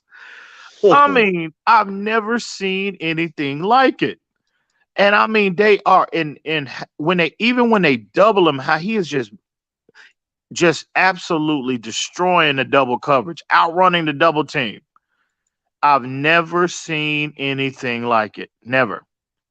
And he is, again, he's a complete player now. He's always been fast. He's always been, considered, a glorified track guy, but now he's a complete receiver. And I think kudos to him too for putting that work in, because I think he really wanted to come to Miami, establish himself, and prove to the world that Patrick Mahomes did not make him. He, maybe it was a dual thing or 50-50 between the two. But because, Mahomes I, is still doing his thing now that he's not there. So he really wanted to come here and really establish himself as a dominant receiver. And not only with just the big splash plays, but I mean, look at how he's winning. He's winning, and look how he's able to interchange from the inside to the out. They can literally line him up in any position, how they line him in the backfield. I mean, he is complete as it gets now. And he's making plays, making big time plays. You got to give him credit, man. That he deserves to be commended for that. And he is just a perfect complement to Jalen Waddle. Perfect. I think with Tyreek, which is interesting, is that people only looked at him as a speed guy. What you're seeing out of Tyreek in Miami is he's a warrior. Mhm. Tough. Tough as nails, Mace. This is Tua's quote today to the Miami media and to guys like me who was his critics. I've grown a lot with the deep balls, don't we think? Yeah, you're right, Tua. You can shut me up all day, brother. Man. You're not getting an argument from me, bro. It's your Oh, world, bro. man. I said Hey, he's Troy Aikman. Now you're beginning to look like it week by week. yeah. Who said Mace doesn't know football? No, right? No, right? Oh man, I'm just having fun with this shit, bro. It's Yeah, about we all are. We all are, man. We enjoy, I it's know we about get it. damn time that I, they put this I, together, man. I agree. We can get after each other. We can have disagreements, but we should all just be focusing as of right. We should just we should all put our differences, the back and forth aside. We should all just be focused There you go, Ian. That was on this beautiful. team. This beautiful lady said hello to you. Hey, salute to you. How you There doing, you Mama? go. There you go. The beautiful brownie Ellie is in the building. One of my favorite people. Yeah, she is nice, Mace. She's very nice. Is beautiful young lady Salute right to you. there. Salute to you, honey. Hmm. I tell you, man, I'm telling you, man. This is the first. I'm telling you, I swear to you and everybody else. This is the first time I'm looking at this team and excitement isn't the word. Isn't the word, Mm, bro. It's more. It's about. I'm doing the LeBron James now. It's about damn time. mm, Real talk. It's about damn time. mm, And Sean texted me yesterday, bro, and said, Mace, we got him. Because that Sunday night after the Dolphins won, I said, imagine we put Bradley Chubb in this team. I said, Chris mm. Greer, do us a favor. Go get Bradley Chubb for us. Come back. Give him that number one.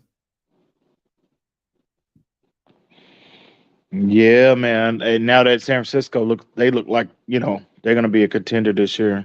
And I mean, you're not gonna find a player, you know, the stature, or you're not gonna find a better player than Bradley Chubb. Really, I mean, you can even say in the top in really, unless it was a top 10 pick, I could understand why he would hang on to it. But you're not going to find a better player, certainly in the late 20s or 30, picking 30th or 28th, 29th. It's just not going to happen. And again, he's 26 years old. And now like you said, they're going to lock him up long term. That Yeah, was that was a no brainer. he said by the end of the week. This is for Hmm. you, Brownie. Beautiful Brownie Ellie. Gracious our presence. There you go, sweetheart. Yeah, let me get it for you so you can see it for yourself. Yeah, Miami right now is in a different planet. And Brownie, I hope the baby's doing well, sweetheart. I hope you and the baby and your hubby's doing well today. Night. Let me find this for you so you can see it for yourself. Oh man. So Greer continues his magic. Never before I give that man due, huh? I give everybody due when they deserve it. That brother deserves a hell of a credit. Had a Hmm. hell of a year and a half for this franchise. Hmm. Done a great job. Here you go. This is for you, EM. Mr. Miami, when he comes back, I'm gonna take this down. Hope your family's doing well, sweetheart. All right. Hope Ellie's still in the building. Hear me say that. All right, here you go. This is for EM and all the Dolphin fans. I may not be the other guys, but bro, in here, I tell you what the hell is going on immediately. All right, there you go, EM. You see it? I Let me see blow it. it up for you. There you go. Blow it up for you. Blow it up. Blow it up. I did.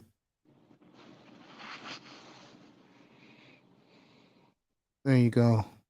Player of the week, baby. There you go. See it? Oh yeah. Oh yeah. Damn. There you go. Yeah, that's what's up.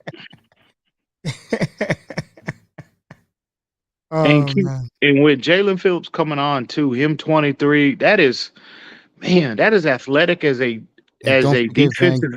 Van Ginkel up the middle. Yeah, Van Ginkel, you still got I know a lot of people. Agba has been under scrutiny this year, and he should, but he's nursing a back injury, man. I He ain't think been his healthy. fire. I think his fire is. We let him rest a while. We can afford that now, Mm-hmm. and we'll take care of the rest. Ellie, if you're in the building, we love you in here, sweetheart. You know that we always got your back. In yeah, man. I mean, it's crazy, but when they lost those games, bro, even I was still at peace with myself. I told all Mm-hmm. these guys up here, relax. It's going to be fine. Mm-hmm. Buffalo's on a mission. Don't worry about it. A lot of teams win Super Bowls through the wild card route. Mm-hmm. I'm gonna tell you who's us in the NFC, and you're gonna go, what, Mace? Seattle's coming on strong, bro.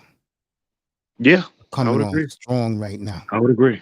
I would agree. Power running game, 2 young tackles blowing people away. Mm-hmm. Geno is barely touched. Got 2 of the best receivers in the league. Mm.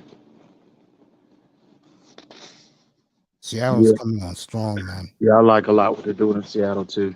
And they're gonna have a good draft next year. If I am them, real talk, I would with 2 1s, 2 2s, and 2 4s. With Denver's pick, I will get the best defensive player available because there are going to be a lot of players coming down with these 6 quarterbacks, but it's going to be in the top 10. Mm. There's going to be a lot of good talent going down. Oh yeah, real talk, real I talk. mean, But if I'm Seattle though, I like what they're doing with Geno Smith, but Geno is 32. You got to cover yourself on that back end. I don't think you might get what 2 if he continues to improve, but you get what 2 years, 2-3 years max with him. yeah, they already told him that they'll give him a nice 2-year deal, probably for $25 million. Like Mm-hmm. he'll get 12 and a half a year for 2 years. Yeah, I think but that's fair for Geno. yeah, I agree. And Take the if I'm money and go. Seattle, I would definitely. I mean, with this quarterback rich draft, I'm definitely going to select a quarterback this year I bet at you some Pete point. takes the kid who I love, the kid Williams from USC. Mm-hmm. So we'll see. I like what they're doing in Seattle, man. They're doing a lot, and No, I don't but think Seattle's Super Bowl this year, but next year no, I'm gonna lean Mm-mm. towards them a lot in the NFC, bro. Next year, and in Miami, bro, the sky's the limit, bro. The it really sky's the limit is. for them. It's It re- scary, but Miami now, because of Tua's emergence, because of the GM's moves, they are now have brand new 5-year window. Wow, I Mhm. look at Buffalo, it's either sooner or later for them because if they don't get it done this year and next year, they're done. They Mm. been done. Because Miami's Both right on their heels, man. Super Bowl 27, 28. What Tua got approved now, beginning Sunday. Can he play in inclement weather? Mhm. Yeah.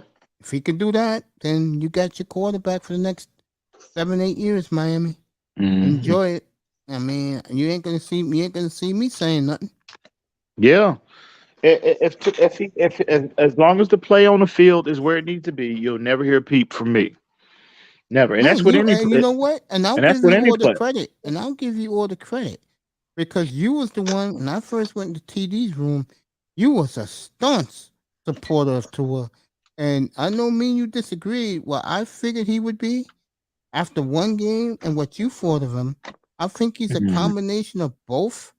Mhm. But the one thing you like about him, and he's proven it every week, he can come back and lead you to a big, big win. Now, I think that was emotional because it was the Ravens. Mhm. And they bullied us for a generation. Mhm. And beating 20 Harbaugh, years. that's right. And beating Harbaugh like that That in ain't his happening. building. That ain't happening no more. You hear me? Hey, Exactly. hey. Exactly. That's the Sure point Hey, I'm Lane. making. let us play them in the. Trust me, the Ravens don't want to see us in the playoffs. I No, promise you that. they will say they do because Yeah, Harbaugh hates us so much. yeah, okay. But Yeah, but yeah. but it's gonna be Trust me 3 in a on that. row, bro. It's gonna be Trust me 3 in on a that. row. They Yeah. don't want to see us in the playoffs. They don't. And you Mm-mm. hear who was bitching about this?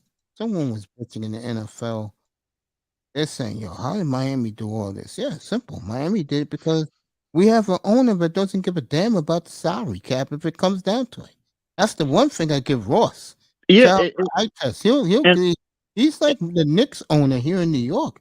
He and could that's why yeah, go ahead. that's and see Mace. That's why I get so conflicted with Ross. It's like I want to get mad at him for losing, for costing us that damn first round picks, which we all Thank you, should. Ian. Thank you. But man, he gonna spin them. He gonna make it rain, bro. Yeah. If they come to, and that's what you want from an owner. He don't care, bro. If Chris Greer goes to him and says, "I want this player, I want that player," he's like, "How?" He was like, "And it's gonna cost this." He go. He Yeah, just go gives ahead. him. Don't worry He about the give him the part the checkbook. He give him the unlimited checkbook. funds. He give him the checkbook. And that's what you want from an owner, man. And that's why I'm like, God, I can't stay mad at him for too long. The Knicks You know owner what I mean? and Jimmy Dolan's like that for the Knicks, the hockey team he loves. So he worries, like he takes his frustration out on the hockey team. But the basketball team that he owns, yo, do whatever you want. I don't care as long as every seat is filled. You know, do whatever he wants. Yeah, man. It's definitely a love-hate relationship I got with Stephen Ross. But man, at the end of the day, Can't stand man, Stephen Ross. you know, that's what I mean, you gotta respect, you know, a lot of owners don't do that. No, Jerry Jones don't even do that. what a different mindset in Miami now, isn't it? You gotta Absolutely. give Flores that credit, bro. Mm-hmm. He put a different mindset into these guys, bro. Mm-hmm. You know, and then you add and give Coach McDaniel a lot of credit. And people going, wow, why you say that? He chewed their asses out after they lost the Jets. And I, he was on their ass Sunday too. Boyer's ass Sunday too. He told that motherfucker, get this shit fixed. What the fuck is it? Get that defense. Thank You you. better get this shit fixed. And you know what? And you know what? He checked the major box for me in that category because I was worried about, okay, yeah, he's happy go lucky, but when it comes time to really get on somebody's ass, is he, you know, is his personality equipped to do that? You Well, know what he is? McDaniels is showing you he all about business, baby. Yeah, you He know, all about that business. you know what he Yep. is? He could be your friend, but when shit hits the fan, you as an Mm-hmm. employee. Yep. When Yep. shit hits the fan, I'm putting a foot up your ass. And like I said, I told Mr. Miami, Sean, Manzano, I said, guys, relax. You're gonna be fine. And the reason why I felt this way is there's something about this team I like. And maybe because since I've known both of you guys, I watched this team grow in front of our eyes. Our fortune changed 2019 when we knocked Brady out of a top seed and we won in New England. That So was the big for the it was franchise. in the regular season in Yeah, New the England. last game of the year. And I'll never forget it. I told the guy in my clinic, my nurse who used to take care of me, and I said, Miami is not going to go down without a fight against New England. They're going to give New England a game on Sunday. And, you know, everybody was laughing at me. When I came back that Monday morning, I said, what did I tell you? And they said, how did you know? I said, I know my team, bro. And I think the fortunes are beginning to change in Miami. I'm going to tell you another game I saw it in a loss. Me and Ian was up here for this. When they lost to Kansas City, the way they bust Mahomes' ass, bro. I was up here. And when X made that interception with one hand, I said, this is shit's turning around. And that's why I was so hurt. I was hurt that Monday morning when Cap for Life was in my chat room and he said, Mace, Flores fired. I was interviewing a young woman up here. I couldn't do it no more, bro. And that whole day, I was in a daze, bro. I was like, what the hell happened? You know, some personalities don't fit certain franchises. Yeah. And I told every guy up here, and they thought I was joking. I said, Brian Flores is a gangster's coach. You know, he drives that $250,000 truck. He hangs out in the hood. He grew up in the projects. He still goes to the projects to see his aunt and his family. He hangs out on the park bench wearing his Timberlands. Guys thought I was joking. He does not fit the Miami fabric. The guy we have now is the complete opposite. What did he do when he walked into the building for the first time? Brought his beautiful wife and his baby into the building and put smiles on every employee face. Brian Flores, and give Flores credit 2 weeks ago. When he went back to Miami, so many of the old employees gave him hugs, bro. Yeah. Yeah. He wasn't a bad dude. He just didn't like the quarterback. Yeah. Yeah. And he just didn't like the quarterback. And but see, I think Flo, and you know how I feel about Flo, but you know, just got to keep it real. I think he just let his ego get the best of him, Yes, and he wanted. I think he let it. And he's young. He's learning. Bro. Flo is barely 40 years old, yeah, young so guy. he's still a young coach. He's learning, and I think he's in the right spot I agree. to learn from Mike Facts. Tomlin. And I think Flores is a tremendous football coach. And Got the potential to be. I'll go a step further. Tomlin keeps this shit up. He may be end up replacing Mike Tomlin. Oh well, nah, they ain't get rid of Tom after 1 year, man. I mean, what he been coaching there 15 years, and one. If he winds up having a losing season, one losing season, nah, they ain't giving not this year. But I think he needs to elevate Flores to that defense, and I think that's going to happen eventually. They're gonna elevate Flores to that defensive coordinator position, I agree. maybe slash assistant head coach role. And again, he can learn. He's learning from Tomlin how he balances relationships with his players, and because Flo, he's coming from New England, and see, Belichick can get away with that. What's up, Sister Brownie? He can do that. He can get away with being, real cold to his players and that tough love mentality because he's got 6 rings and they're gonna listen to him. Flo don't have nowhere near that kind of resume. That's why it doesn't work. Two things why it don't work. Why Belichick disciples haven't worked other than Bill O'Brien. Uh, they never got the quarterback right, and Facts. their temperament is not. This new generation of players, they just don't like to be.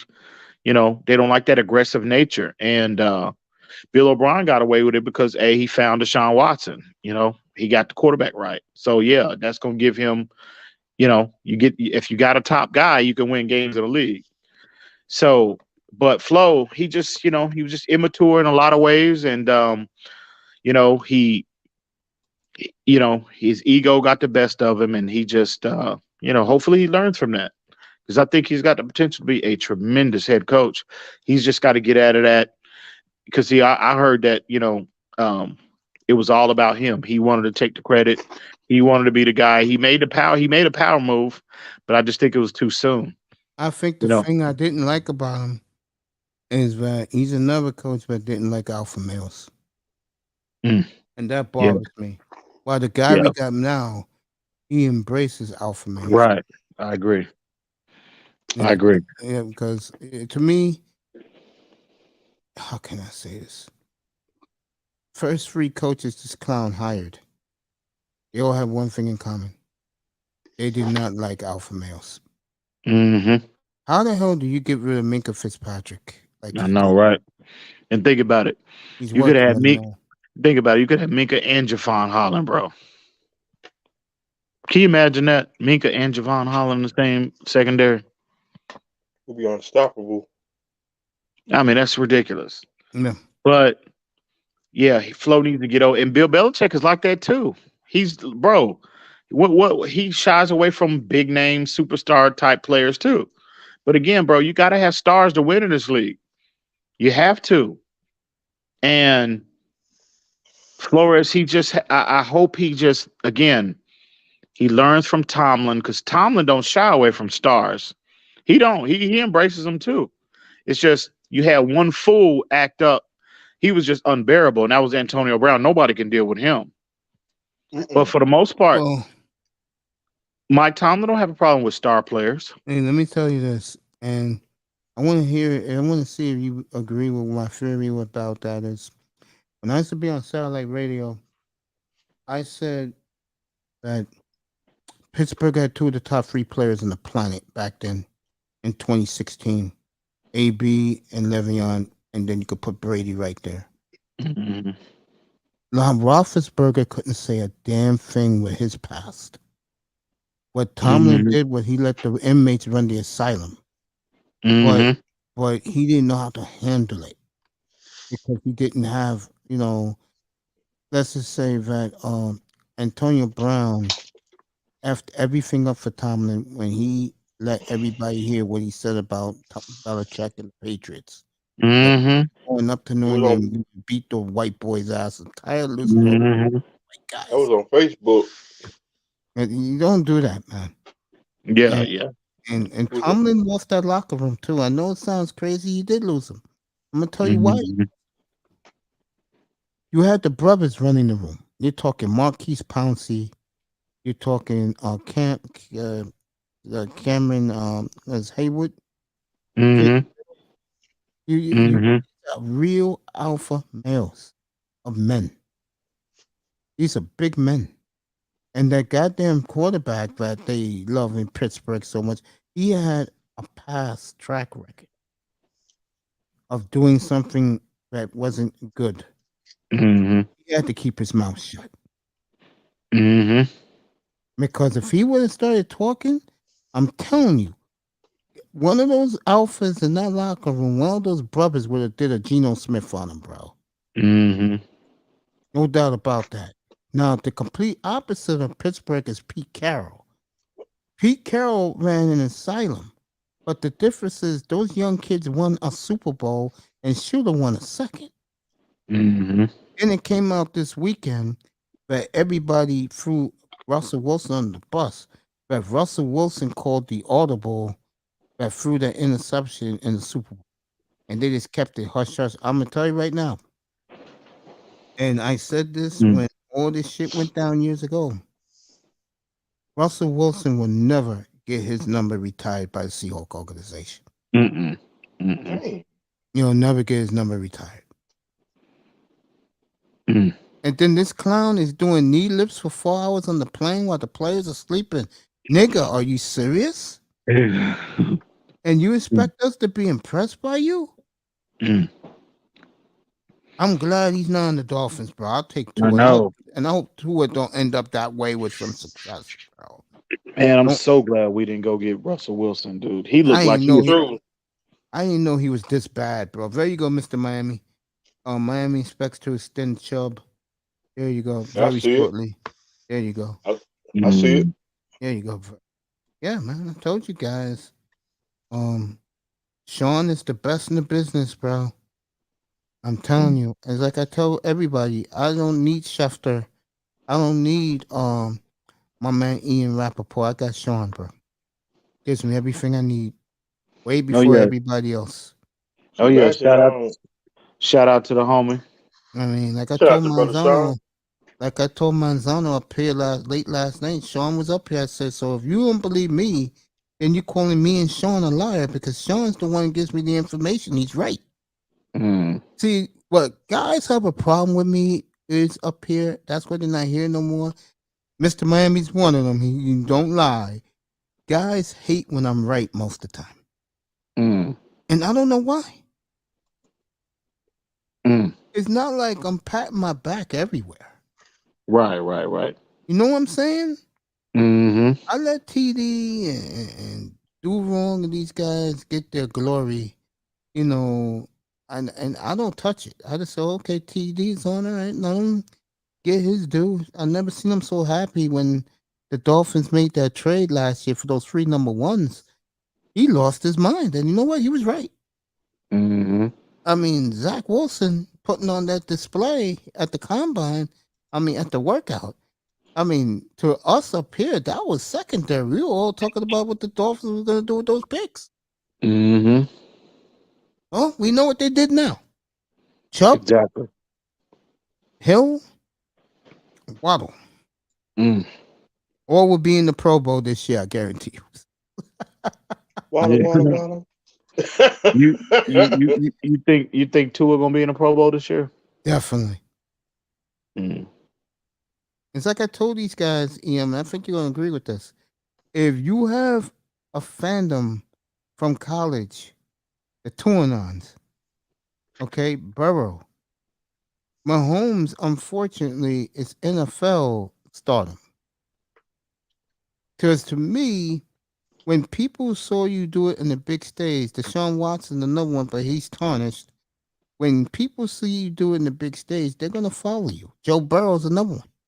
Mm-hmm. People like those guys who are not like day-to-day NFL fans like us because they saw them be great in college. Yeah. Jalen Hurts, another one, with the adversity he went through. You know? Mm. I mean, Jalen Hurts right now. You said he's the MVP. I can see that. But I really believe if Dallas wins that division, Parsons is going to steal it. Mm. Media's going to give it to him because he wears the blue star on the helmet. Yeah. You know, you know who I'm voting for if it's me, bro. I tell you, Mhm. Seattle wins that division, bro. I mean, like everyone's saying, and I'm glad the media is saying this now. Gino has done a hell of a job. Mm. I think him and Tua are the two best game managers, and that's a compliment in the sport. And Mhm. both of these guys can play either way too. That's what's cool about both these. Yeah, I agree. And you know, Tua, hopefully he could expand on it. But Tua showed a little more than just a game manager Sunday. He proved that if you're down, he can be, hopefully. And again, he's got to get more consistent at it. But in that fourth quarter, man, he put that team on his back, man. And And we've they had shut two. them down too. Miami He shut did. them down in the Yeah, second half. exactly.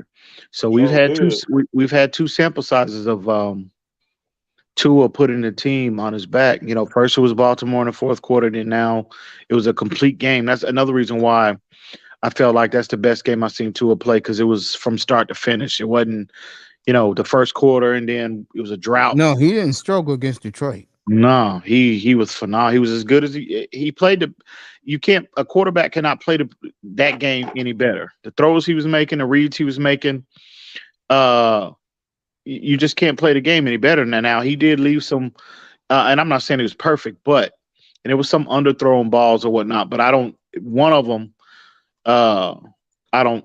I'm not going to criticize him for that one he threw to Tyreek. That Tyreek had to slow up and get it, off based off that coming off that double team.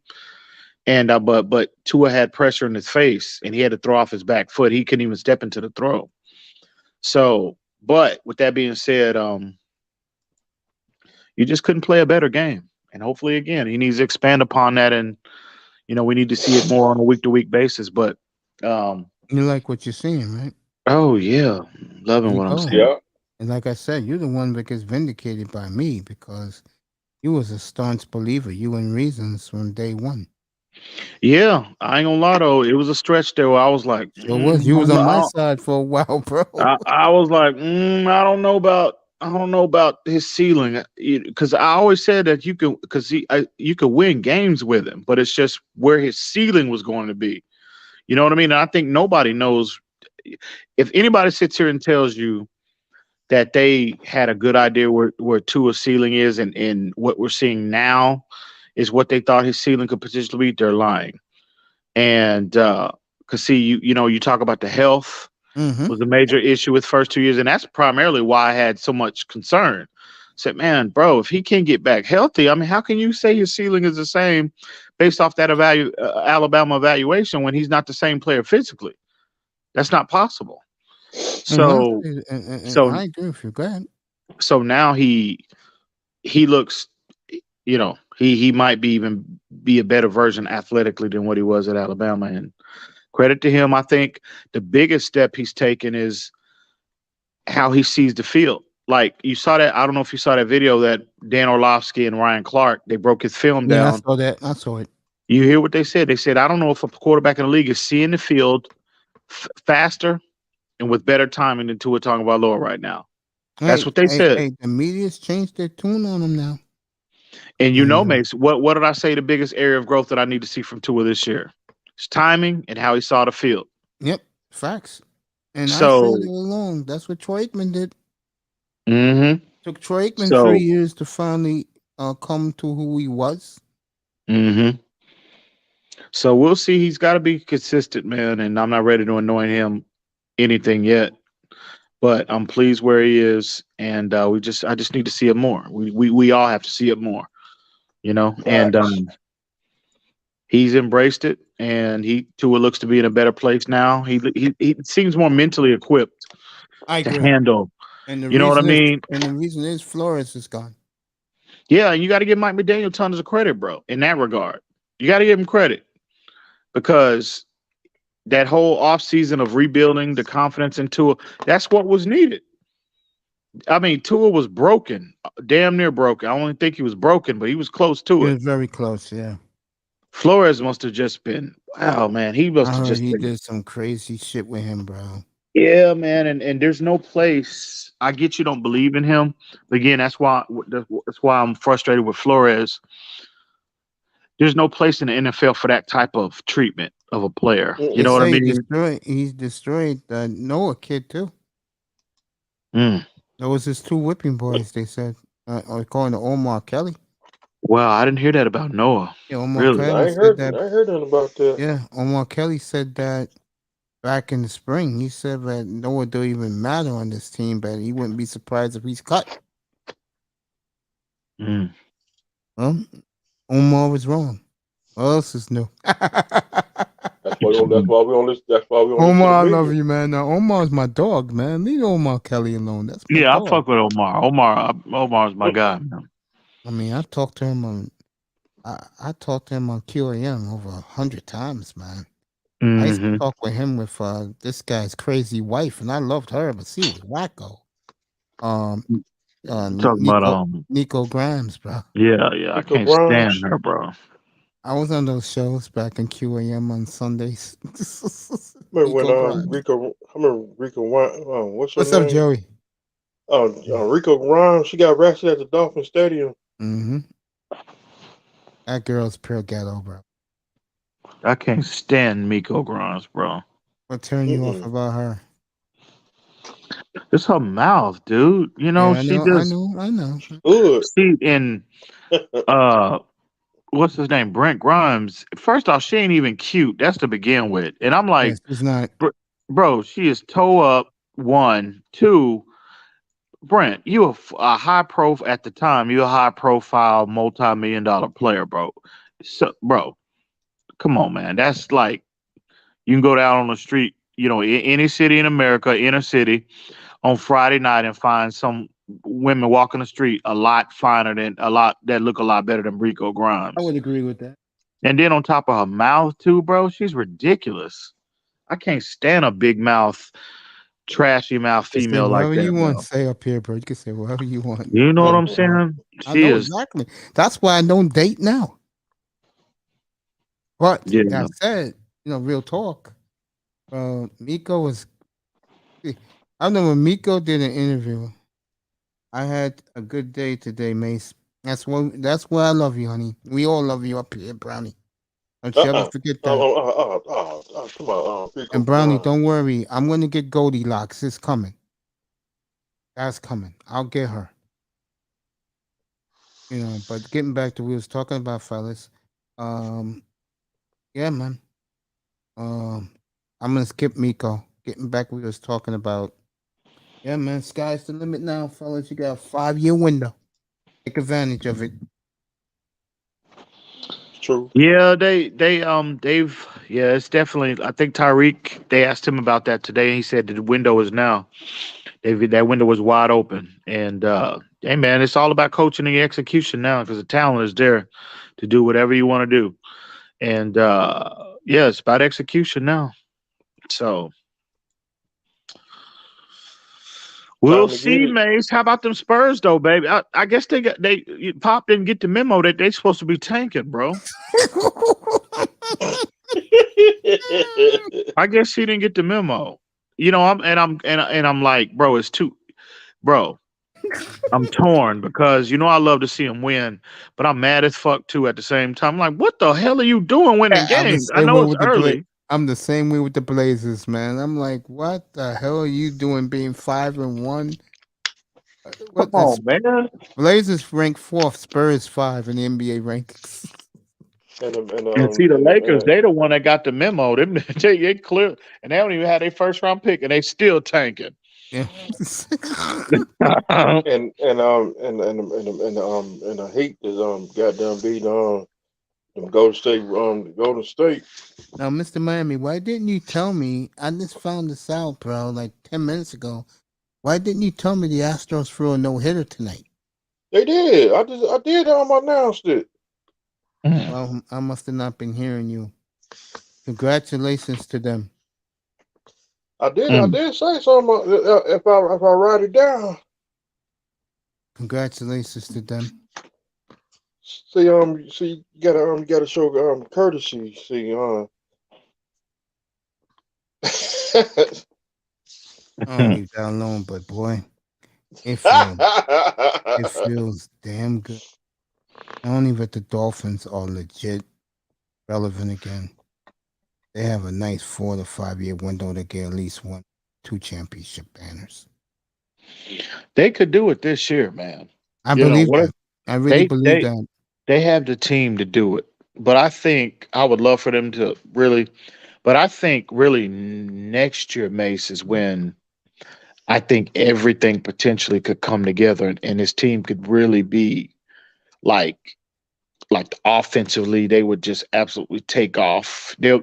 I think next year again, if Tua stays healthy and stay on the field, but I literally could see this offense being the second coming of the greatest show on turf.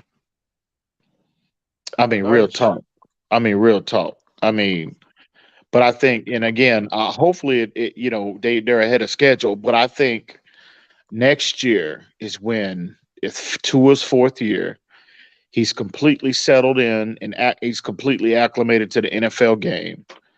Another year in the system, another year with familiarity with the personnel, another year of seeing how defenses are going to scheme you.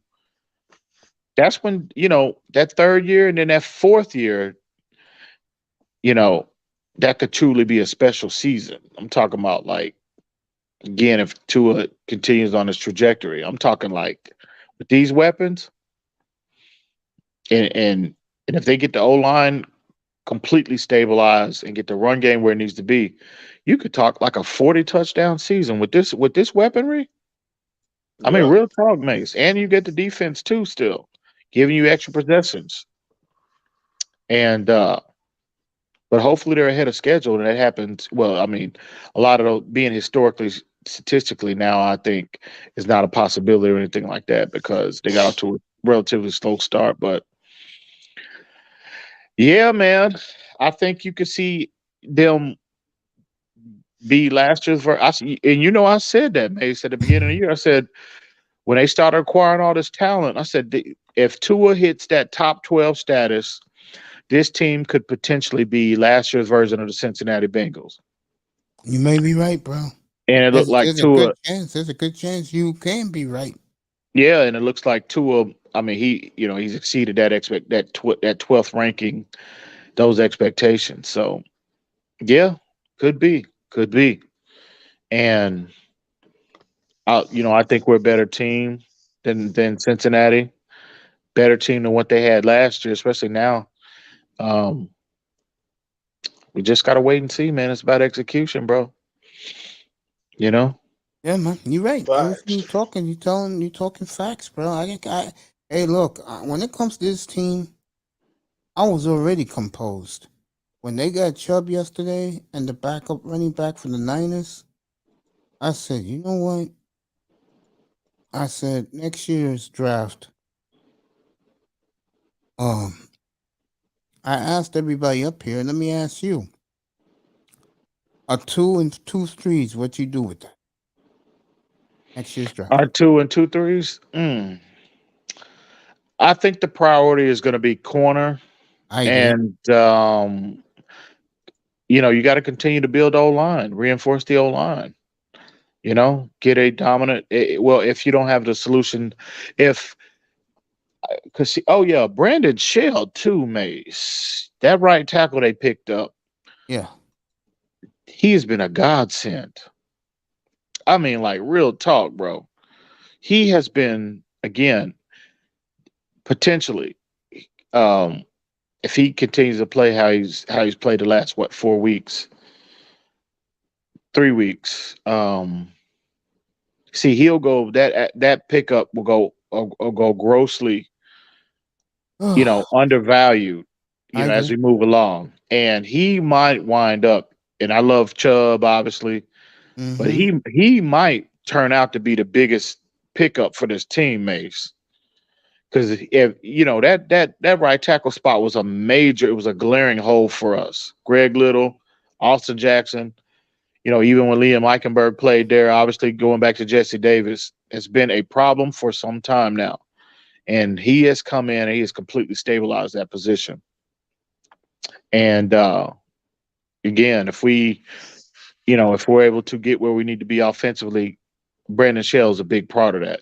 And I think in the offseason or as we move forward, he ain't gonna get enough credit, but not because of EM Dolphin fan, because every chance I get, I'm gonna give him his flowers. You know what I mean? So, but yeah, man, he's been a tremendous pickup for us.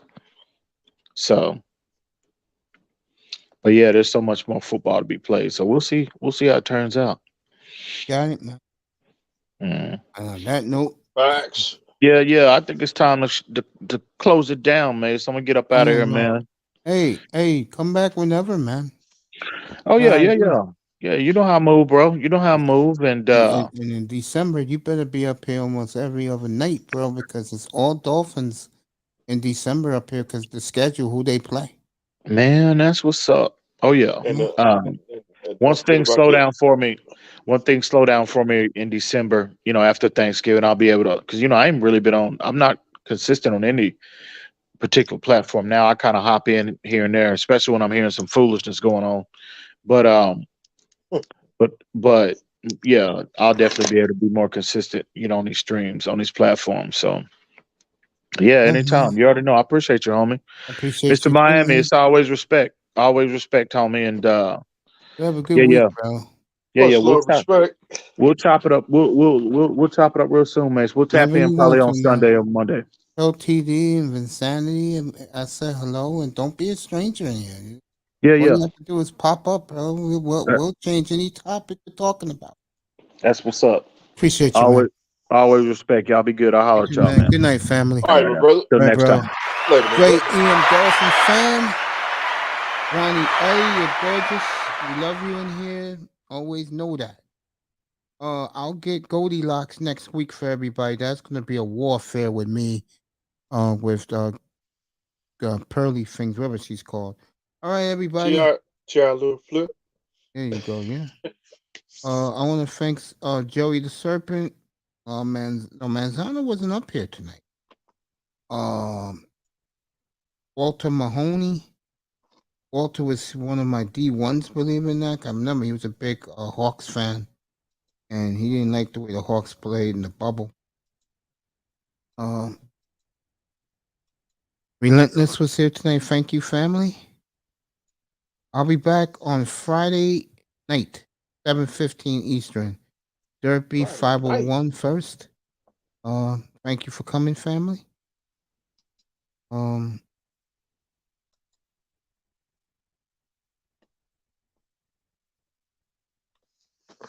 it was Shirley, Eric Bird. The Wacky World was up here, and Finn's take started the ripping of me because of well, when I was giving Tua his love, and Who? it was the CB83. He was killing me Oh, in here about Tua. All right, everybody. I just want to say thank you so much for being here, people in the clouds. Go ahead, Mr. Miami. sponsored by the Miami Dolphins, the Legend Killer of the Green Bay Packers. It's coming in Christmas Day. Christmas Day. Tick tock, There you tick go. tock. There you go. Like Kurt Houston Angle you say, Astros. Yeah, go ahead.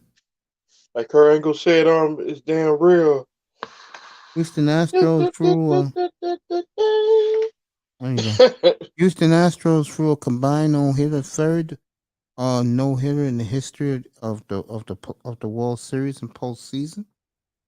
And I know you guys gonna get excited when I tell you, but yes, they're all winning tonight. That's right. The Lakers trying to get two in a row. To get the score for you. Last I saw, Lakers was up by 12. Oh my God, they blew the lead again. Who, the Lakers? Yeah, they blew the lead. All right, they're down 3. Portland's gonna lose tonight. Thank the Lord. I told you guys they're not that good. And My NBA days, my NBA is over for the night.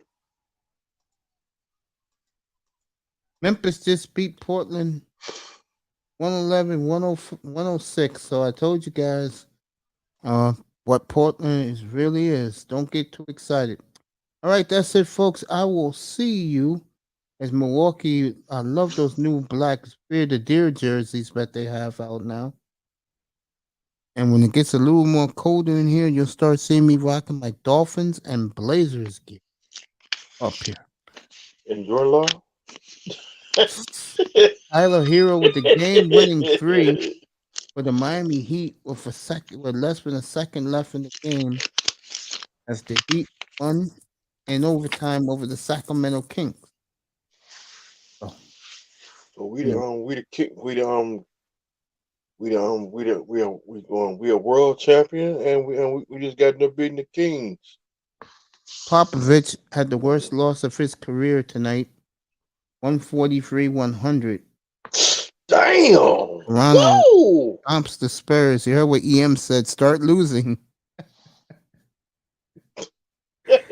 And as for me, folks, I love you all. I am out of here. I gave you over nearly 5.5 hours of coverage. Don't need to have me in here now, folks. I will see you. I'll see you Friday night, 7:15. No sex, no drugs, no women. Good night from the Oasis, everybody. Thanks for coming. I appreciate all of you.